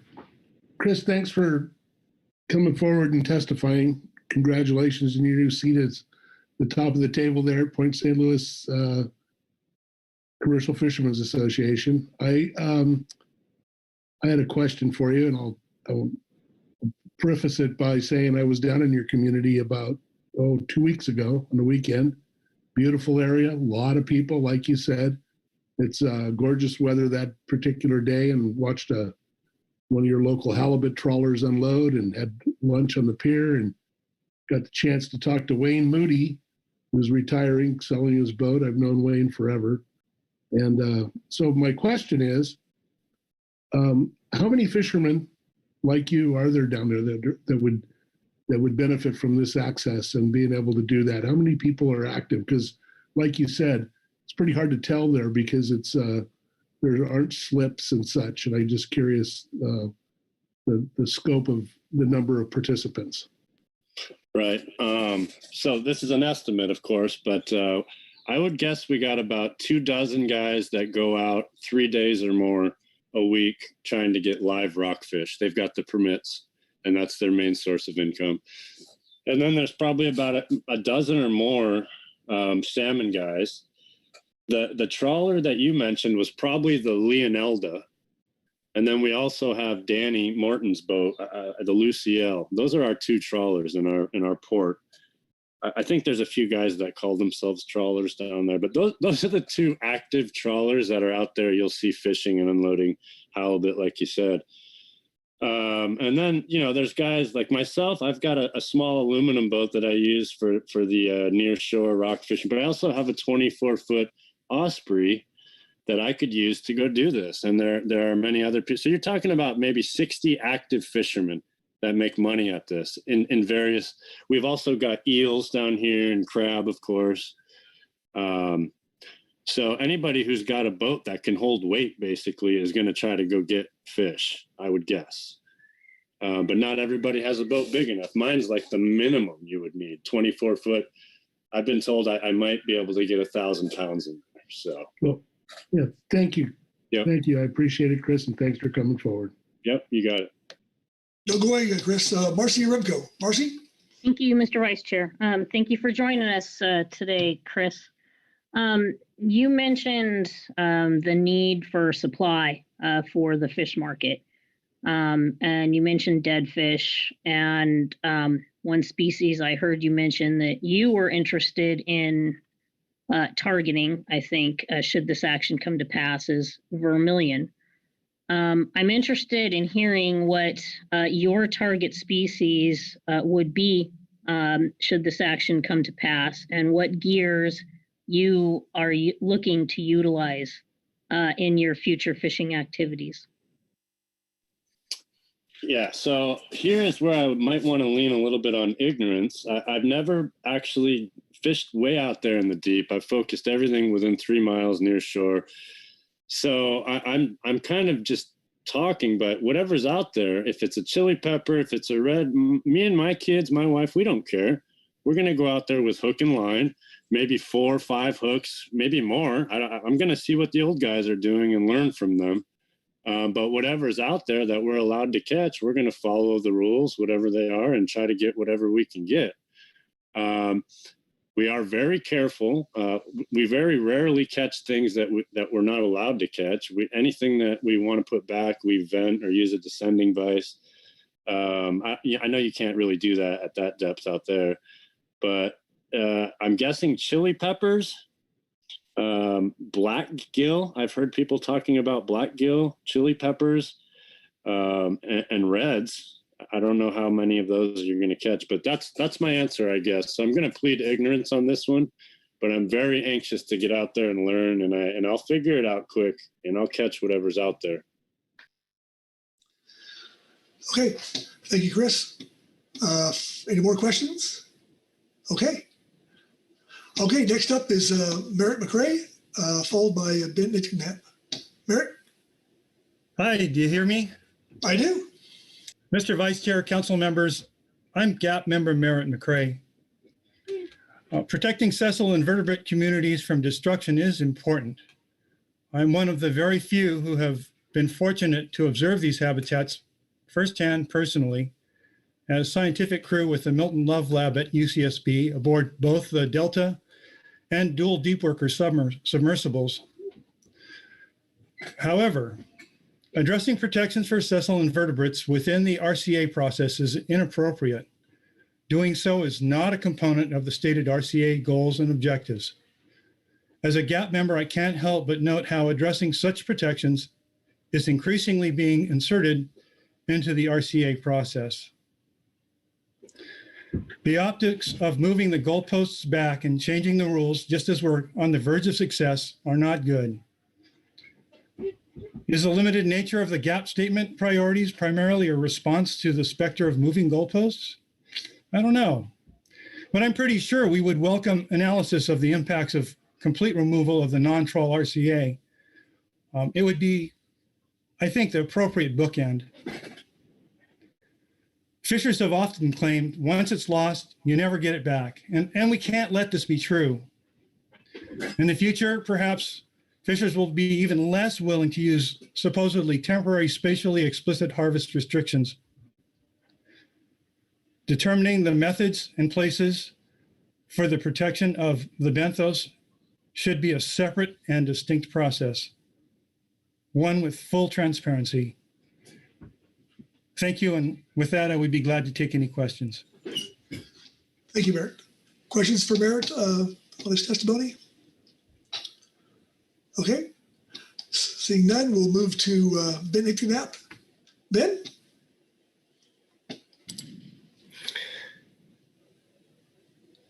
Good morning, Mr. Vice Chair, members of the council. Can you hear me? We can. Or good afternoon.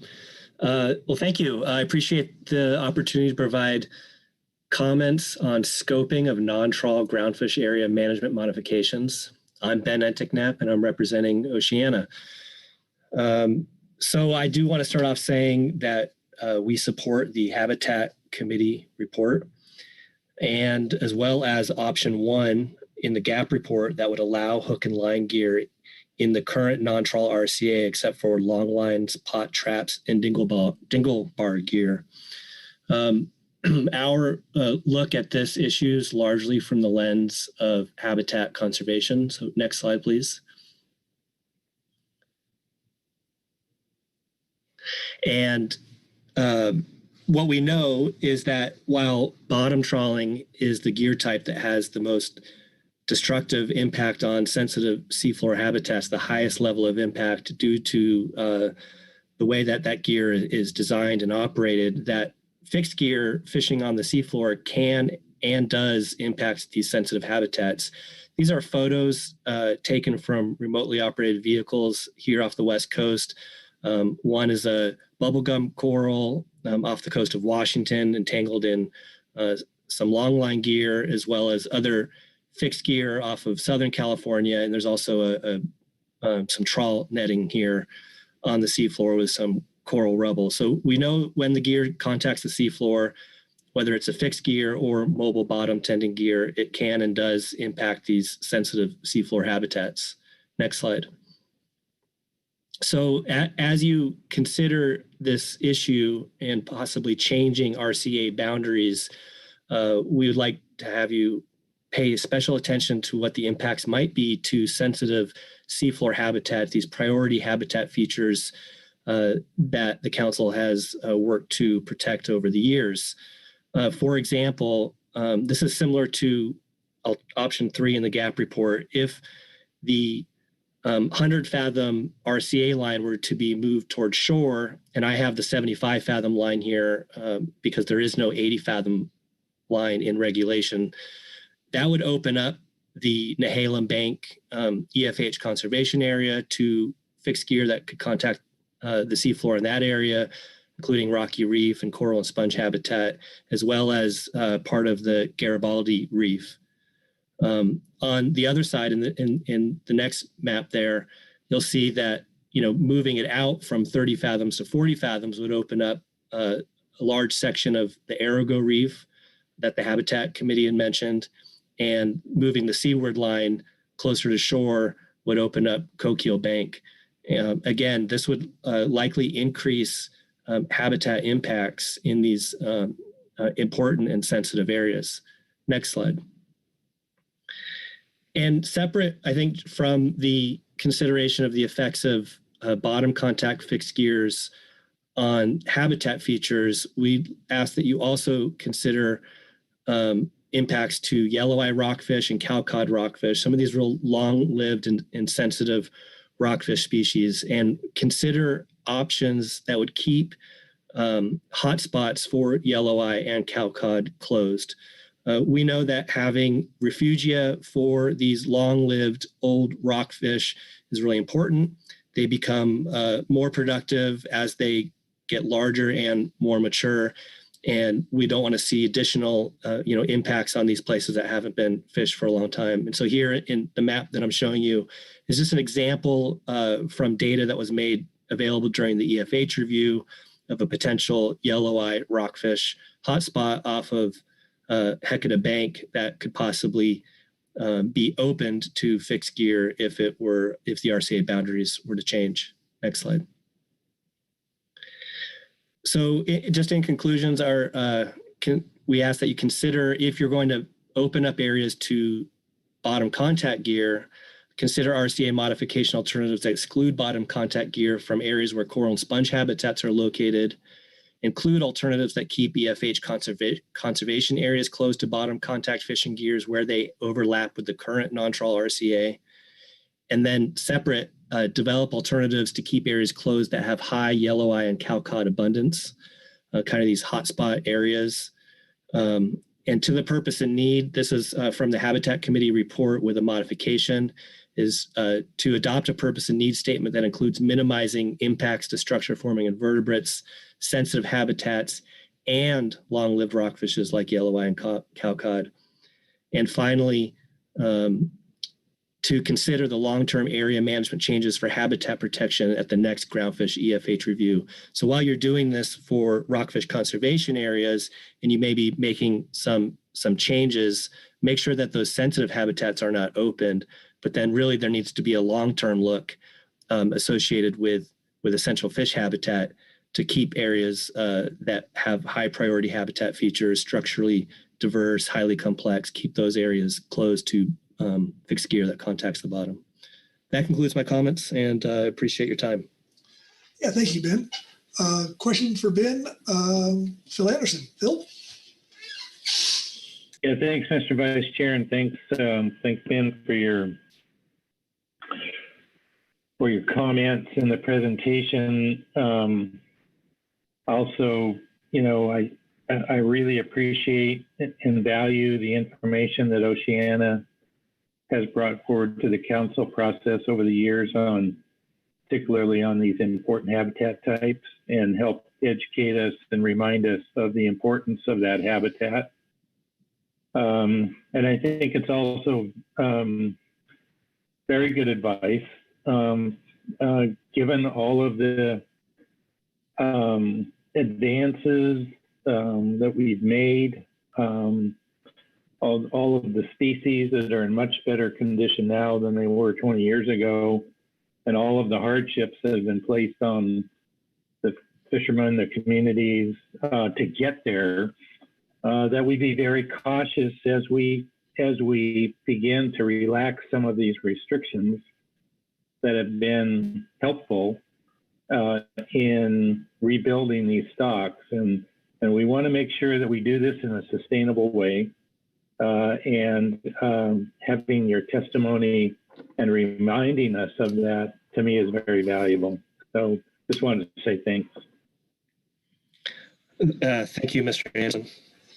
And if I could just say, I think along those lines of, being cautious, I think there's a monitoring question as well to this. How will observer coverage and monitoring be structured so that catches are maintained within annual catch limits? I think that would maybe be the only other piece I'd add at this point. Very good. Further questions for Ben? Okay, thanks, Ben. Thank you. You bet. Next up is George Bradshaw, followed by Daniel Platt. George? Yeah, good afternoon, Co-Chair, Council. You guys hear me? Yeah, we're good. All right. My name is George Bradshaw. I'm third generation full-time fisherman, homeported out of Crescent City, California. I had a lengthy comment I was going to make, but the first panel, covered it quite well.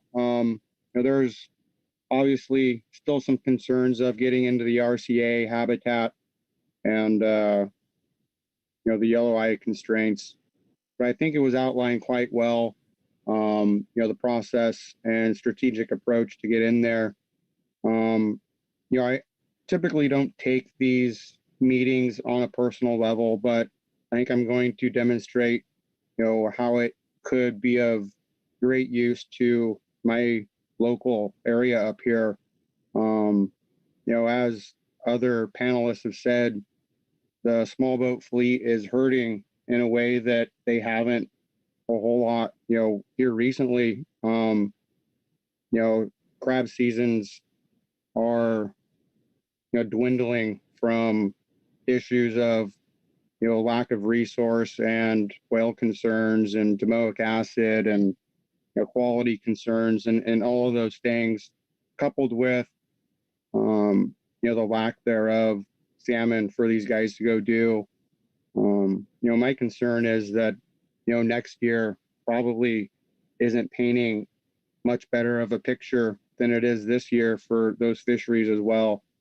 And, here locally speaking anyways of the KMZ, salmon fishing is rather non-existent for the most part anyhow. And, the guys here locally that I'm speaking on behalf of at the moment, really need this access to that RCA for these midwater stocks. There is already a handful of guys that are fishing the nearshore fisheries and could use that expansion out into the RCA to fill the need for a new fish buyer here locally that has expressed, the need for these midwater stocks. There's also, kind of a transition into filling the marketplaces here locally. These restaurants that are opening back up after COVID, all really looking for locally caught, sustainable hook and line rock cod to fill their markets for their fish and chips. Under these nearshore stocks, the guys here are having a difficult time, filling those needs. And, the local harbor here in Crescent City, not just for rock cod, but for the other fisheries as well, really needs to try to be able to keep this new processing plant that is opening up here locally open and viable, to support the other fisheries as well. So I would just ask, council to please, consider the proposal put forth, and, in whatever way possible, try to use, the best knowledge and the best process forward, but, expedite it, understanding the needs of the small boat fleet. Thanks. Thank you, George. Questions for George? Okay, seeing none, thanks, George. Next up is I have Daniel Platt, Danny, and then followed by Skylar Campbell. Danny?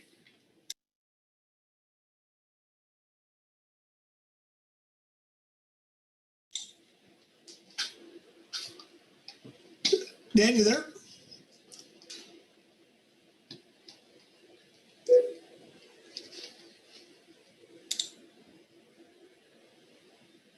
Dan, I think you're muted.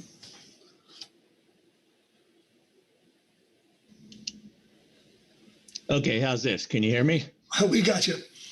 Okay. Okay, good afternoon, council members. My name is Dan Platt. I am the Southern Open Access representative on the GAP. And over the last year, I've been contacted by fishermen from various California ports wanting to know when they will be allowed to access the RCA to access the higher trip limits that were implemented for shelf rockfish and Bocaccio. As you know, the area that the majority of these midwater species live is currently closed to us. Prior to this meeting, I sent out a letter to our local membership here in Fort Bragg, describing the proposed action and suggesting they submit comments to the council, and several of them did. Heather Sears, I'm hoping you all read her comment. It was very well written, and Heather owns a Princess Seafoods, which is a seafood store down in our harbor, and she sells a lot of buys and sells a lot of local rockfish. I've sold fish to her, and other fishermen have sold fish to her. And in her comment, she mentioned that fresh hook and line rockfish is selling for anywhere from $1.50 to $2 a pound to the fishermen.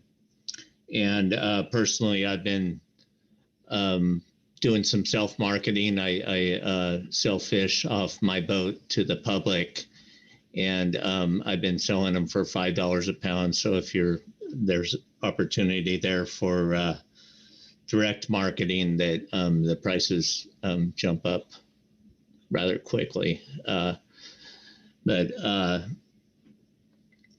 One thing I wanted to mention was, and I don't know if this will help with the scoping in this, but in our area here in Northern California,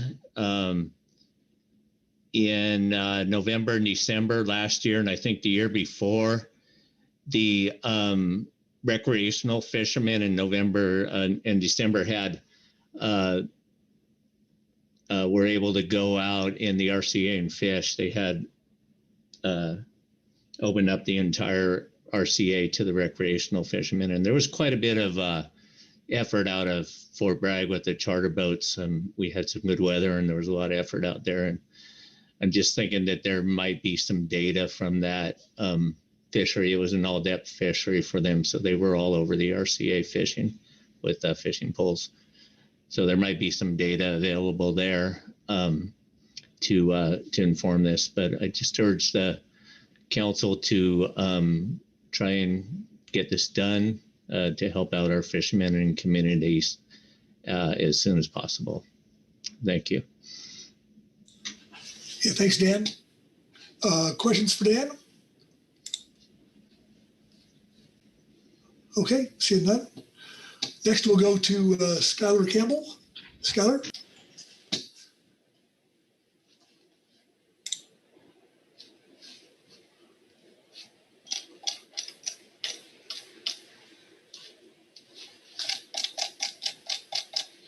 I don't see Skylar on the list.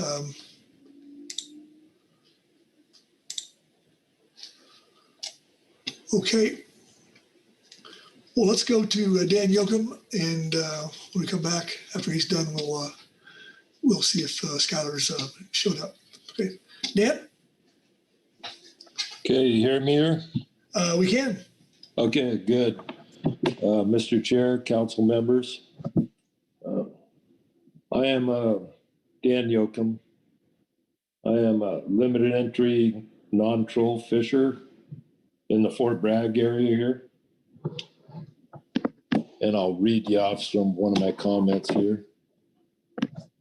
I and several other limited entry fishers of this area are requesting that a amendment to the limited entry fixed gear regs be amended to allow for other hook and line methods to be able to be fished while retaining the same limited entry trip limits and bi-monthly limits and monthly limits.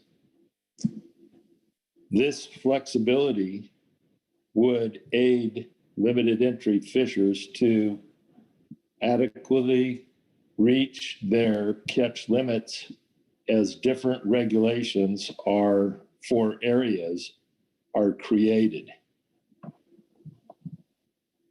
Realizing this may not happen as timely as opening of the RCA, the limited entry fixed gear fishers wish not to impede the implementation of the GAP proposal, but to attach to and follow up on a timely basis. If this cannot be accomplished in the same manner, in this manner, we would request that another solution in reg wording be created to remedy this problem. So that's what I had in written comments. So I'll go to really to give you a picture of the fishing in this area on the Groundfish. We have about 5 trawlers here. There's about 10 limited entry permittees here. And I'm saying in the Fort Bragg area, say that fish between Cape Mendocino and pretty much to Bodega Bay. And about 5 vertical gear fishers and about 5 nearshore fishermen right in the Fort Bragg area. There's a few more down in Point Arena and 1 in Albion. The point being that you just have a vast array of ocean and very few people even fishing in it at all. It's gotten to just ridiculous levels as far as the hook and line fishermen go. The 5 trawlers, they've solved their problems. I get that. They brokered a deal with the NGOs and the environmentalists and you guys, and they're firing at will, trawling into right up to 3 miles if they want, but they don't want to impact no yellow eye at the time. So they're very careful where they go other than being out of their EFHs. So I hope that gives you a picture of what's really going on here. Very little impact on these rockfish that are here now. Now, to achieve the quotas that were allowed, the limits, not quotas, it's always wanted to be called limits. The fish don't really necessarily come into 40 fathoms all the time. They do, and you get all kinds of the various varieties of fish will come in there at different times. And at other times, they're just not there. That, like, I'll use canaries, for instance. They're inside of 40 fathoms where I can get to them. And they're small. Most all of them are juvenile fish. So I'm catching more volume of fish and numbers of fish than pounds of fish, which is what the limit is for.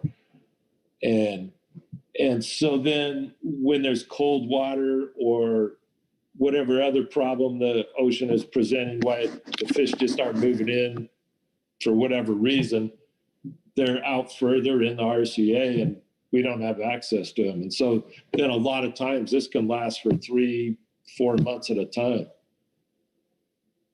On top of that, the wind in this area is just, off the dial. You can go in the spring months here, you could go almost for a month and have bad weather, coming on a week at a time of blowing, get a few days in, a week at a time. So there's a lot of restrictions already, so it seems like a lot of people think you can just go out there all the time and get the fish and you're just going to impact all this area. Well, there's so many more problems than that.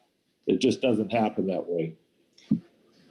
Even if we can go out into this area, there's not necessarily going to be that much more participation. The harbor is just, it's wet.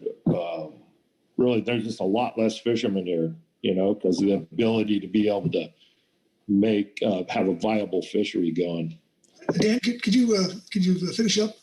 Yeah, I sure could. So, okay, with that being said, I really need this limited entry permit problem solved, because I'm speaking for the limited entry permit fishers, and they seem to be left out in this whole episode a lot, as I just don't see it as that big of a problem. I would urge the council, I would suggest and urge you to kind of get out of the regulation by what and when and regulate by the quantities that are caught.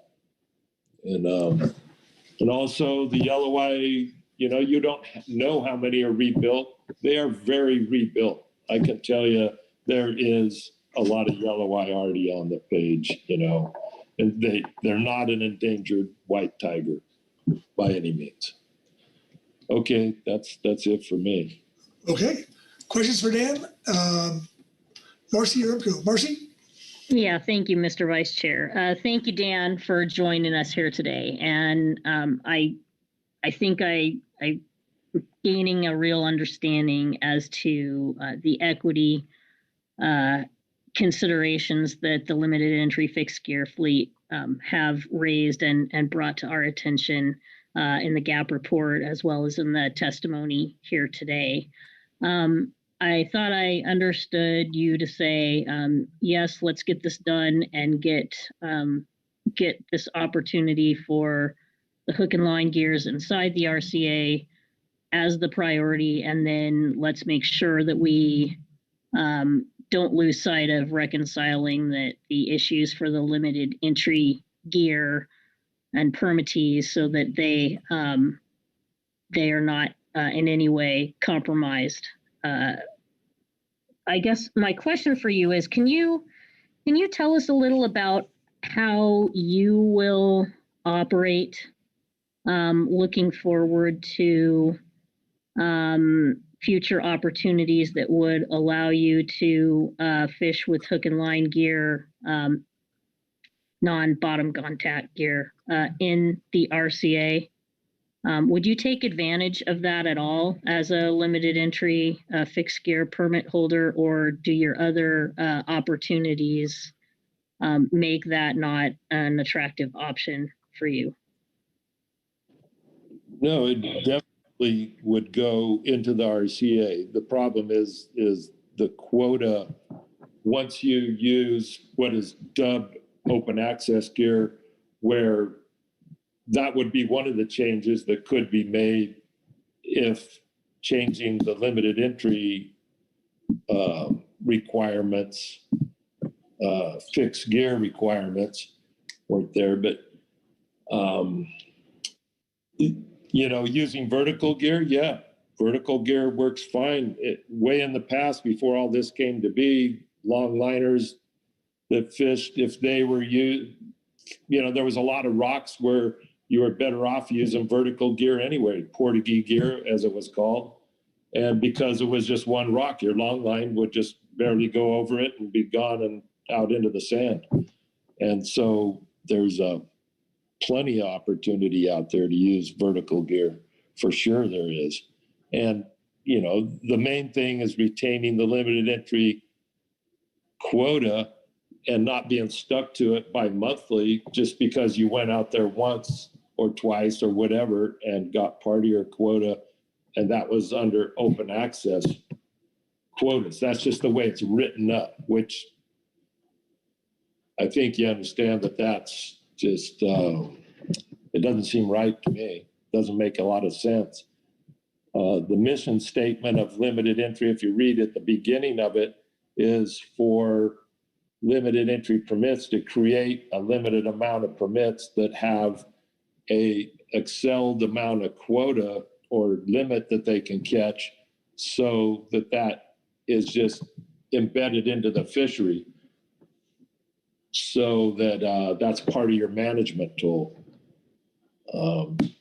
So yes, me and many of the limited entry permittees would be good with catching some of our quotas with other hook and line gear. Does that answer your question? Yes, it does. Thanks. Thanks very much, Dan. Well, thanks for asking. Good to hear from you.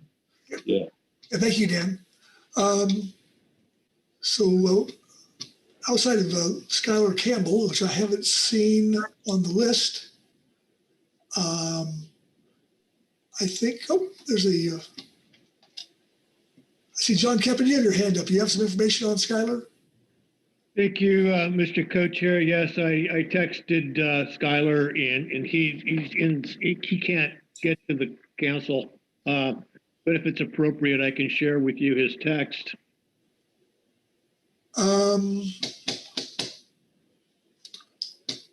Sure, John. Go ahead. It's real short. I support PCFFA's public comments. Everyone in Monterey does. End of quote. There you go. Very good. Thank you. And with that, that concludes public comment. We've been going out of here for almost an hour and 40 minutes. Even though I can see the end marker into the crab string here, I think we're going to pull up and take a break until 2:48. Let's make it 2:50, and we'll go to council action. So see you then.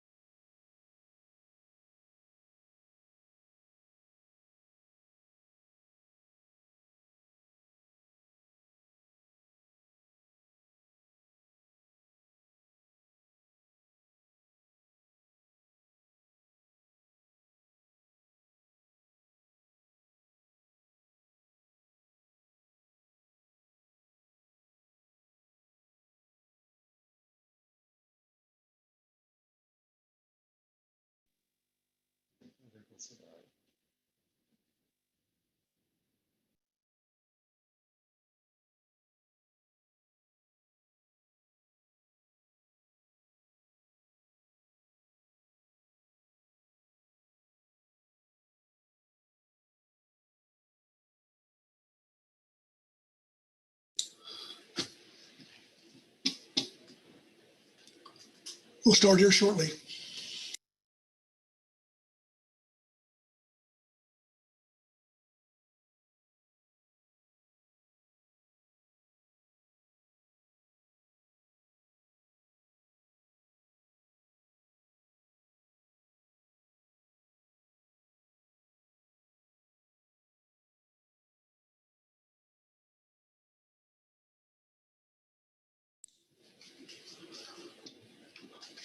Okay, we're back on F3. And so we've got reports. We've got our public comment in, got our input. At this point, I'd be looking for hands to start the conversation.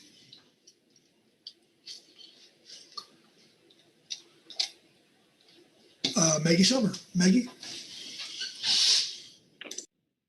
Thank you, Vice Chair. I just wanted to get us started off by recognizing how glad I am that we find ourselves here at this opportunity to consider relaxing some of the restrictions that have been in place because of the success we have had in rebuilding most of the overfished rockfish stocks.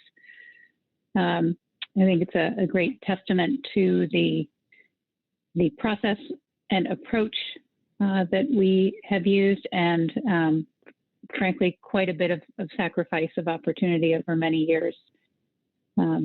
This is a slow process. We were reminded from the start of this agenda item that it has already been in the works for several years with the development of a request, and here we are scoping. And also wanted to say how much I appreciate the work done to get us here and provide us with some really clear and coherent recommendations from the public and from our groundfish advisors, and priorities on moving forward on those recommendations. I think that puts us in a great position to move forward from here.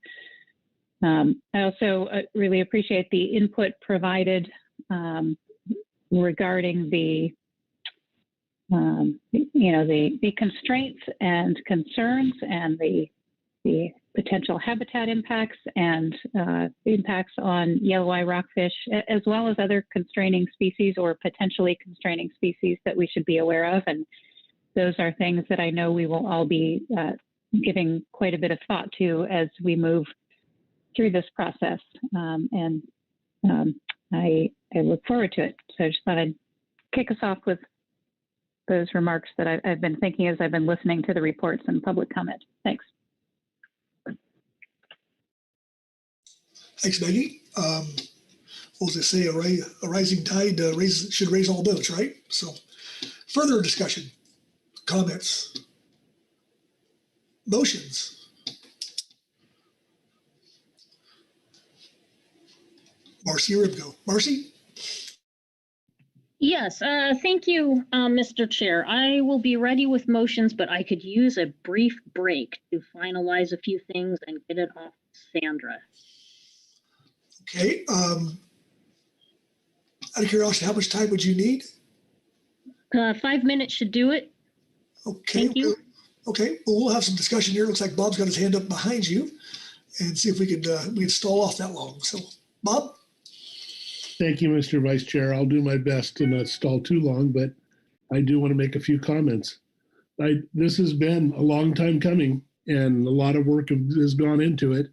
And I really appreciate all the input we've heard today.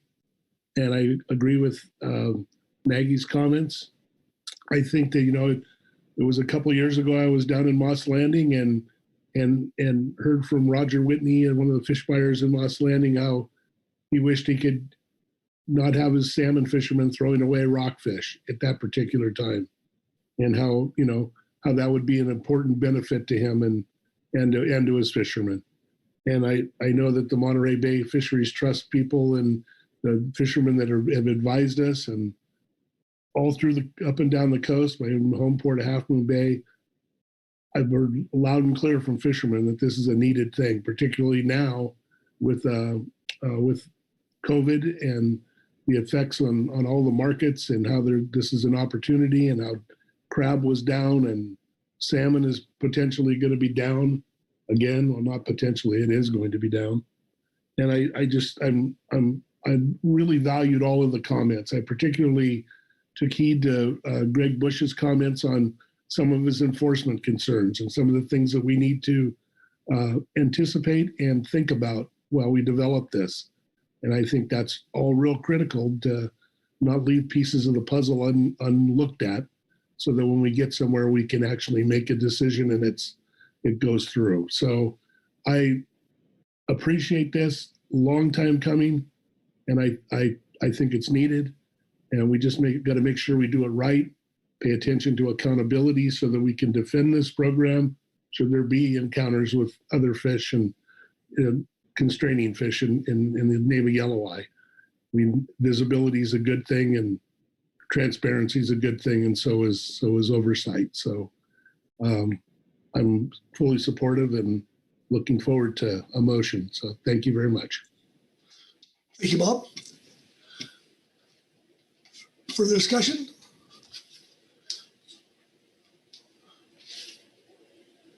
Maggie Summer. Maggie?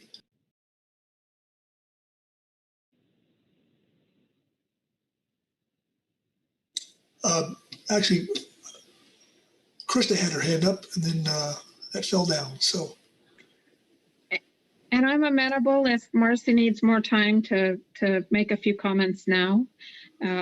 I am also supportive of moving forward. I think we've heard a lot of testimony, and we've had a lot of written testimony really expressing the need for urgency with regard to the potential for this fishery to be a bridge for small scale vessels in particular, who are really looking to get a start. And it really impressed upon me the testimony today about new entrants, about how do we bring young people into our fisheries. And I think that is encouraging. I am going to express the need for just a little bit of caution. And it's why I asked the question that I did. Sometimes when we are looking at the opportunity, we are so excited about the moment because many of us, myself included, who are men or women in the fishing industry, we're bold, and we want to go out and take that opportunity. But I do really want people, as we work through this, and I hope we do that, to really look and think about how to make that opportunity as successful as possible. You know, that we don't get so excited about the prize at the end that we somehow miss the details and end up in a situation like we are with regard to EM in the other groundfish fisheries, so that we really can capitalize on this opportunity. And with that, I will close my remarks here so that I have something to talk about in a bit, but I'm really excited and looking forward to talking about this more in the future. Very good. Thank you, Krista. Anyone else? I don't want to continue to hound Marcy to see how she's doing. So, Marcy, I see your hand up now. Hi. Yes, thank you, Mr. Vice Chair. I believe Sandra should have a set of motions. Wonderful.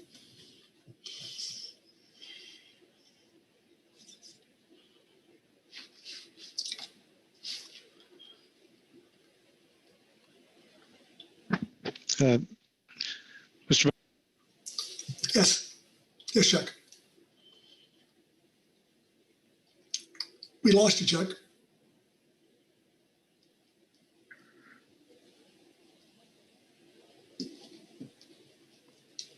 You're unmuted, but you're not coming through. Okay, well, Gotcha.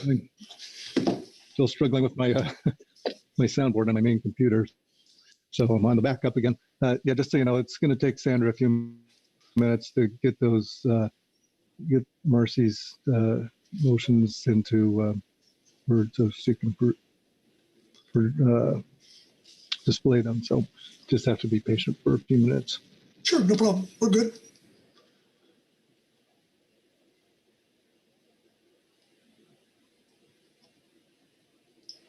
Krista, your hand's still up. My bad. Sorry, I will lower my hand and let you have somebody else speak. Well, we'll take you if no one else wants to. Well, I think we know I can filibuster if I need to. Okay, very good.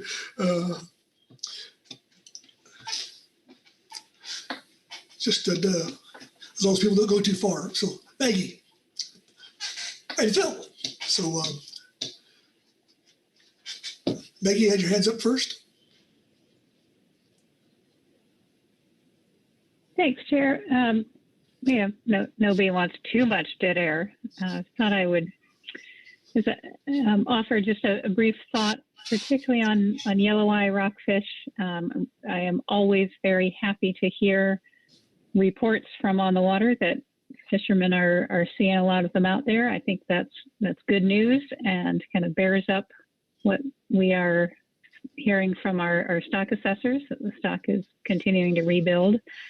But I certainly think there's still a need for great precaution there, even after it reaches the rebuilt threshold. I don't think we're expecting a very productive stock that is able to support a lot of catch. So really appreciate the careful thinking about continuing to avoid yellow eye rockfish and agree that an ideal maybe or a better long-term approach would be some targeted hotspot closures if there are indeed some that could be identified.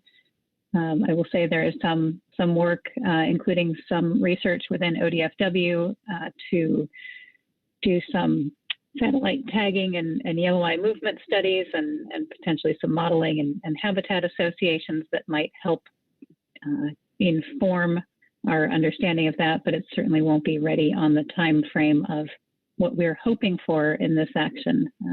Which thought I'd share that for folks' information. But in the meantime, I do think it's a stock that we need to be very careful with. Thanks. I think it's wise counsel, Maggie. Phil Anderson. Phil?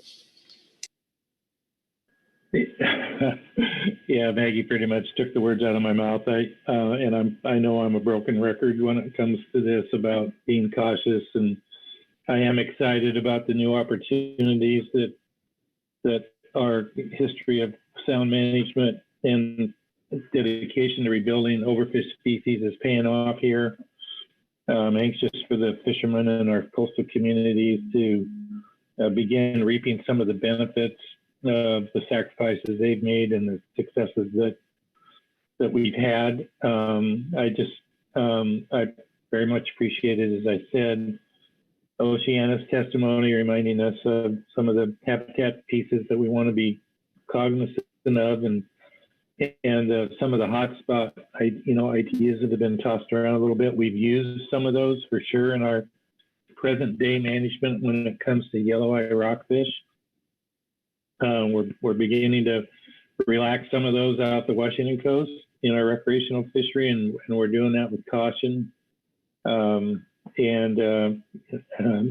So I'm, I was really struck by the testimony today and the emotion that was contained in a lot of it about the excitement, both excitement and well, I don't know how to characterize it, but just the passion, I guess, that the people felt about this and the opportunity to move, begin kind of rebuilding some of these fisheries. So I'm all for that. I just reiterate that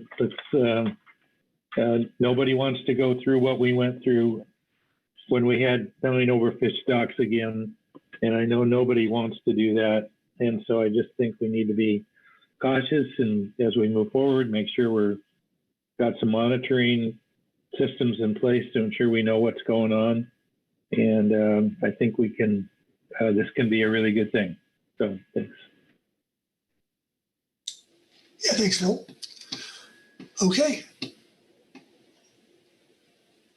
So I think, do we have that motion ready? I think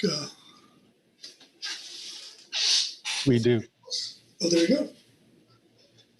All right. Hey, Chuck.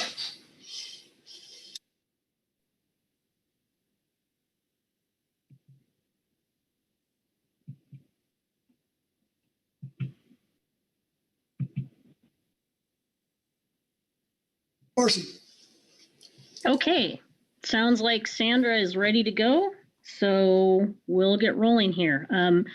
There will be a series of 3 motions here for council consideration, and I will note that they're not going to exactly follow the order of events that's bulleted out for us here as identified in our council action on the screen. But this was, I think, organizationally a little easier way to get at this set of issues, and hopefully they will flow from easiest to most difficult. So with that, Sandra, motion number 1 on purpose and need, please.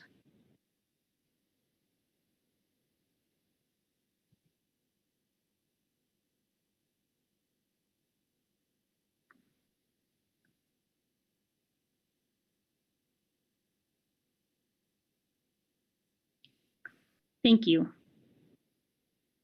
Purpose and need. The purpose of these proposed actions is to provide access to additional areas that are currently closed to groundfish fishing inside the non-trawl rockfish conservation area. The non-trawl sector is presently unable to access many species of shelf rockfish where they are most abundant. The actions are needed to provide increased attainment of available healthy shelf rockfish species, please strike the word of, thank you, that largely reside inside the non-trawl RCA, thereby increasing their utilization and economic value of the groundfish fishery.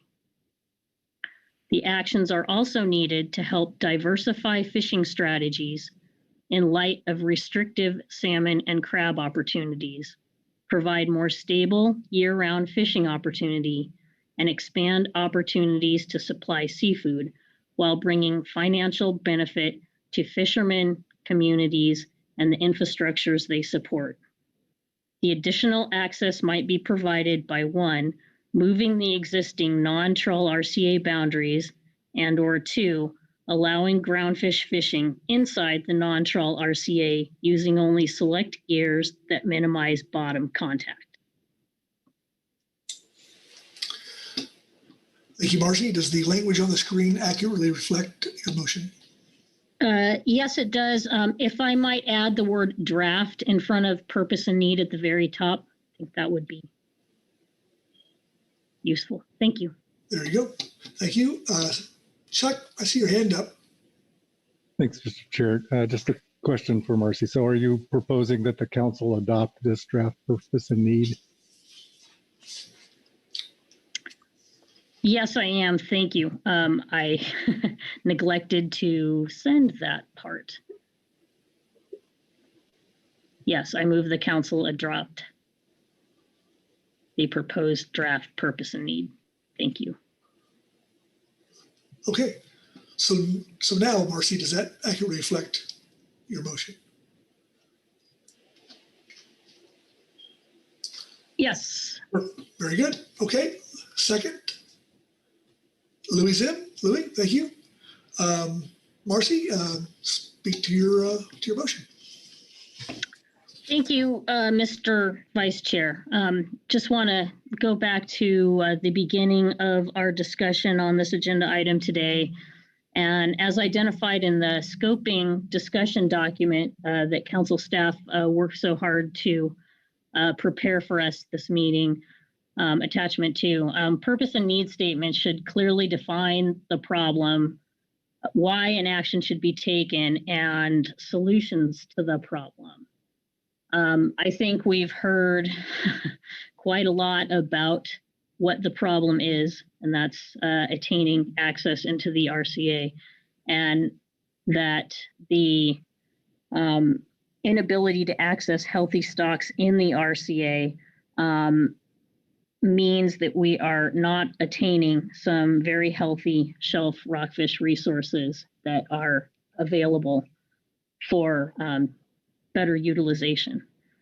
The increased access is expected to provide economic relief to small boat fleets, especially those that are struggling with tough salmon and crab seasons in recent years. We've heard quite a bit of testimony on that and of the need for urgency in terms of proceeding to provide some relief to these fleets that are very much struggling. As mentioned by the GAP in their report, the prices for hook and line rockfish are between $1.50 and $2 a pound. And as we heard from Dan Platt, even higher for those that are able to sell off their boat.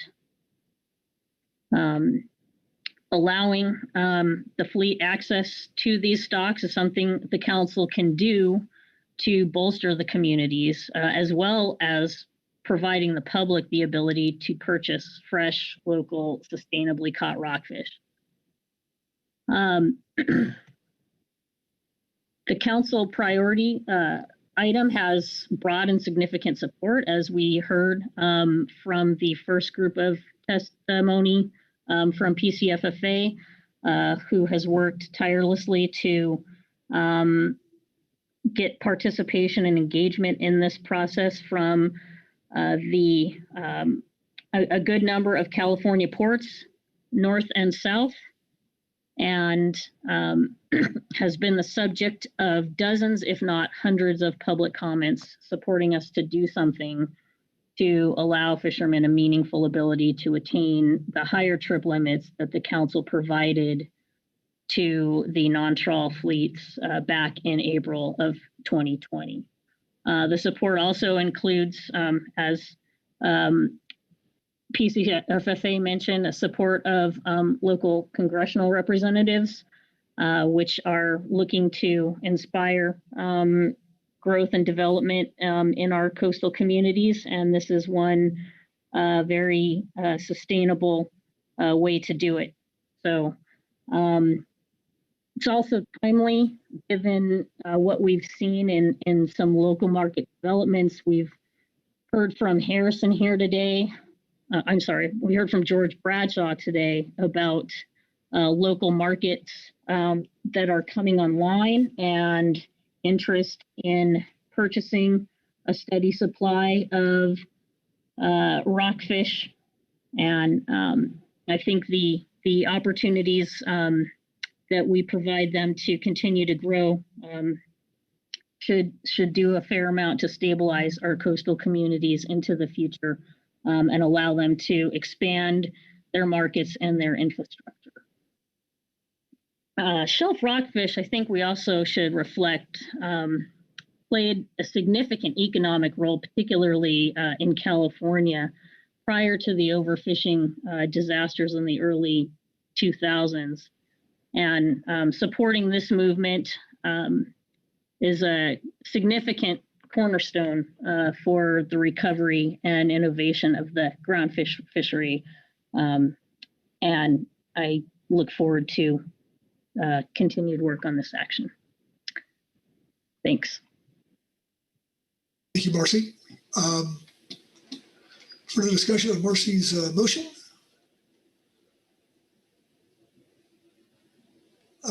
Maggie Summer. Maggie.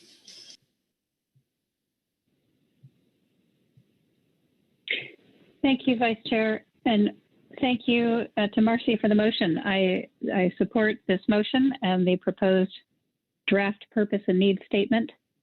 We have heard quite clearly a description of the need here today and leading up to this meeting. I want to note that there were at least 12 comment letters in our briefing book materials from Oregon-based fishermen, and also want to thank the Open Access North of 4010 representative on the GAP, Harrison Ibach, for outreach that I know he did to fishermen in Oregon as well. I just appreciate that from the perspective of my state. I do want to also acknowledge the recommendation made to us by our Habitat Committee and by Oceana and Public Comment to include in a purpose and need statement minimizing impacts to structure forming invertebrates and sensitive habitats. As I think we heard just a moment ago, a purpose and need statement should define the problem and the circumstances and very generally the solution. I guess I would say I would not characterize the habitat protections as an intent of this action, but rather a very important consideration that we will be keeping in mind as we go forward. And so I don't want the lack of any statement about that in a purpose and need to signal, any lack of importance of that, at least in my mind. It's something that I believe will be very important as we go forward. But I appreciate the purpose and need put forward as a draft, and look forward to further input on that from our advisory bodies and the public when we get back around to seeing it again and considering adoption of a final purpose and need at some point in the future. Thanks.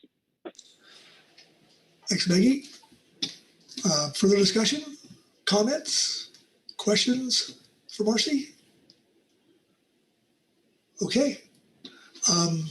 Seeing that, I'll call for the question. All those in favor, signify by saying aye. Aye. Aye. Aye. Opposed? Abstentions? Okay. Motion passes unanimously. And now, Marcy, I guess back to you for your next motion. Yes. Thank you, Mr. Vice Chair. Sandra, motion number 2, please.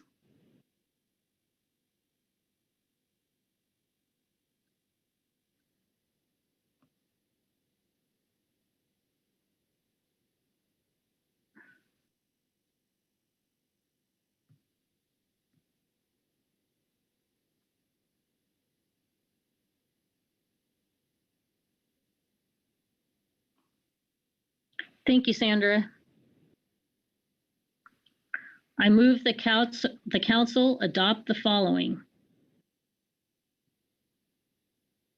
Do not proceed with scoping the proposal for commercial salmon troll fishermen to retain shelf rockfish while fishing in the non-trawl RCA as part of this package. Consider possible inclusion of this item in the 23-24 specifications process, as the action would necessitate new off-the-top set-asides. Thank you, Marcy. Does the language on the screen accurately reflect your motion? Yes, now it does. Very good. For a second.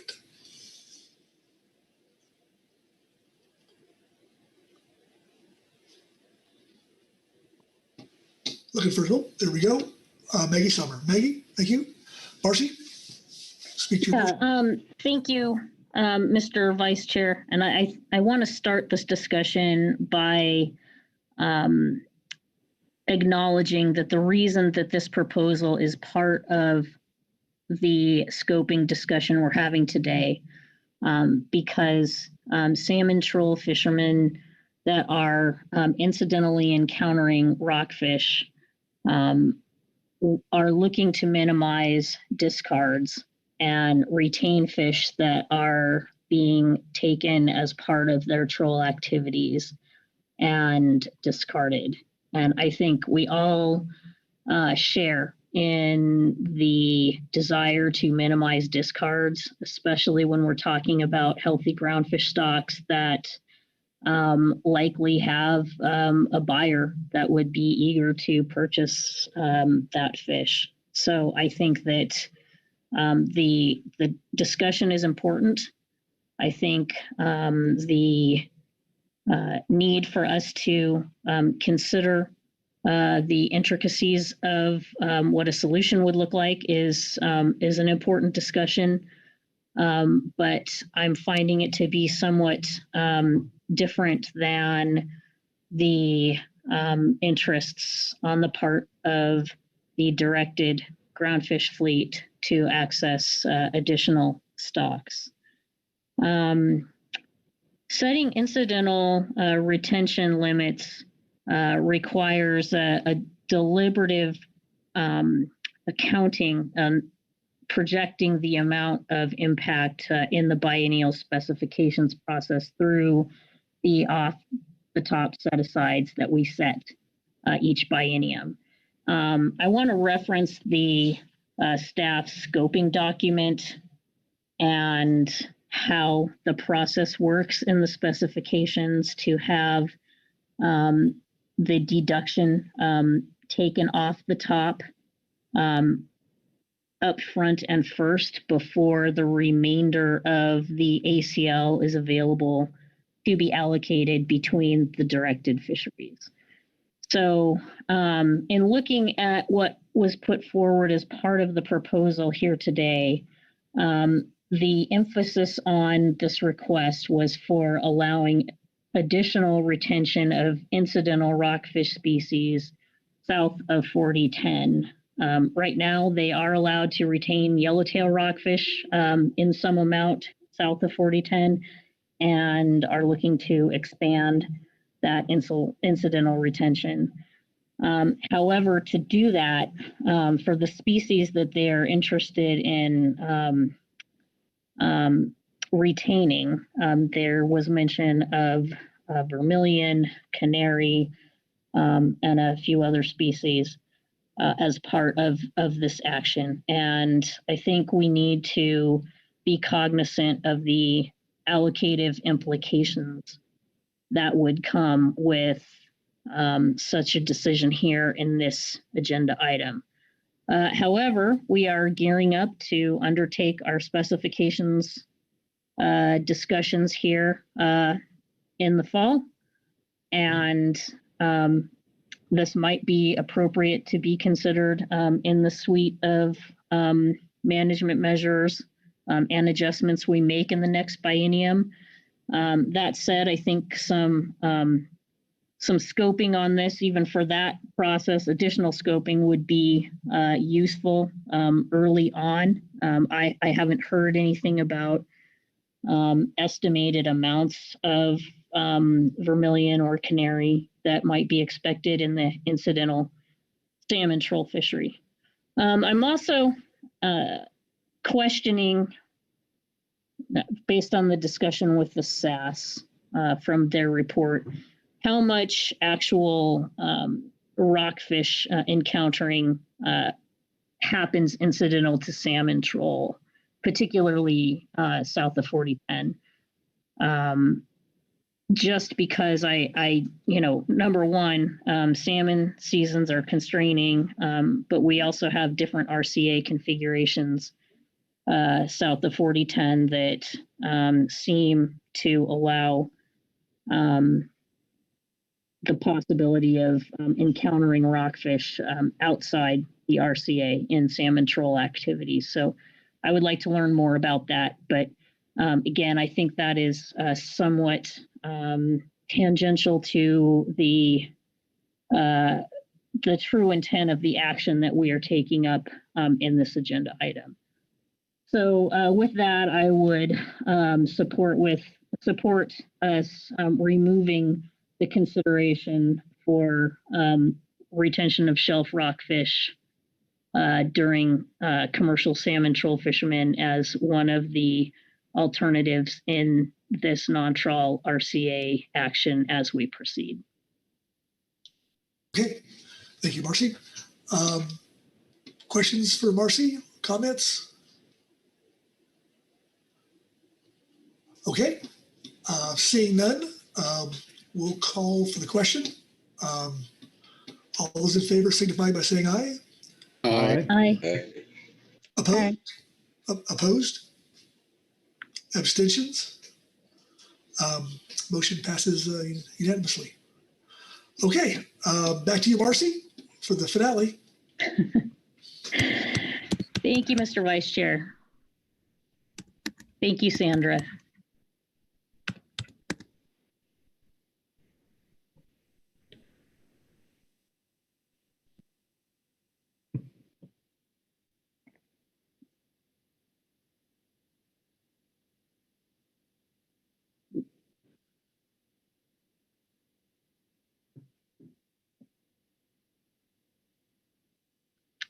Hi, Sandra.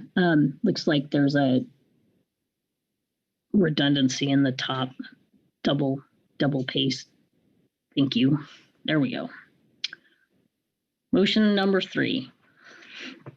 I move the council continue to develop a range of alternatives that would move the existing non-trawl RCA boundaries and or allow groundfish fishing inside the non-trawl RCA using only select gears that minimize bottom contact as follows. Number 1, the gap summary recommendation number 1, prioritize analysis of opening the existing non-trawl RCA to open access fisheries using hook and line gear and excluding longline, diggle bar, and pot trap gear, which is option 1 in the table at the end of supplemental gap report F3A. Number 2, gap summary recommendation number 2, conduct a complementary analysis that considers how the limited entry fixed gear fishermen can access their higher trip limits within the RCA using hook and line gears. Number 3, gap summary recommendation number 5, conduct a complementary analysis regarding RCA line modifications, and this is shown in table 1, options 2 and 3 of the gap report, to allow limited entry fixed gear access to areas of the RCA. Looks like there's a redundant paste problem there too, Sandra.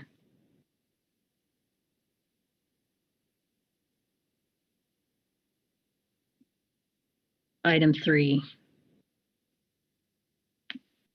Nope. Yeah, just the parenthetical. Thank you.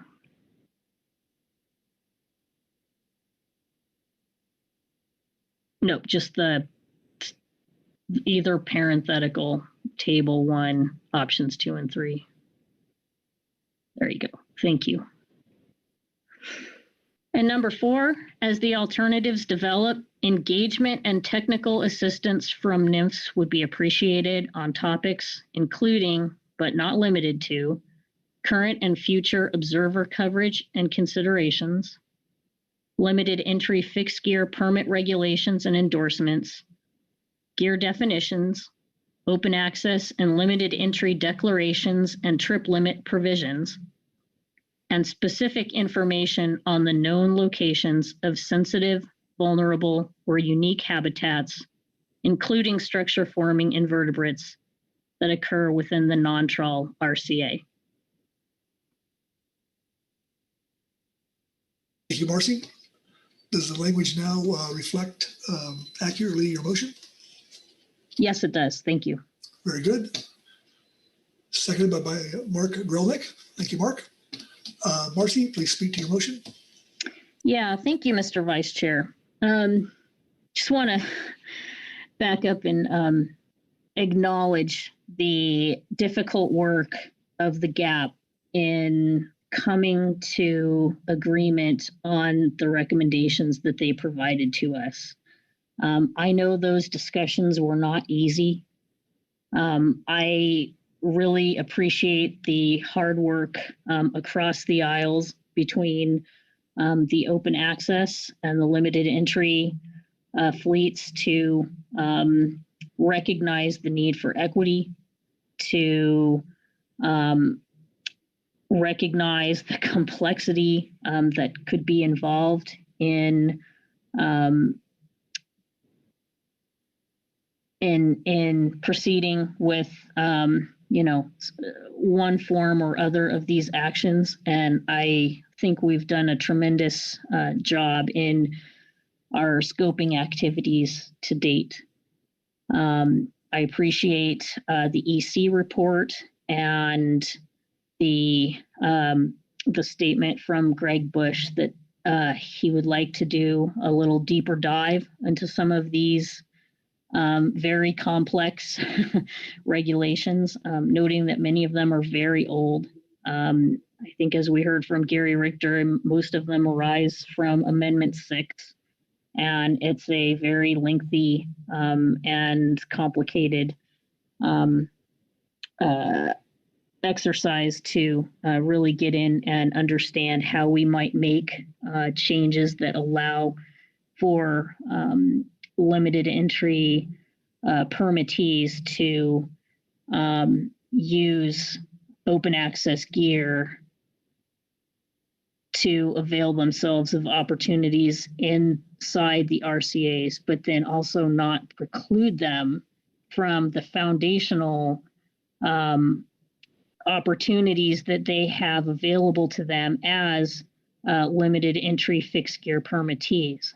I appreciate Dan Yoakum's testimony very much, reminding us of the reason we have a limited entry program and the need we have to ensure that that sector of the fishery is considered as we proceed.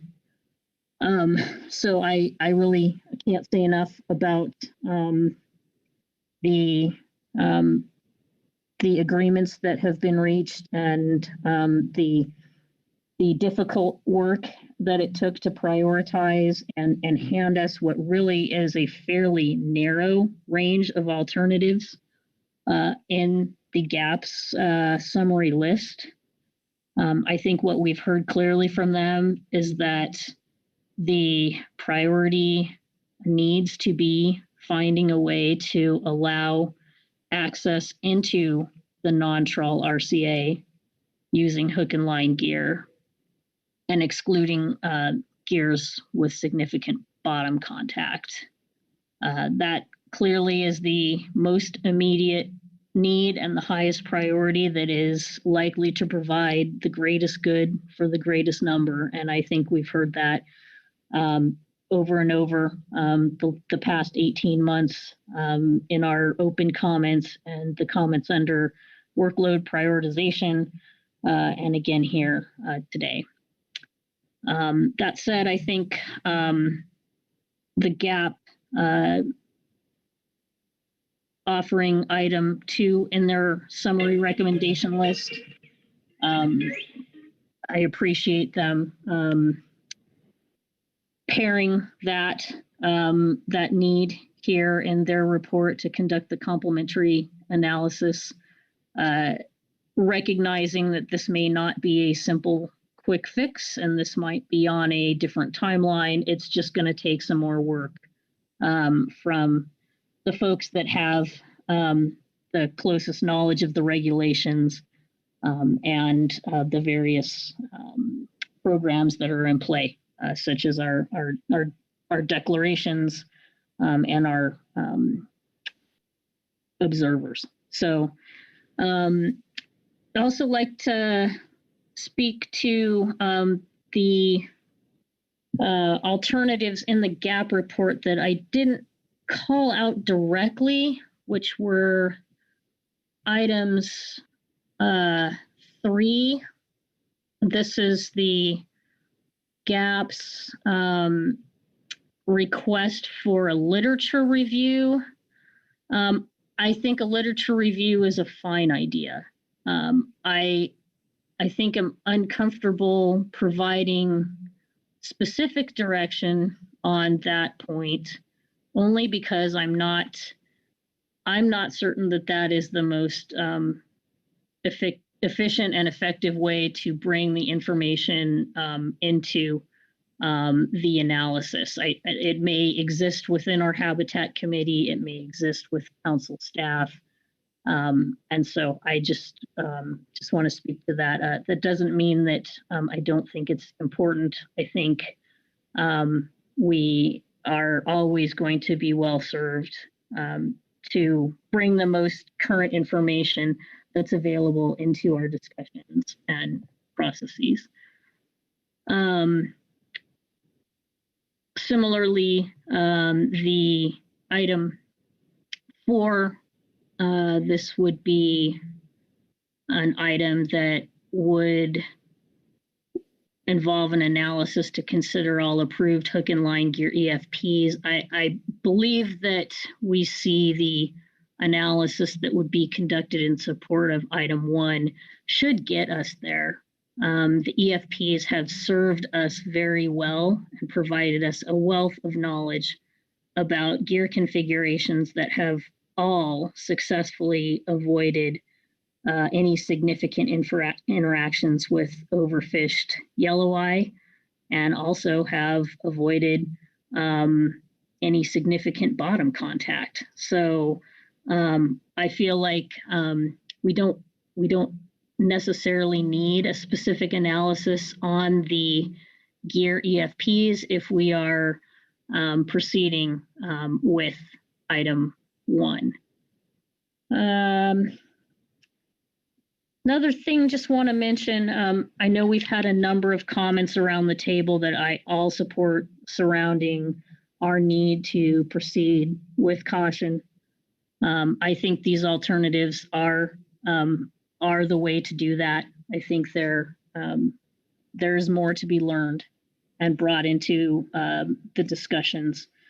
But I also want to mention the need for significant outreach and education that will come in once this action, I think, comes to being. I think that the participants on the GAP recognize that. I think we also recognize that this is not intended as a free-for-all. At least acknowledging the priority that the GAP has identified to provide access to these areas. It is going to take some concerted outreach to ensure that participants are aware that this action is intended to develop opportunities on our healthy shelf rockfish species. So I too am of the mind that we need to proceed with caution. I think we need to talk long and hard in the course of this action about vermilion rockfish. I think that may come up in the specs as well, but I am viewing this action as focused on the priority of better attainment of the underutilized shelf stocks, namely yellowtail, chili pepper, widow, and boccaccio. So I just want to throw that out there at this time as we continue to develop our thinking around these alternatives when they come to be, and that I think we do need some deliberate consideration there. And I appreciate the work that the GAP is already doing on that front with regard to looking at the specific gears that they wish to look at that avoid bottom contact. Thank you. Thank you, Marcy. Questions for Marcy? Discussion? Bob Dooley. Bob? Thank you, Mr. Vice Chair, and thanks, Marcy, for the well thought out motion. Appreciate it. I have a question, maybe then a comment. I assume in number 4, when you mention as the alternatives develop engagement and technical assistance from NMFS would be appreciated on topics including but not limited to current and future observer coverage and considerations, that does not exclude including the logbook that has been discussed and being developed for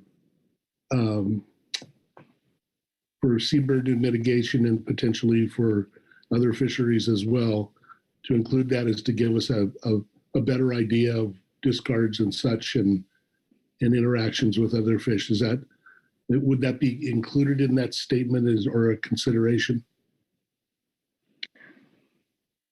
Thank you, Mr. Vice Chair. Thank you, Mr. Dooley.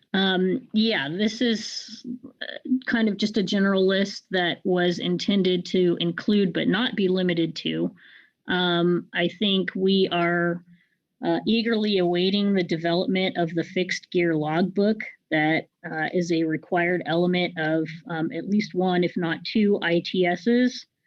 I know that NMFS is getting going on that work in the background, and I know that the states are all committed to that process as well as the GAP, and I think we have a good model. There are, I think, some things we can think about with regard to the information that is provided on a logbook that might get at exactly, I think, what you're asking about. What information is it that we might want about gear configuration or about location or about deployment, environmental conditions, what have you, that might help provide us with additional data as we move forward with opportunities to revitalize our open access and limited entry fixed gear hook and line fisheries. So I think it is a very useful tool that will be available to us in the future. And you're right, I think that is that there are things we should be considering as we look to develop that logbook form or forms. Mr. Vice Chair, thank you. And Marcy, thank you so much. That's exactly what I was getting at. I think that having some input into that logbook and making sure it serves the needs and we can get multi-use out of that will help us to inform us for future expansion even of this program to maybe other gears to help us know what's out there by having this information. So I look forward to the development of this, and I'm glad it's included. So thank you so much, and great motion. I'll be supporting it. Thank you, Bob. Further discussion? Louis Zim. Louis? Thank you, Mr. Vice Chair, and thank you, Marcy, for the motion. I will be supporting it. I just wonder if there's any geographic restrictions in mind. I know that Washington State has their own rules and thoughts about how to regulate, and then also, of course, the situation south of Point Conception. Do you have any thoughts on that? Thank you.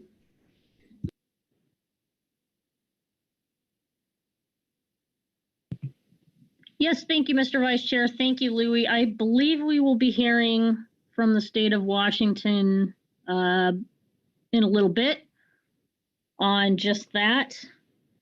In terms of south of Conception, I'm sorry, I didn't quite catch your question. Here I am again. I just wonder if south of Conception that we should be seeking to look at this over, or does this only include the area that the PCFFA proposed? Thank you, Mr. Vice Chair. Thank you, Louis, for the question. In developing the motion, I think we gave great deference to the GAP in their effort to narrow the scope of the alternatives that we move forward with here today. I think that considering line changes, we've had some discussions about that. There's a lot that goes on with that. I will also, I think, acknowledge that we will be embarking on our biennial specs process, which may reveal needs for adjustments to RCA lines once we have information available both on stock assessments and on current trends in catch and how we are performing. I have no information on that at this time, so it's difficult to really gauge what actions might be needed in any particular area.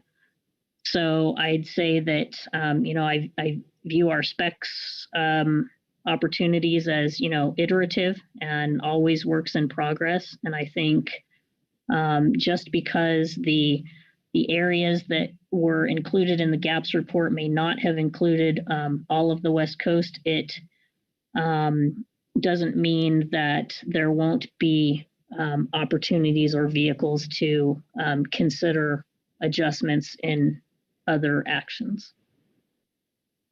Through the Vice Chair, thank you, Marcy.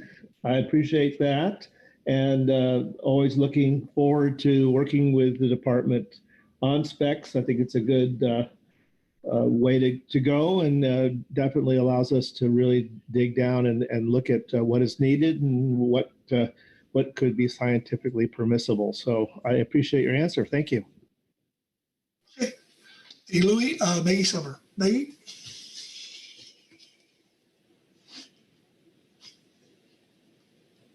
Thank you, Vice Chair.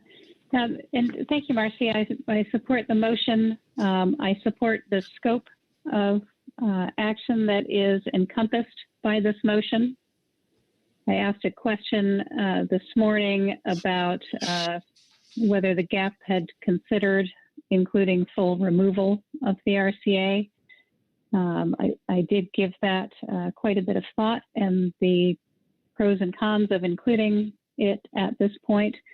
I do agree with the comment that I think we are unlikely to be comfortable allowing full access to the RCA, at least until the LOI stock is rebuilt. And we aren't looking at another LOI assessment until an update in 2023, I believe, and that will be quite a while. And the concerns that this expansion or expanding the scope to include an option like that could delay the whole process. I really think the GAP landed on the path of wisdom in their recommendations. I know it was not easy. I appreciate the work that went into that, and I fully support the prioritization laid out in their report. There are, of course, a lot of details to work out as the development of alternatives proceeds. I'll note just as one example, federal gear definitions include a definition for commercial vertical hook and line, which means gear that involves a single line anchored at the bottom and buoyed at the surface so as to fish vertically. I believe it's sometimes called Portuguese gear or Portuguese long line. And I would just expect that there will be leeway as alternatives are developed going forward to really look closely at the definitions and potentially include something like that in a prohibition if that's felt to be appropriate. Also, as alternatives are developed, I hope to see involvement by those needed to make sure the right pieces are there. We had a lot of very good preliminary information, as Marcy noted, from the enforcement consultants, as well as the Habitat Committee and GMT. And there are a lot of people out there with relevant knowledge beyond just NMFS called out in bullet or number 4 in this motion, who have knowledge that could be really helpful in developing workable alternatives. For example, some of the state representatives on the enforcement consultants or some of the representatives on the Habitat Committee who may have good knowledge of new information on the locations of sensitive habitats, and perhaps on published studies on non-trawl gear impacts on benthic habitat. Along those lines, I'll say I certainly support the concept of a literature review. I know Marcy mentioned that. I think it could turn up relevant information to help inform our understanding of potential impacts. I certainly appreciate the distinction between essential fish habitat and that process, and the RCAs and their intent in this process. And I don't mean to turn this into an EFH review, but at the same time, allowing access potentially to the core non-trawl RCA that's been closed for so long is not a routine management measure adjustment either. Noting that the scope here does, as a lower priority, include looking at line modifications. And so I think it does, it would benefit us to have information on the best current scientific information and research results available that could inform us. I think I'll stop there. Thanks for the motion, Marcy. I appreciate it. Thank you, Maggie. Kelly Ames. Kelly?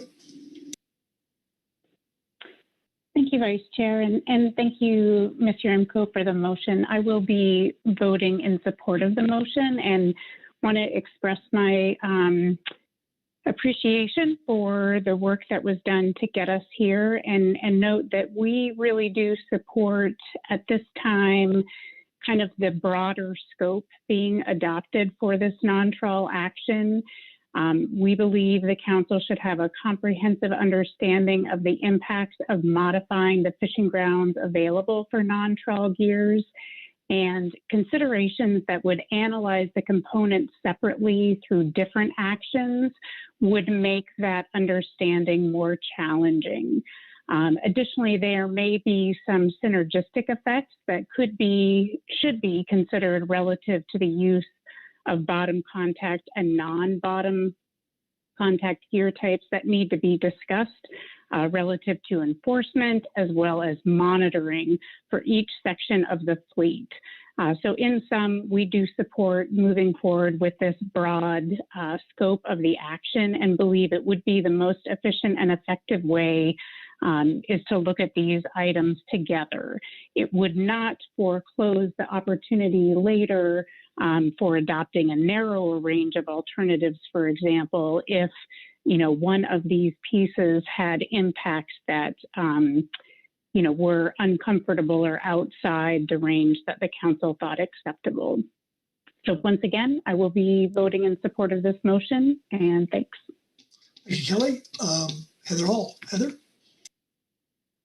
Thank you, Vice Chair. And thank you, Marcy, for the motion. I want to start, it's getting a little repetitive here, but I do really want to acknowledge all the work that the GAP did to establish some clear priorities for this action. And I do agree with what's been said that they did the hard work there. I also had a question to Marcy about your motion, and Louis touched on this a little bit in his questioning before, but I noticed that your motion is specific to the GAP recommendations, and I'm speaking specifically to number 3 regarding RCA lines, line modifications, and we've had some discussions in Washington, just not fully ready to close the door on that at this point. So I just wanted to confirm that you were not necessarily excluding Washington, but more thinking about sticking with the GAP recommendations as you drafted the motion.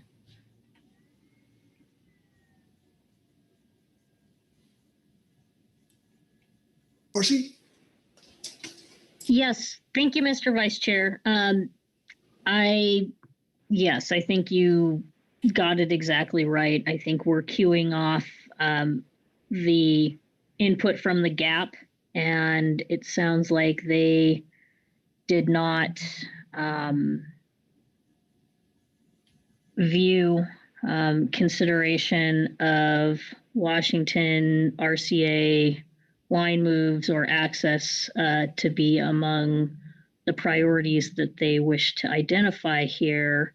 But I think that if there is an interest in considering that as the discussions unfold and as we build our range of alternatives, I don't view this motion as forever precluding consideration of modifications to alternatives. We're not adopting the alternatives today. We're just directing the development of the range. So I think our goal here in the next stage is to get more information and consider the range of alternatives as our next step. So I think I wouldn't view this motion as completely shutting the door if there was interest in considerations off Washington. Thank you.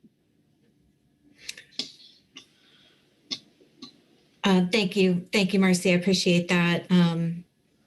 Again, and this also goes back to what Ms. Ames was just saying too, with the NMFS support for a somewhat broader scope here, and that's appropriate. I know you've heard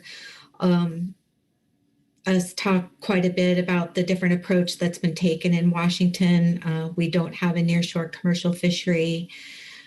We've been fairly precautionary with regard to our nearshore and have set a policy back in the 90s to preserve opportunities in the nearshore for our recreational sector, but would like to propose an amendment here to number 3 on your motion, if now's the time for that. I think it probably is. Please. Okay, I have. Thank you, Sandra. Sandra has my proposed amendment. So I move that the council amend the motion as follows, adding a sentence on to number 3 of the original motion that says, in addition to gap options described in Table 1, RCA line modifications may also include discrete changes to the 100 fathom RCA boundary in Washington north of 4616 north latitude. Okay, thank you, Heather. Does the language on the screen accurately reflect your amendment? Yes, it does. Okay, and a second, I see Butch Smith. Thank you, Butch. Okay, please speak to your motion or amendment. Thank you. Again, we have been quite careful about how we've thought about changes to RCAs off Washington, recognizing that we have considerable yellow eye habitat off our coast, in addition to sensitive habitat protected under EFH. The precautionary approach we've taken for our fisheries includes not just recreational, but also commercial. But we think that there might be some opportunity to consider changes, particularly in deeper water and that shoreward 100 fathom line off Washington. We think that a reasonable way to at least evaluate that is to have some conversations at home with our non-trawl commercial sector and recreational anglers, get those folks together and look for potential places where there might be some opportunity. Again, I don't want this to be viewed as a huge departure from our interest in being precautionary. It could very well be that we come back when the council takes this up again without a specific proposal that works for Washington. But we also don't want to preclude the opportunity for that discussion. We also note that we'll want to coordinate with our tribal co-managers as we talk about that going forward, but do appreciate the opportunity to add that in here for the analysis. Thank you. Thank you, Heather. Discussion on Heather's amendment. Krista Swinson. Krista. Thank you, Vice Chair. I just will be real brief here. I want to say I'm in support of the amendment, and I'm in support of the main motion as well. And I just really want to appreciate everyone's from public testimony and up to council discussion here on the thoughtfulness and inclusiveness in providing opportunities for small vessels and for ports up and down the coast. Thank you, Krista. Further discussion, comments? Okay, with that, I'll call for the vote on the amendment before you. All those in favor signify by saying aye. Aye. Aye. Opposed? Abstentions? The amendment passes unanimously. Thank you. Okay, that takes us back to the original and now modified amendment or motion. And so further discussion or comments on it? Okay, seeing none, I will call for the question. All those in favor signify by saying aye. Aye. Opposed? Abstentions? Motion passes unanimously. So, okay. Well, good work, everyone. Thank you, Marcy, for your amendments, and Heather for the or for your motions and amendment. Heather for your amendment, and I think I'll look to Todd. Todd, how are we doing? Yes, Mr. Vice Chair. After another marathon agenda item in Groundfish, looking across the council action, I believe you have scoped the issue appropriately. You have provided staff and other teams, as well as National Marine Fisheries Service and states, et cetera, with guidance on how to develop this particular action appropriately. You have a purpose and need statement, which I understand is ready for public review. I wanted to double check, triple check, even though I phoned a friend on that. That is my understanding. I'm sorry, I was a bit lost there in my head. So with your council action, yes, Mr. Vice Chair, I believe you have accomplished your task ahead. I did want to, however, confirm the purpose and need statement is ready for public review. That's it. Thank you. Wonderful, Todd. Thank you. I see Marcy's hand up. Marcy? Yes, Mr. Vice Chair, in response to Todd's question, I would support the motion being put out for public review. Thank you. Okay. Well, there you go. All good. And well, with that, I'm going to hand back the baton to our chairman. Mark? Thank you very much, Vice Chair Pettinger. Good job on an important agenda item there. My understanding is that salmon is not yet ready. I'm sure I'll be castigated if I have that wrong. So we will move right into agenda item H1, research and data needs. And we'll start with a staff summary. John? Good afternoon, Council Chair and Council members. Agenda item H1 concerns development of the new research and data needs database that the Council requested this initiative to be taken. And this was based on a recommendation from the SSC back in 2018 when the council last determined their research priorities. So we have made good progress. But before I go into the briefing, just so you are aware of everything that you have before you here, let me go over all of the reports that are in your briefing book for you to look at. So there's a copy, besides the situation summary, there's a copy of the slides from the presentation I'll be giving. We had in the advanced briefing book a report from the ecosystem work group for your consideration. Supplemental to that, we have reports from the ecosystem advisory subpanel, the GMT, the GAP, the CPSMT, the CPSAS, the Habitat Committee, and then of course the SSC. So those are the reports that are available for your consideration today. I think instead of going into any other of the general overview issues, I'll just launch into the presentation because that essentially covers what the questions that are being asked of you today and the guidance that we're looking for in further developing this database. So Sandra, with that, if you could start the PowerPoint.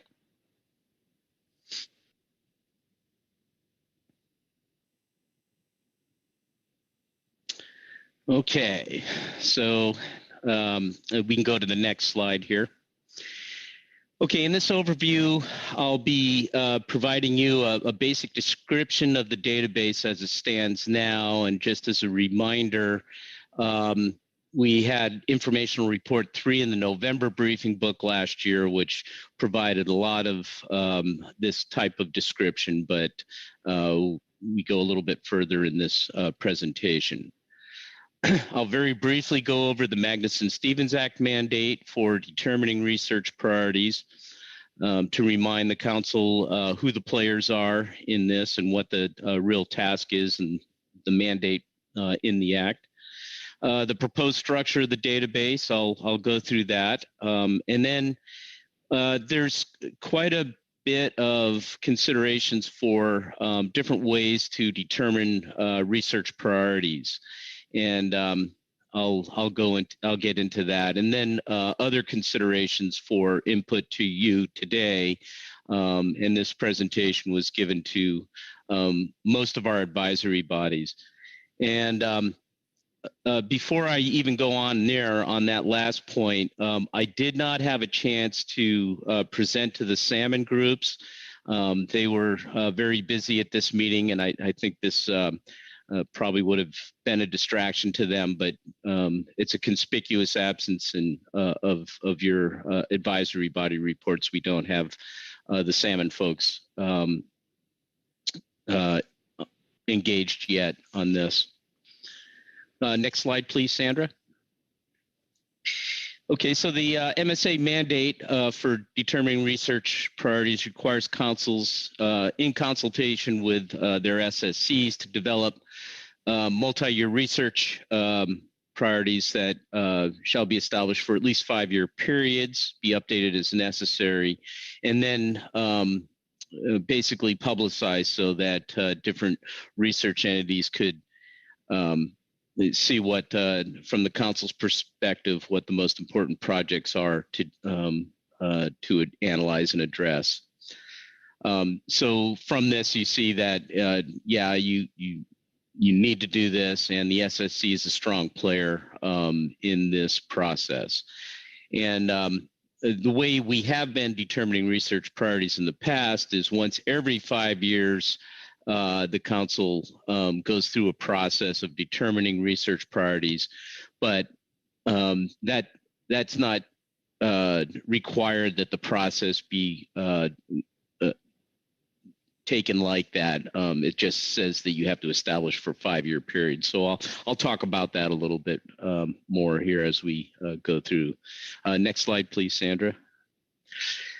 So the database is currently modeled after research and data needs database used by the North Pacific Council. They've had one for quite a few years, and mainly to take advantage of some dedicated funding that they have through the North Pacific Research Board. And to the point I made in the previous slide, they do consider research priorities more often than once every 5 years. They used to do it annually, but according to their website, it looks like they're addressing research priorities every other year now. The database fields in the prototype database that's under development captures the intent and the contents of the 2018 research and data needs document. That's you can find that on our website. Each record in the database is a research project, and the title field contains a descriptive title of that research project. Each field has a drop-down menu of choices, and we can modify any parts of the structure of this database, including the fields and the menu choices, to best suit the Pacific Council process. And the development team, which is largely comprised of the SSC, myself, Pacific States Marine Fisheries Commission, folks who are actually writing the code and helping us develop the database, and then Misha Key, who is under contract with us to populate the database with the contents of the 2018 database. And this development team has developed some new fields for your consideration and changes from the North Pacific database, to give you something better to react to, so that we can solicit from you developmental changes to the database or structural changes or anything else that will make this a useful tool for you. And then part of the development of this is to make it such that it's quite easy to query the database to find specific projects. So we have a field with keywords, and we're setting it up so that you can do smart Boolean field searches using any of the fields in the database. Next slide, please, Sandra. So here are some of the proposed fields in the database. The title, as I mentioned, of the research project, and then this field we're calling research focus. Originally, this was called FMP, but it became pretty obvious that we have a lot of research projects that certainly go beyond any one FMP. So we've broken it down to these 6 categories. Each of our 4 FMPs, coastal pelagic species, groundfish, HMS, and salmon. But then we also include ecosystem projects, which is a research focus that encompasses not just straight ecosystem projects, but any habitat related projects as well. It's sort of an umbrella category. And then this category called social sciences, which is meant to cover any types of research into economic modeling, economic surveys, analyses on community impacts, and things that our current IEA team often gets into. But that's the purpose of the social sciences category. We have a source documentation field, and the idea here is to be able to put in hyperlinks to documents that are available online that provide some context for the research or data need. For instance, we get a lot of our research and data needs out of in the groundfish process through groundfish stock assessments, also CPS stock assessments. It's a mandate in the terms of reference to identify research and data needs. So in this field, source documentation, you would, for a particular research project that pertained, you would have a link to that particular stock assessment document or star panel report, so that you can better understand the context.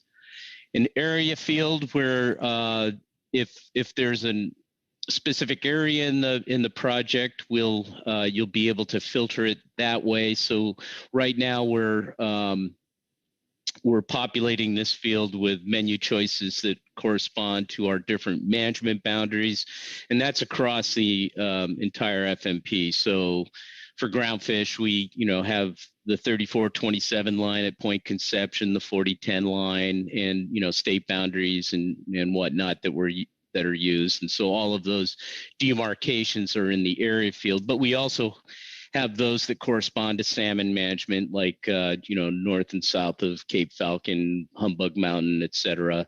And then even broader area designations like Eastern Pacific Ocean for HMS projects, or certainly coastwide for those projects that have a coastwide purview. Then followed by the keywords field, and one of the things that the development team has asked Misha Key to do is to just put in the logical keywords for each research project that seem to make sense, and we can continue to modify this if that's helpful in filtering this database once we have it set up. Council action is a field where you can better understand how the results from a research project are anticipated to be used by the council. What sorts of actions the council would normally take, and how these data or these results would inform those actions. A research status field to track projects, and you can see the fields here. We have pending, no action, listed on RFPs, partially underway, or completed. So those are a way to track progress on any of these projects. And then we get into the priority fields. Now, as an absolute necessity, and this is based on our interpretation of the Magnuson-Stevens Act mandate, we need to show both the council priorities and the SSC priorities. So right now we have a high, medium, low, and unranked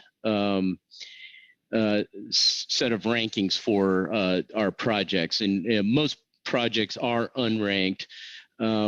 But as we have gone through this database, the questions come up: should we just go with a different ranking system, notably a simpler ranking system? And I can get into the different options there, but some of our advisors have their recommendations there, so we can let them speak for themselves. Whatever ranking system is embraced, we'll do it for any advisory body that the council wants to rank projects. The next slide, please, Sandra.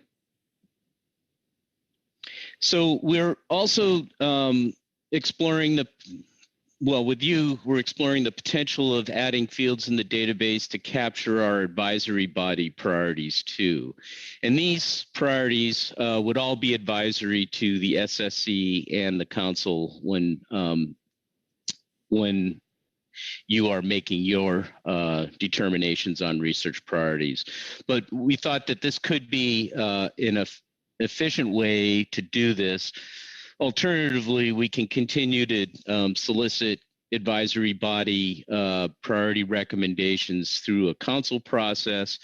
Under any circumstance, there's no impetus to not solicit that advice. The question here is would it be useful, efficient, and helpful to you if we did it directly through the database, or should we continue to do it in some future defined process? In all cases, the admin rights to prioritize the appropriate projects would be limited to council staff who staff those advisory bodies. And then I failed to mention it, but in the last slide, the SSC, each of the subcommittee chairs of the SSC would have admin rights, as well as council staff to set priorities. But only the SSC would have the ability to add projects. But we would still have some sort of process where projects could be recommended for the database. And I don't want this slide to infer that this is exclusive to just the technical teams or the management teams, but frankly, any council advisory body that the council wishes to have a field in this database to understand their priority recommendations, we can build it accordingly. So we could do it for the advisory subpanels as well, if that's what is desired. Next slide, please, Sandra. So I guess I've hit on a lot of these points.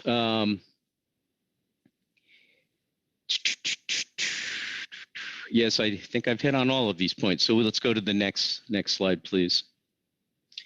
So, so the basic questions we're asking at this juncture, are there any recommended structural modifications to the database? How should unranked research projects be captured in the database? And then one of the things that we're encountering here, and I guess it's maybe not a big surprise for anyone who's read through the research and data needs documents, there are an awful lot of projects that are in the current document that are duplications. And so one of the things that Misha is doing for us is she's highlighting those projects that appear to be duplications. So one of the things that the development team is recommending is that once this database is up and running, perhaps the first thing that should be done is set the SSC loose to go through and clean up and remove those duplications and perhaps make, other modifications so that when the council's ready to use this in whatever process you define, we'll have a database that's perhaps less cluttered with duplicate projects.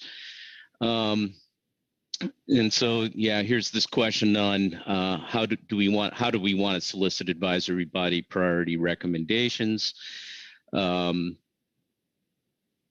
The current process right now, it's laid out in COP 12 is once every 5 years at the April meeting, the advisory bodies submit their recommendations for research projects and their priorities directly to the SSC. There's no council agenda item in April for that step.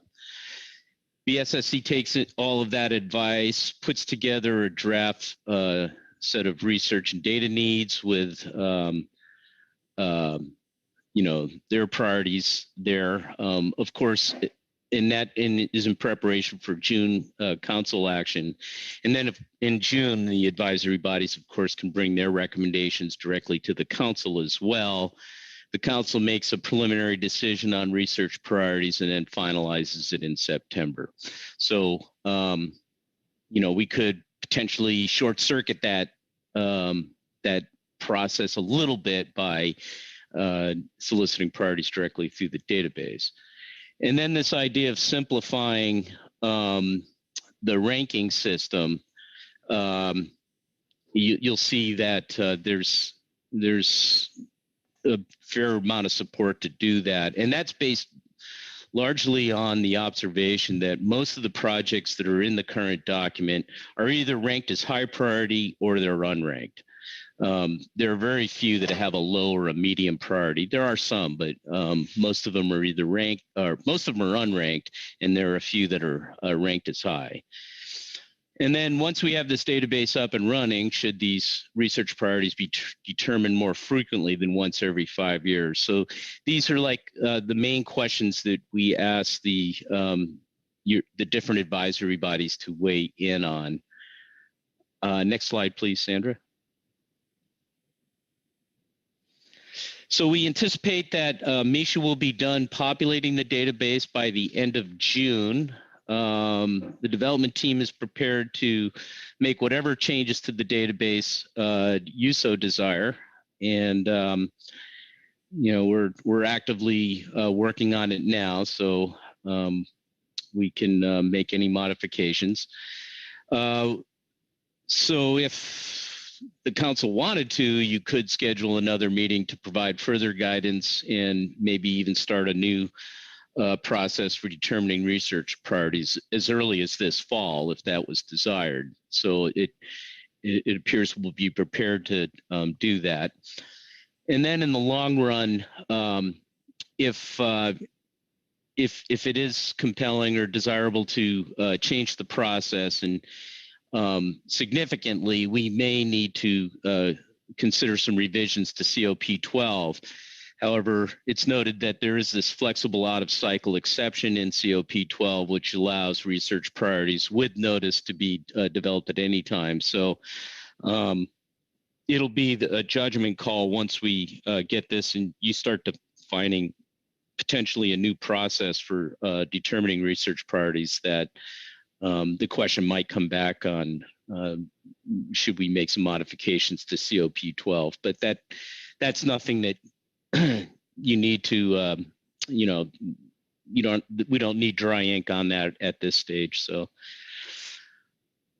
that is all I have in the presentation. So I'd say with that, I am happy to take any questions you might have. Thank you, John. Let me see if there's some questions from around the table.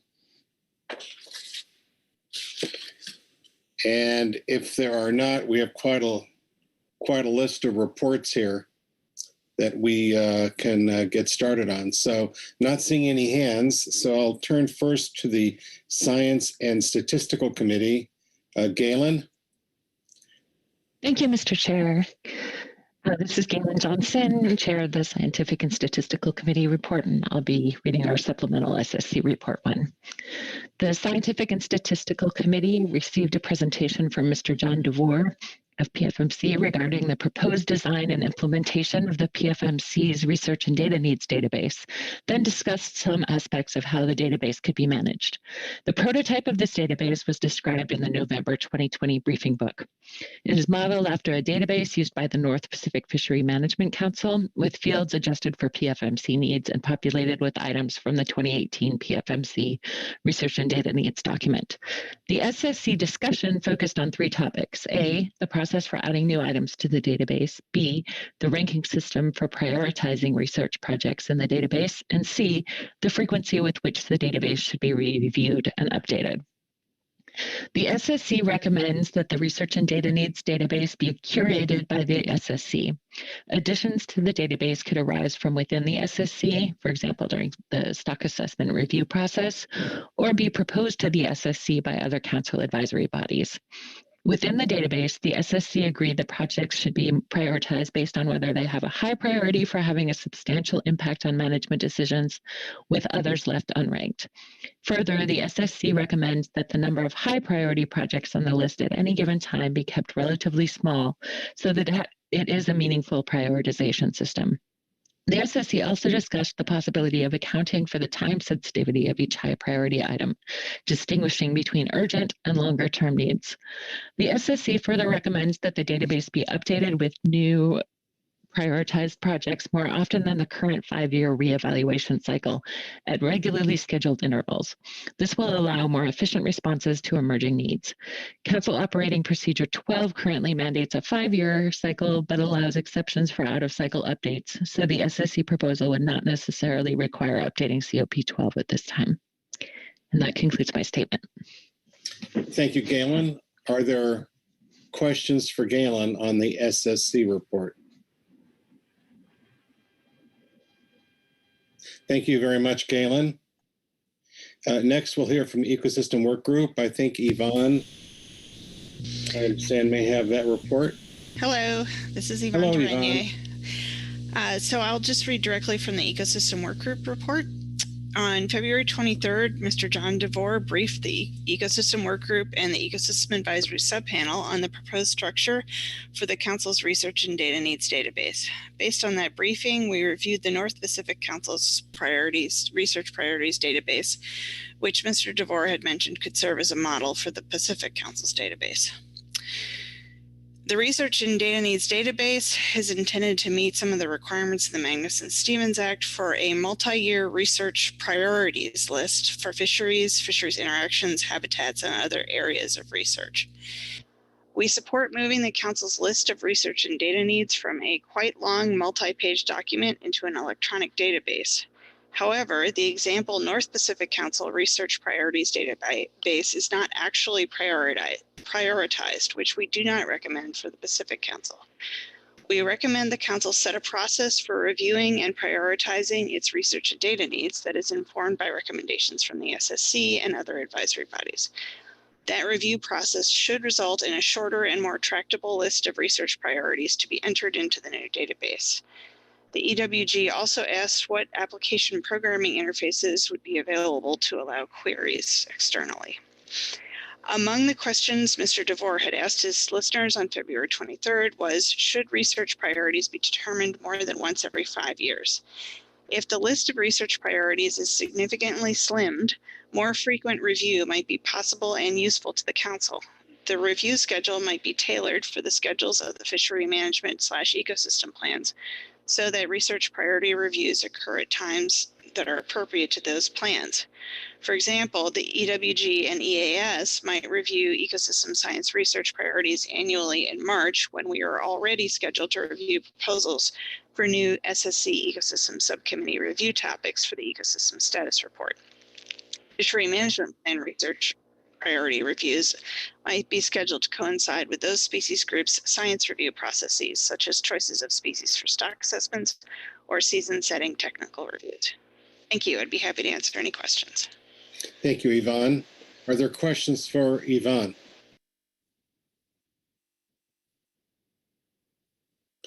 Thank you, Yvonne. Next, we'll have the EAS report. Corey? Good afternoon, Mr. Chair and council members. Can you hear me okay? Good afternoon. Great. This is Corey Ridings. I'll be reading in the EAS report. The EAS received a co-briefing with the Ad Hoc Ecosystem Work Group from Mr. John DeVore and discussed the Research and Data Needs Database. We appreciate the work by the SSC and the council staff to develop an electronic database and continue to improve the council's ability to communicate management-driven science needs to the larger academic and scientific communities. The council is operating in an increasingly dynamic environment driven by both unprecedented physical changes like climate change and direct human actions, for example, expanding aquaculture and offshore wind development. These circumstances call for agile and rapidly responsive applied research, and this database and improvements to the research and data needs process will help achieve that. Regarding database fields, we recommend adding a contact for the principal investigator, project lead, or where available, the project quote champion. So council staff, NOAA, NMFS staff, SSC chair, et cetera, so that communication across research communities and or the interested public can be better facilitated. We also recommend adding a project or research goal field so that the purpose of the research and advancing council decision-making is clearly articulated, and a length of time field so that the database audience can quickly understand the scope of a project and whether it is an ongoing or one-off project, and thus help in prioritization. Additionally, a funded category of the research status field, including the contact information of the PI undertaking the research, would be helpful for the council to track progress, and we note the importance of this field in general for the council and other potential researchers to understand what types of projects are being executed or are needed. We recommend that the Habitat Committee priorities be included as well. Regarding prioritization of research projects, the EAS thinks that this is crucial to the utility of the database, especially because the database includes 1,000+ projects. The EAS endorses the approach suggested by the SSC. The EAS wonders if there is a method for linking prioritization of research to the council fishery management plans and fishery ecosystem plan goals and objectives, and notes that overall linking to FMPs and the FEP is conceptually useful. This could be accomplished as an additional field within the database. Regarding timing of council review, we understand that there are competing trade-offs with timing, such as the value of council floor time, the pace of research generally, and the accelerating pace of environmental change. With this in mind, we recommend a full council review every 2 to 3 years, providing that such reviews occur expeditiously. Finally, we note that the ultimate utility of any research and data needs projects is its ability to reach potential researchers. We recommend that in order to current distribution, this database be advertised within Sea Grant requests for proposals and be placed prominently on the council's website. Thanks, and I'm happy to answer any questions. Thank you, Corey. Are there any questions for Corey? Thank you, Corey. The Groundfish Management Team, Lynn Mattis, welcome. Good afternoon. Mic check. You're coming through loud and clear. All righty. This is agenda item H1A, supplemental GMT report. Like all the others and you all, we have received an overview of this from Mr. DeVore. The GMT is supportive of the efforts to move the current 240-page document containing the list of research and data needs into an electronic database. A queryable database should reduce duplication in the list and increase accessibility.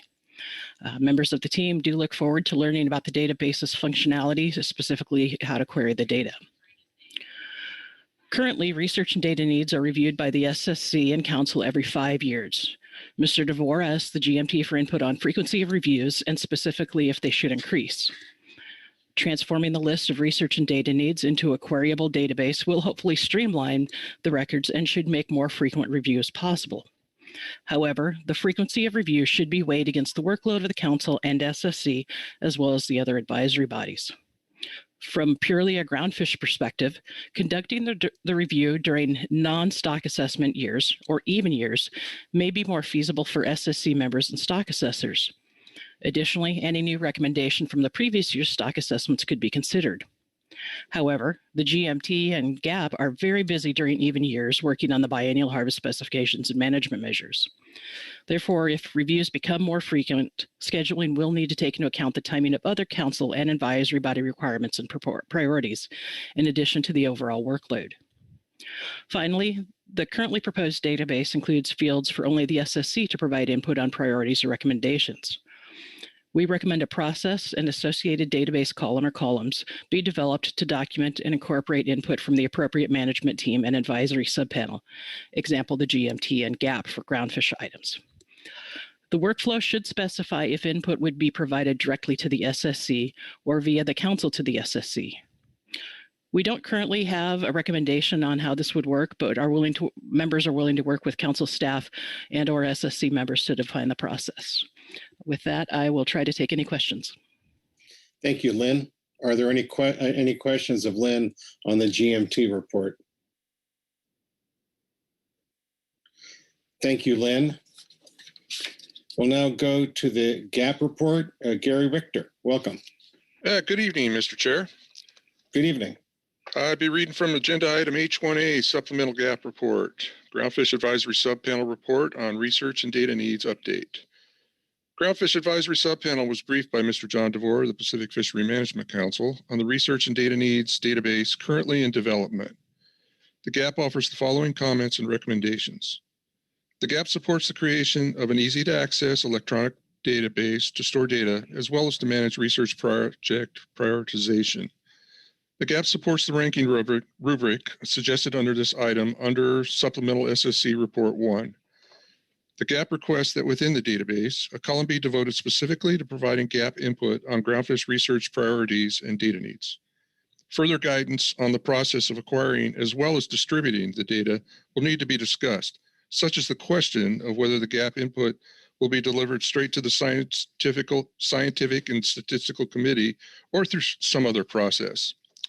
Last, the GAP supports increasing the frequency of the research and data needs reviews, certainly something more often than the current 5-year cyclical reevaluations. The GAP suggests that an every other year cycle of reviews could be evaluated, noting that advisory body workload would need to be considered.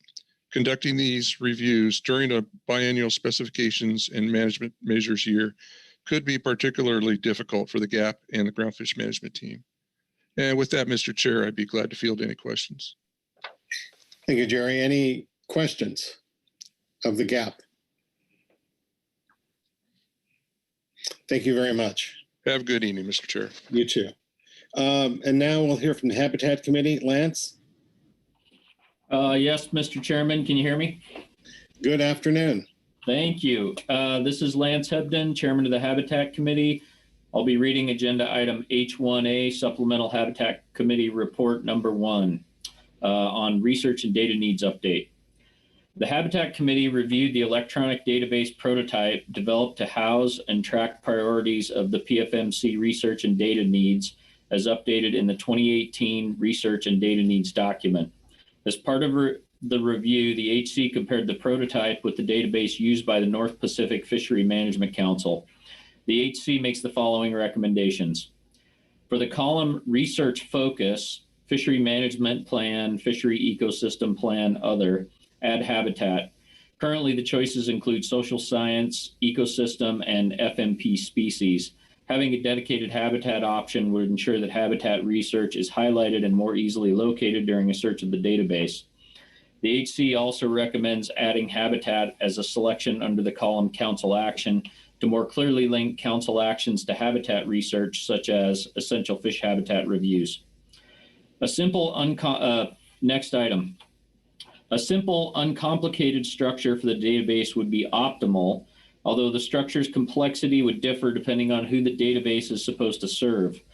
If the database is to be used as a tracking tool for the council, advisory bodies, and research partners, then more complexity may be warranted. If the database is for public use, then simpler is better. Next item. Create a separate field or column for Habitat Committee research priorities so they can be viewed separately from the Council and SSC priorities. Habitat research and data needs are unique and associated with EFH provisions for the 4 council-managed FMPs and ecosystem-based fishery management. Next recommendation. If the Council and SSC agree with the creation of a separate HC research priorities field, HC would like the opportunity to prioritize the habitat-focused research and data needs from the 2018 Research and Data Needs document and could do so during one of the council meetings in 2021. Next item. HC reviewed the North Pacific Fishery Management Council ranks for research and data needs and found the ranks which included critical ongoing monitoring, urgent, important, strategic, and pending to be more informative than high, medium, and low. The HC recommends considering and adopting a more informative classification system for priorities, which might include a hybrid of the 2 systems. Last item, identifying a process and timeline for maintaining the database after it is developed will be important to ensure it remains functional and useful. That concludes my report, Mr. Chairman. Thank you very much. Are there any questions from around the table from the Habitat Committee report? I'm not seeing any. Thanks very much. Now we'll hear from the CPSAS, Mike Okonewski. Please go ahead. Yeah, just 1 second, please.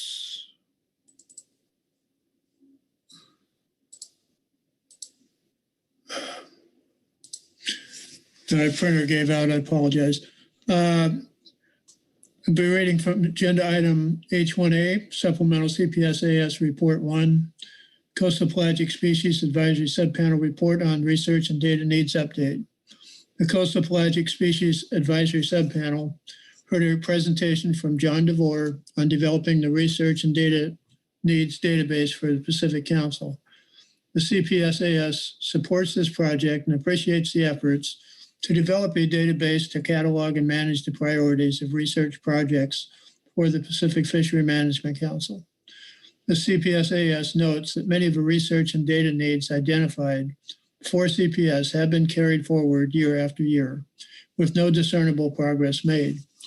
We concur with the Scientific and Statistical Committee's recommendations to capture and highlight high priority data needs, but suggest that the database also keep track of moderately high data needs that are often identified in stock assessment review, panel reviews, and the stock assessment and fishery evaluation document.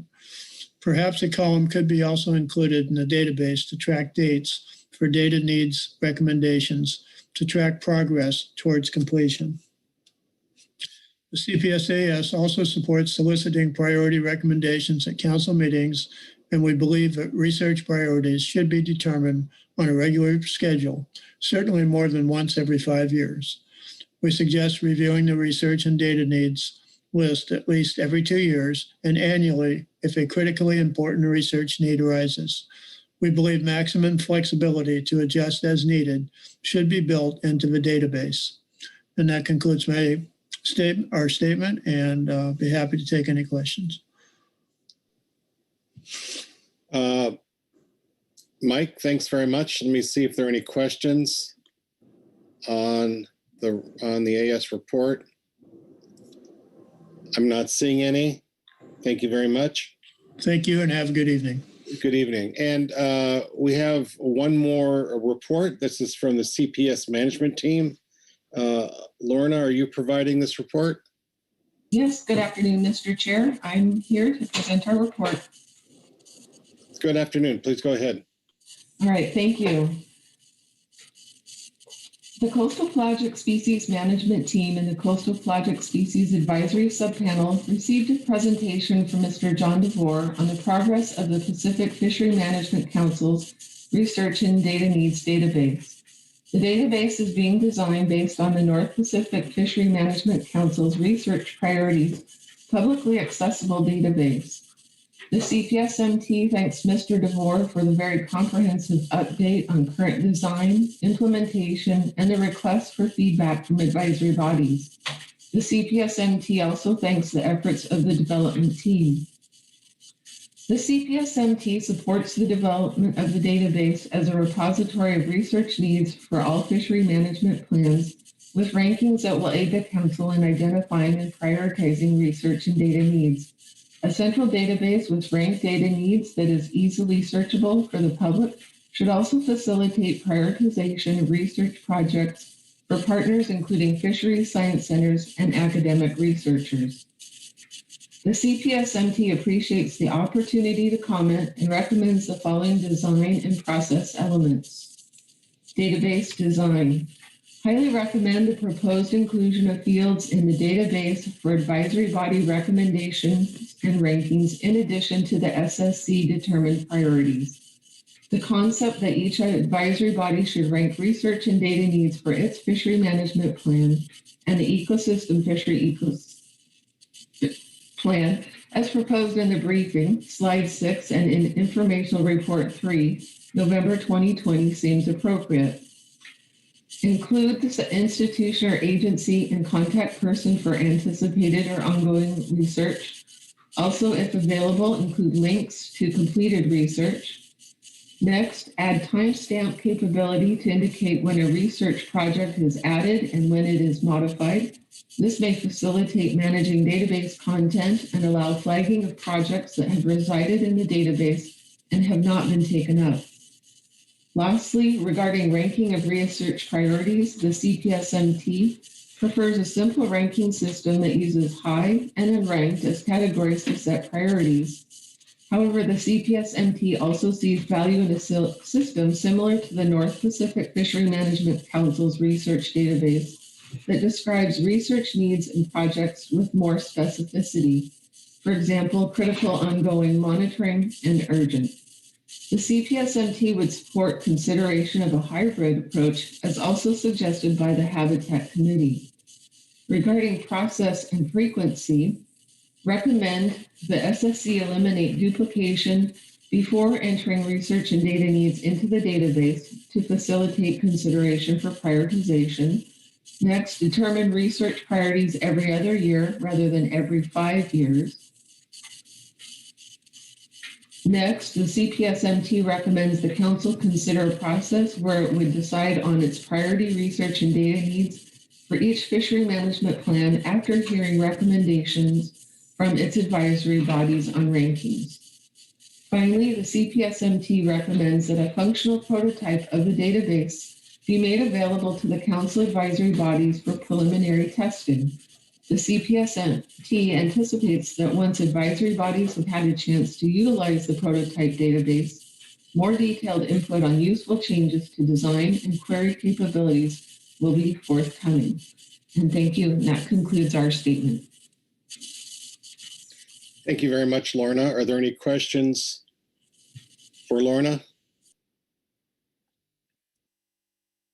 Thank you very much. That concludes our reports. I don't believe we have any public comment on this agenda item. So that will take us to our council action up there on the screen, but we're first going to take a break. Then we'll come back and have council action, but spend your time during the break thinking about the guidance we're going to provide here. So I will be right back here at 5 o'clock straight up. See you then. Mr. Chairman. Yes, sir. Just a reminder, we'll move on to Salmon as soon as we're done with research and data needs. Right. So we'll, right. When we come back from our break, we'll conclude this agenda item and move straight into Salmon. And that should conclude our business for the day. So 5 o'clock.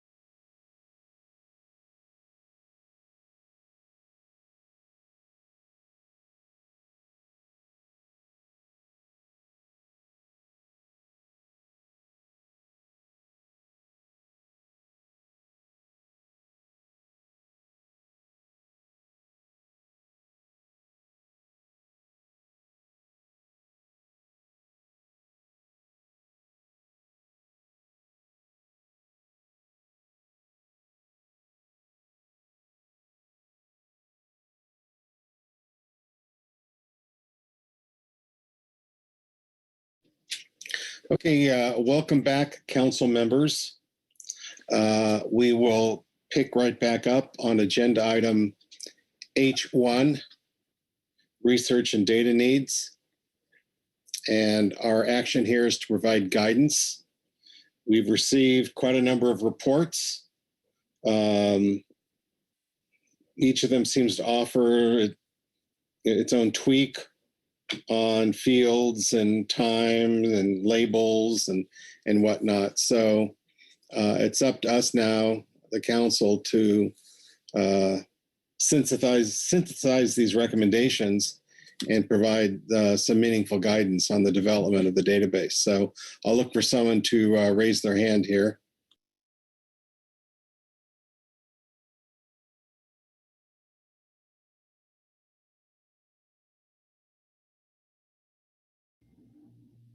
Maggie Summer, thank you very much. Thank you, Chair Gorelnik. I'll break the ice. I will start by saying I appreciate all of the advisory body reports, and I am reeling a little bit as I am trying on the fly to compare those and pick out the gems from each one. But I do have, I guess, an overarching comment, and then I will highlight a few that I can certainly support at this point. Number one, the intent of this database is to keep track of needs that this council has identified, along with the priorities related to those needs, et cetera. I will say it struck me in reading through some of the advisory body reports that they really seem to be maybe stretching beyond that and proposing that we add some fields, for example, that would help us keep track of whether there's funding for a project, how long it is taking, et cetera.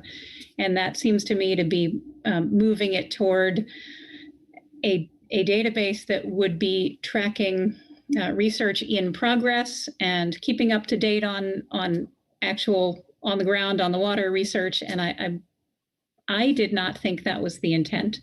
I may be mistaken in that, but I'm just trying to keep the scope of this narrow enough so that it's useful to us. I have been thinking about it as really just to track those needs we have identified based on our management needs. There are some low-hanging fruit items. Certainly, I think there was broad support for a couple items. One, which John DeVore called out with one of the slides in his presentation, which was the potential addition of columns to track priorities within a number of our management teams and committees. The Habitat Committee specifically asked that they have one added for Habitat Committee priorities, and I would support that.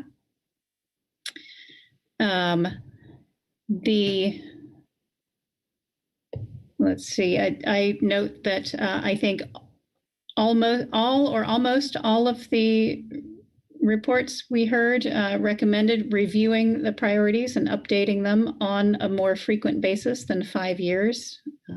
There were some specific suggestions and some that acknowledged just the difficulty of scheduling and the potential benefit of aligning with other fishery management plan activities and considerations of science. I can't get to any specific recommendation on timing at this point other than to say, yes, generally every 2 to 3 years seems appropriate to make sure that we are responding to current circumstances and evolution in the needs we have for research and data. And just to pick out several other comments that I found particularly helpful were some from let's see, another one from the Habitat Committee recommending that habitat be added as an option in the column for research focus. This is the one that currently has fishery management plans, ecosystem, et cetera. And the Ecosystem Advisory Subpanel had what I thought was a good recommendation of adding a project or research goal field so that the purpose of the research in advancing council decision-making is clearly articulated. I think I'll stop there. Those are the what really stood out to me as highlights from the reports I heard today, but acknowledging that there's a lot more in them and appreciated that. Oh, pardon me, there's one more. The discussion of how to identify the relative priorities in these. There did seem to be general support for, I think, the SSC's recommendation of a more or less hybrid approach, going with a high and unranked ranking, but then also adding some indication of time sensitivity for each high priority item and distinguishing between urgent and longer term needs. That seems well worth considering as well. Thanks. And I'm hoping that one of my colleagues has maybe a more concrete suggestion on process and how to move forward from here. I'll say I did see a note while I was speaking that looks like Heather Hall's computer quit on her. So she may be off the meeting momentarily, and maybe we'll see her back. All right. Well, Maggie, thank you very much for getting us started. I've taken some notes, but I probably missed some of what you said. Hopefully John DeVore has captured that. And as far as habitat as a category, I sort of took that column to be those labels as being non-exclusive. So habitat could be included, but maybe I interpreted that column wrong. Let's see. Additional comments. Heather is, I'm sure, trying to get back online. Oh, Heather is back online. Welcome, Heather. Go ahead. Your hand, there you go. Now Thank you, Chair Grelnick. Yeah, sorry for that, Maggie. I caught the tail end of what you were saying, and it was along the lines of what I was thinking. I thought that the advisory bodies did a really good job of identifying some specific requests for the database. And I think I heard John DeVore say in the beginning that they were welcoming changes to the database to capture those. So I thought, I think as you were suggesting, to give the SSC database team those recommendations and that they implement as many of them as reasonable. The process part to me is a little more challenging to have a solid recommendation on right now. I did think that some of the input from the advisory bodies that spoke to the idea of prioritizing by FMP seemed like a good idea. I mean, I feel like it has some pros and cons. I don't know if that would be a lot of work spread out for, I keep calling them the database team, but getting that input sporadically when it makes sense for each of the management teams or the FMPs. But I thought that was a good idea. But wondering if there was enough input in the advisory body reports on that need for a process that maybe the team could come back with a proposal later this fall, a more specific proposal for a process that took that input from the advisory body reports into account as a starting place. Thanks. Phil Anderson. Thanks, Mr. Chair. Generally support comments of both Maggie and Heather.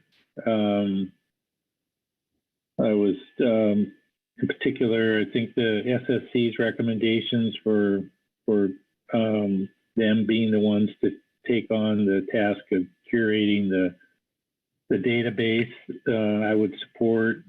And I also think the strategy that they were suggesting in terms of how to prioritize and having some that are in that high priority category with the others left unmarked or unranked, excuse me, made sense.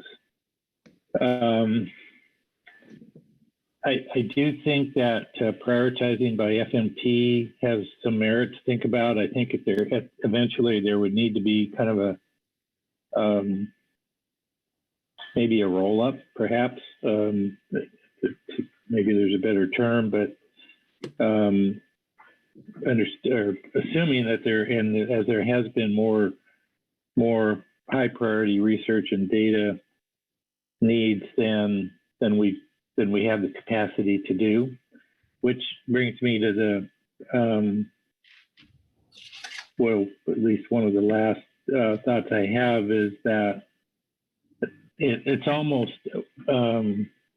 at some point we need to get an understanding of the list of high priority research and data projects that we want to do, what the capacity is to do them, and if there are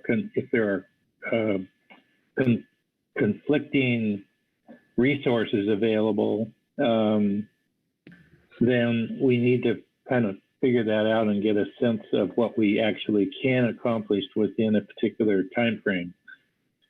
And it may be here, and I'm just missing it, but that to me would be a key ingredient or piece to have to understand, looking out over the next, whatever the appropriate term is, if it's 3 years or if it's 5 years, of the high priority items that we have, and there's only a capacity to do a portion of them. How do we go about making decisions at that point? I liken it somewhat to several of our processes. The model evaluation work group is one that I can think of, that we generally get a list that's bigger than the capacity of our analysts to do, and so we have to make some choices.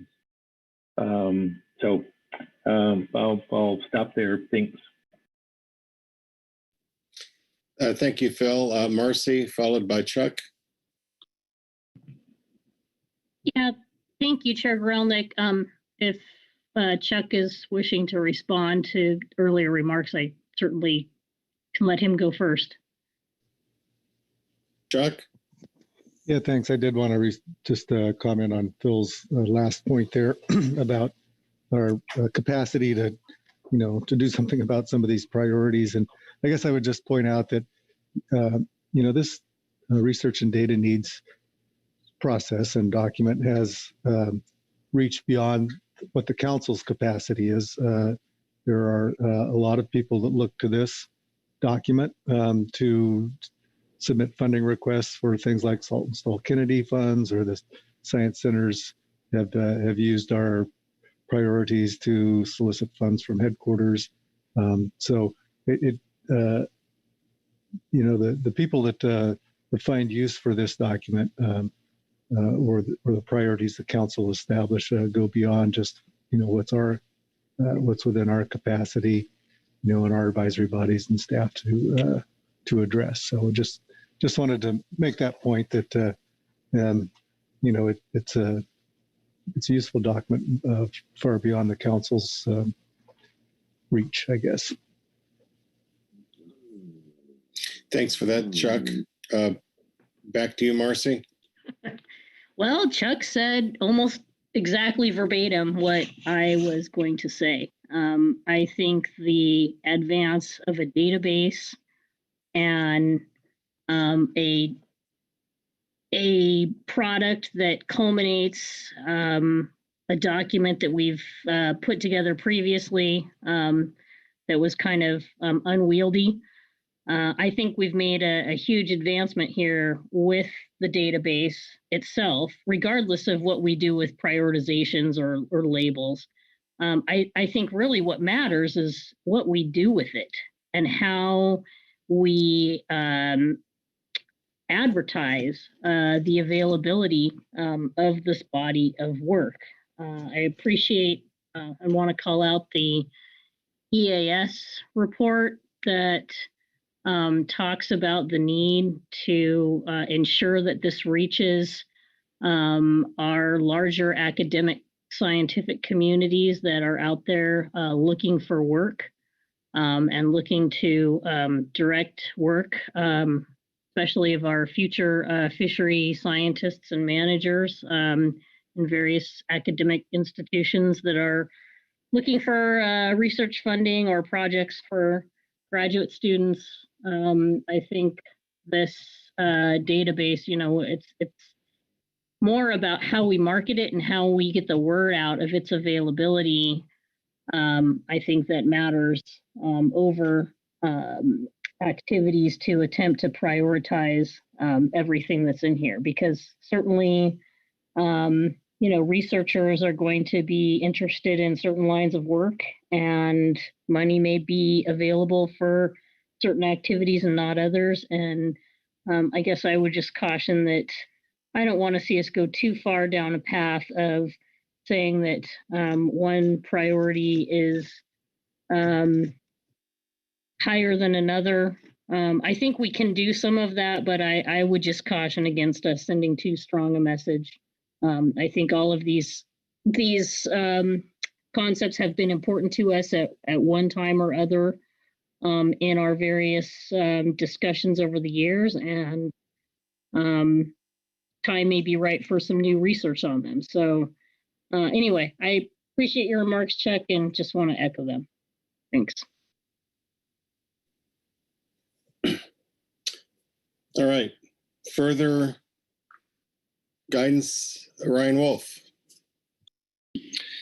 Thank you, Chair. I agree with a lot of the points that have been raised. I just wanted to add one request here from NIM's perspective that I don't think's been captured in the previous list. I think it would be helpful as we move forward towards a database to also include in the list a number of the research and database conservation measures that exist in a number of our biological opinions that are relevant to the FMPs. There's a couple, for example, in the humpback pipes that we discussed earlier today. So we'd like to see going forward some way to at least capture those measures into the database. Thank you. Thanks, Ryan. I'm a little bit confused. You're referring to research and data needs in furtherance of topics relevant to biological opinions? Maybe I wasn't clear. So just incorporating in our research and data needs, there are a number of measures that are research and data related that are in our current opinions. And it would be good to have those specific research and data needs that are outlined in those conservation recommendations or other aspects of the opinion just included in the database as well. Okay.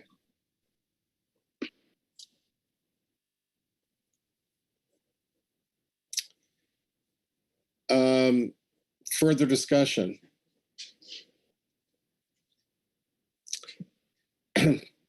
John, I'm not sure how detailed of guidance is required under this council action. You've heard the council discussion, you heard the helpful comments, and specifically the list of items that that Maggie set forth.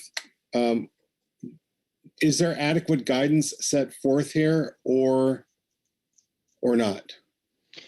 Well, perhaps.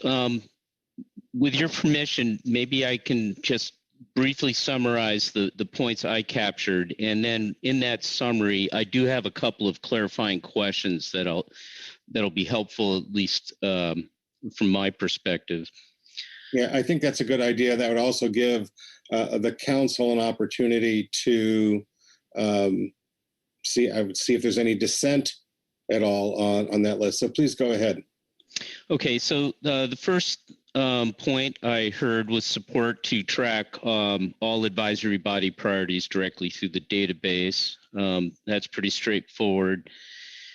General support for increasing the frequency of determining research priorities to perhaps every 2 to 3 years, but then beyond that, come back sometime in the near future with some process recommendations for doing that, given the workload considerations and other things that different advisory bodies brought forward. I heard support for adding a habitat field or element in the research focus field. And here's my first question for clarification. Right now, the development team had habitat and ecosystem projects bundled under the research focus called ecosystem. Is there a desire then to split out habitat projects from that and just differentiate them from other ecosystem projects? That's the first question I have. I can wait for an answer or keep going. Well, let's hit that. I guess the question is, how granular do we want to be here, or is ecosystem is that not accurately capture habitat concerns?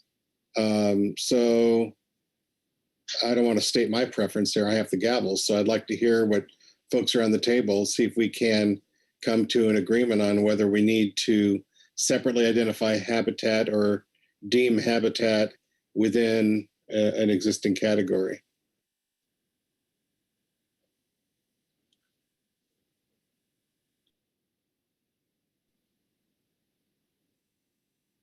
Maggie Summer. Thank you, Chair. I was picking up the Habitat Committee's recommendation to differentiate habitat there from ecosystem. If I had an opportunity, I might ask them about it. But I'll say my own opinion is that it does seem valuable to separate it out. Okay. Does anyone disagree with that? All right. So there's your answer, John. Okay, thank you. And then I heard some support to add a research goal field, and I was a little bit confused there. We have this field called Related Council Action, which is intended to explain how research results would inform a council decision making. So how would a research goal field be distinct from that, or is it?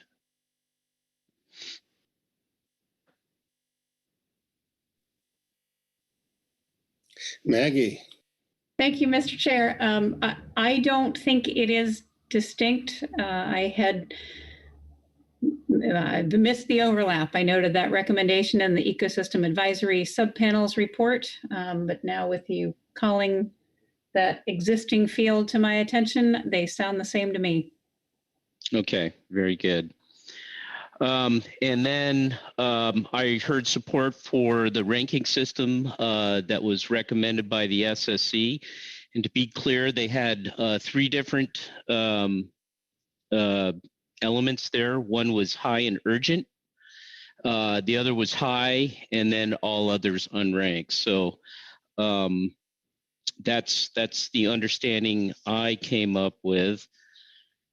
And then while I guess I've got the floor on Ryan's point on including conservation objectives from ESA consultations in the database, I think that's totally reasonable, but it seems to me that would be maybe in the next time the council determines research priorities, we could add conservation objectives from ESA consultations that seem to be applicable in the database then. I mean, right now we're not adding anything new in the database. We're waiting for the council to embark on a process to do that. But I guess my point is that seems to me to be there's a reasonable candidate research projects from ESA consultations can be considered when we do that next. Well, Ryan has his hand up, so I'll let him respond to you. Yeah, thank you, through the chair. Thanks, Jim, for the points. Yes, that's definitely more the appropriate process. And just to clarify, these aren't conservation objectives, right? These are specific research or data related examples that are in conservation recommendations as part of the BIOP. And happy to do that as we get to the next stage in the process. Okay, thank you. That's clear.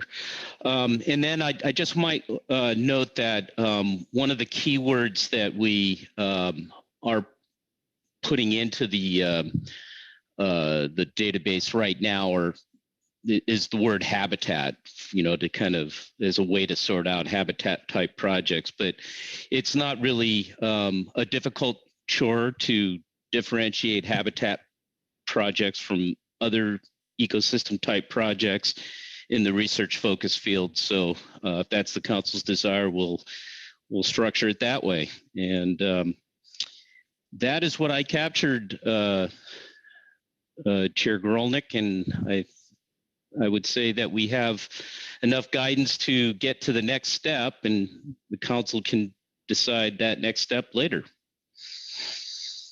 Maggie Summer. Thanks, Chair, and thanks to John for that summary. I just wanted to say that although I mentioned some things that stood out to me as highlights from the reports we received today, there was a lot in there, and there were probably some very good ideas that were not touched on. And I hope that as further development proceeds, the team will really look at those reports comprehensively and take a lot of that into consideration. And then in particular, I have a parting comment on the prioritization. And just a moment ago, John, you noted what the SSCs was. There were a few recommendations in the advisory body reports. I appreciate the intent to keep it simple. And I also agree very much with Marcy's comments earlier to not really worry too much about that. This hopefully database will be indicating the council's research needs to a much broader suite of potential researchers. And I think that is really where we're going to see a lot of value in this project. Thank you, Maggie. Chuck Tracy. Thanks, Mr. Chair. Just, I did hear a couple other things I thought might be worth sort of touching on. And one of them was Heather Hall's request that the research and data team bring some process suggestions back at the next opportunity. And then I guess along with that, Phil had mentioned that, to consider that SSC to sort of be the curator, at least as one, certainly one option. And also that the priorities should be considered within FMP. So there should be priorities within FMPs as one approach. So those are just some other notes that I took.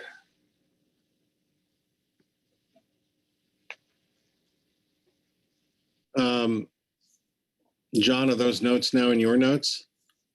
Yes, yeah, they were. I had mentioned the Heather's recommendation for the team to come back with some process recommendations, and certainly noted that you were comfortable with the SSC remaining or being the curator of the database. So that is captured. Great. Anything further around the table? Speak now or wait for this agenda item to come back at a future meeting. All right, John, I'm not seeing any hands. So you have what you need?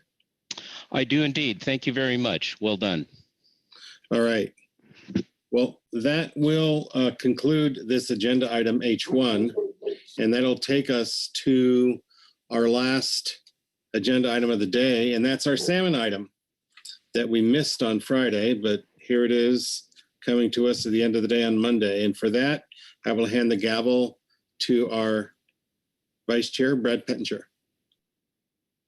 Thank you, Chair Grolnick. And it's late, but we'll try to get through this as soon as we can, I guess. With that, I'll look to Robin and to kick off D3. Robin?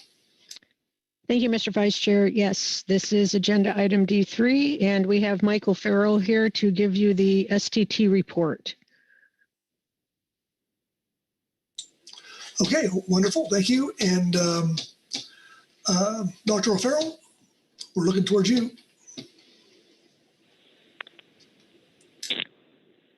Thank you, Mr. Vice Chair. I will be referring to agenda item D3A, Supplemental STT Report 1. And I am scrolling down to page, let's see here, I think it's 18, where the first table of the STT's results are presented. This is table 5A, the QTA treaty troll alternatives. We see that there are a number of Puget Sound stocks that are bolded, and meaning they're not meeting their management objectives at this point in time, but work is ongoing there, as I understand. Continuing to scroll down to the next page, I'll note that under all three alternatives, the lower Columbia River hatchery or natural tules, all alternatives are at 38% or lower. Further scrolling down, Klamath River Fall Chinook is not meeting its minimum escapement goal for 2021. Now moving on to coho, both Skagit coho and Queets coho are not meeting their objectives under all three alternatives. Moving to table 5B, macaw troll alternatives. Similar situation for the Puget Sound Chinook stocks, where there are a number that are not meeting objectives at this time. For Tule Chinook, Columbia River, see at alternative 1, the exploitation rate exceeds 38%. And going down again to California, these are the same results. The Klamath results do not differ between the two treaty troll alternatives. So still work to be done for the Klamath. Moving on to coho, similar general results where Skagit and Queets coho both are not meeting their objectives under each of the three alternatives. Again, tables 7A and 7B are presented in the back to get a breakdown of the exploitation rates for select stocks, and then we have three tables of impacts for the California Chinook stocks at the end. And that concludes my overview of the STT analysis. Okay, thank you. Questions for Mike before we go into the guidance from the states? All right. Seeing none, we'll start in the south and look to Brett Cormos. Brett? Thank you, Mr. Vice Chair. Yes, I have some guidance ready. Okay. And I'm just waiting for Sandra to get that up for all to see.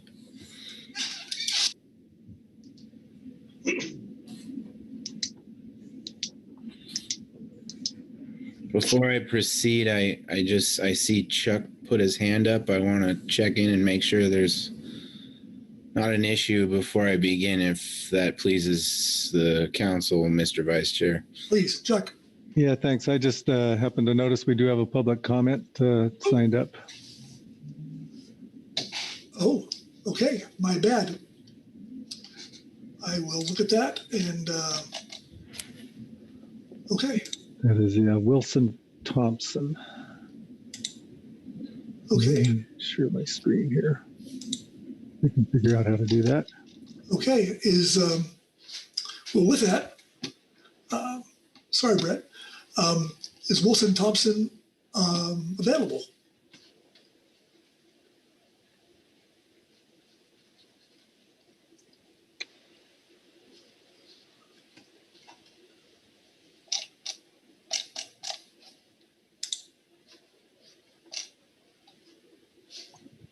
I don't see that name anywhere. Nor do I. Okay.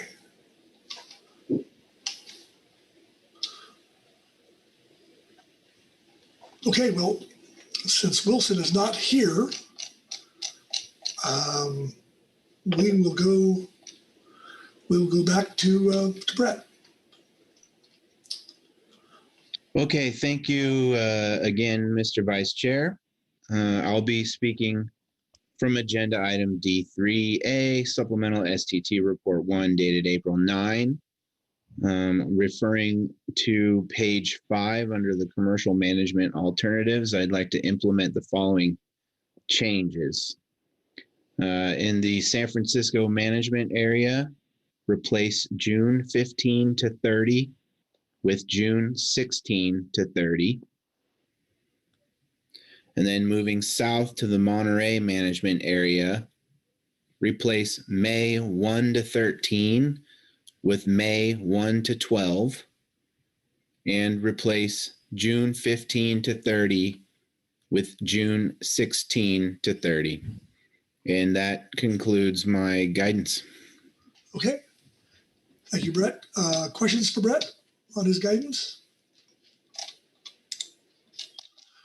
All right, we'll move up the coast to Oregon. Thank you, Brett. And to Chris Kern. Chris. Yeah, thanks, Mr. Vice Chair. I'll give a moment. Well, she's quick. Thank you, Sandra. Okay, I'd like to provide the following guidance for the Oregon commercial alternatives beginning on page 4. First, for Cape Falcon to Humpback Mountain, strike May 1 through 31 and replace with May 1 through 5, May 9 through 24, and May 27 through 31. Strike July 18 through 21 and replace with July 19 through 21. And strike all of the existing August dates and insert August 1 through 4, 8 through 10, and 15 through 17. Then moving to the Oregon KMZ, replace the bullet that says March 20 through May 31 with March 20 through May 5, May 9 through 24, and May 27 through 31. Thank you, Chris. Questions for Chris on his guidance? Okay, seeing none, up to Washington and Kyle. Thank you, Mr. Vice Chair. I do have guidance for modification of the management measures relative to agenda item D3A, Supplemental STT Report 1, dated April 9th, 2021. On table 1 on page 2, for the non-Indian fishery north of Falcon, reduce the overall non-Indian TAC for coho to 100,000 coho marked with a healed adipose fin clip, and recalculate the recreational commercial allocation according to the FMP. Then increase the trade to 10,000 marked coho from the commercial troll fishery to the recreational fishery, and 2,500 Chinook from the recreational fishery to the commercial fishery. That should bring the new non-Indian commercial troll TAC to 32,000 Chinook and 6,000 marked coho. For the commercial troll fishery, maintain the May-June Chinook quota of 18,180 and put the remaining 13,820 Chinook in the July to September fishery. Then on page 10, table 2, identical changes to what I outlined above for the non-Indian fishery north of Falcon. Reduce the overall non-Indian TAC for coho to 100,000 coho marked with a healed adipose fin clip, and recalculate the recreational commercial allocation according to the FMP. Increase the trade to 10,000 marked coho from the commercial troll fishery to the recreational fishery, and 2,500 Chinook from the recreational fishery to the commercial troll fishery. That should bring the new recreational TAC to 27,000 Chinook and 94,000 marked coho. For the recreational fishery, adjust the sub-area Chinook guidelines to correspond to the new TAC. And for the recreational fishery, allocate the post-trade recreational coho quota as follows. Nia Bay, 7,710, La Push, 1,930, Westport, 27,460, and Columbia River area, 56,900. And that concludes my guidance. Okay, very good. Thank you, Kyle. Questions for Kyle on his guidance? Okay. Thanks, Kyle. With that, we'll go to the tribes. And Joe? Thank you, Mr. Vice Chair. Can you hear me okay? Yes, I can. Okay, thank you. Originally, Mr. Vice Chair, we had put this together as a motion, and I wonder if it's appropriate to treat this more as guidance. I'd like to clarify that if I could. I'm pretty new to this, the salmon aspects of this, so I would think it would be, but I would ask Chuck if that's, we're good. Chuck? Thanks, Mr. Chair, Mr. Roman. Yes, I think at this stage, guidance is appropriate. So we typically do motions at the beginning of this process in April and at the end, and in between it's guidance. Okay. Okay. Proceed, Joe. Okay, thank you very much. So I have the following guidance for STT analysis for the following treaty troll salmon management measures. First, with respect to the Macaw tribe, alternative 1, which would be 40,000 Chinook and 40,000 coho. Moving next to the QTA tribes for alternative 1. That being 35,000 Chinook and 16,500 coho.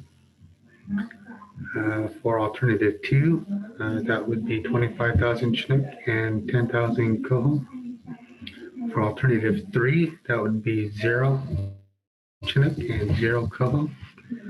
The alternatives consist of a May 1 to June 30 Chinook directed fishery and a July 1 to September 15 all species fishery. The Chinook quota should be evenly split between the two periods. Okay. Thank you, Joe. Questions for Joe on his guidance? Okay. Thank you, Joe. Mr. Vice Chair? Yes. If I may, I do have some additional comments, if I may provide that as well. Please. Okay, thank you. As you may know, this motion reflects a slight reduction in the number of treaty troll ocean options that has been arrived at based on recent discussions. The option range is now from 0 to 40,000 for Chinook and coho. The tribes still have a range of options because they are committed to having treaty reserve fisheries while protecting stocks that are under rebuilding plans, which include Queets, Strait of Juan de Fuca, and Snohomish. Intertribal and co-manager discussions will continue as they work towards co-options that will help meet the necessary conservation objectives. It is recognized that we are getting to the end of this process, and we're hopeful that we will be able to get the movement necessary to get to a single treaty troll option. I do appreciate the opportunity to provide that additional comment. Thank you. Hey, Joe, thank you. And with that, questions for Joe on his guidance there. All right. Okay, is there any other guidance that council members would wish to provide to the team at this point? Okay, and then maybe I should go to Dr. O'Farrell and see if he has any questions about the guidance that's been provided. Mike? Thank you, Mr. Vice Chair. No, I do not have any questions. Okay, very good. Robin, I would look to you on how we're doing. Thank you, Mr. Vice Chair. I see Chuck Tracy has his hand up. Yes, Chuck. Thanks, Mr. Vice Chair. Well, I was probably going to say what Robin's going to say, so my apologies if that's the case. But just as a reminder, so tomorrow is our essentially our penultimate iteration of this. So we would hope that by tomorrow's guidance that we would be at a place where people are fairly confident that we're going to be pretty close to something final that we can adopt on Wednesday. So that's our hope. And then I guess to help us get there, just in terms of scheduling, initially we had this scheduled for first thing in the morning. I suspect that's not very realistic at this point. So I guess my suggestion would be, or my question would be, if we had this at the end of the day tomorrow, if that would be something we should plan for, if that's what would fit into the salmon manager's schedule of how they think things are going to go. Yeah. Okay. And I see Kyle's hand up. Kyle? Thank you, Mr. Vice Chair. Yes, I agree. We're unlikely to have something new to bring back to the council first thing in the morning, but think that later in the day improves the likelihood that we'll have something that's further along towards what a final package might look like. So appreciate consideration for moving the item later in the day tomorrow. Thanks, Kyle. I see Chris had his hand up, but he put it down, so I'm assuming that Kyle covered that. Okay. Pete Hassemer. Pete? Thanks, Mr. Vice Chair, and sorry I'm a little slow tracking all this information. Maybe a question for Mr. Oatman on the tribal guidance he provided, just comparing what's in that guidance versus what is in the STT report we looked at. For the Macaw tribe, is there only an alternative 1 to be analyzed and that it is eliminating alternative 2, or does this just reflect the change to alternative 1 and alternative 2 stays as it was? Yeah, Joe? Thank you, Mr. Vice Chair, and thanks for the question, Pete. So as I understand this, we are looking through this guidance to reduce the number of true troll ocean options to those that I provided through that guidance. So now for the Macaw tribe, rather than 3 alternatives, now there is a single alternative 1 for those values for each species. So 40,000 snick and 40,000 coho. And we have the 3 alternatives yet for the QTA tribes. Okay. I may check to see if that answered your question appropriately. Yes, thank you. That makes it clear. Okay, thank you. Okay, thanks, Pete. Further discussion? Okay, with that, I'll turn to you, Robin.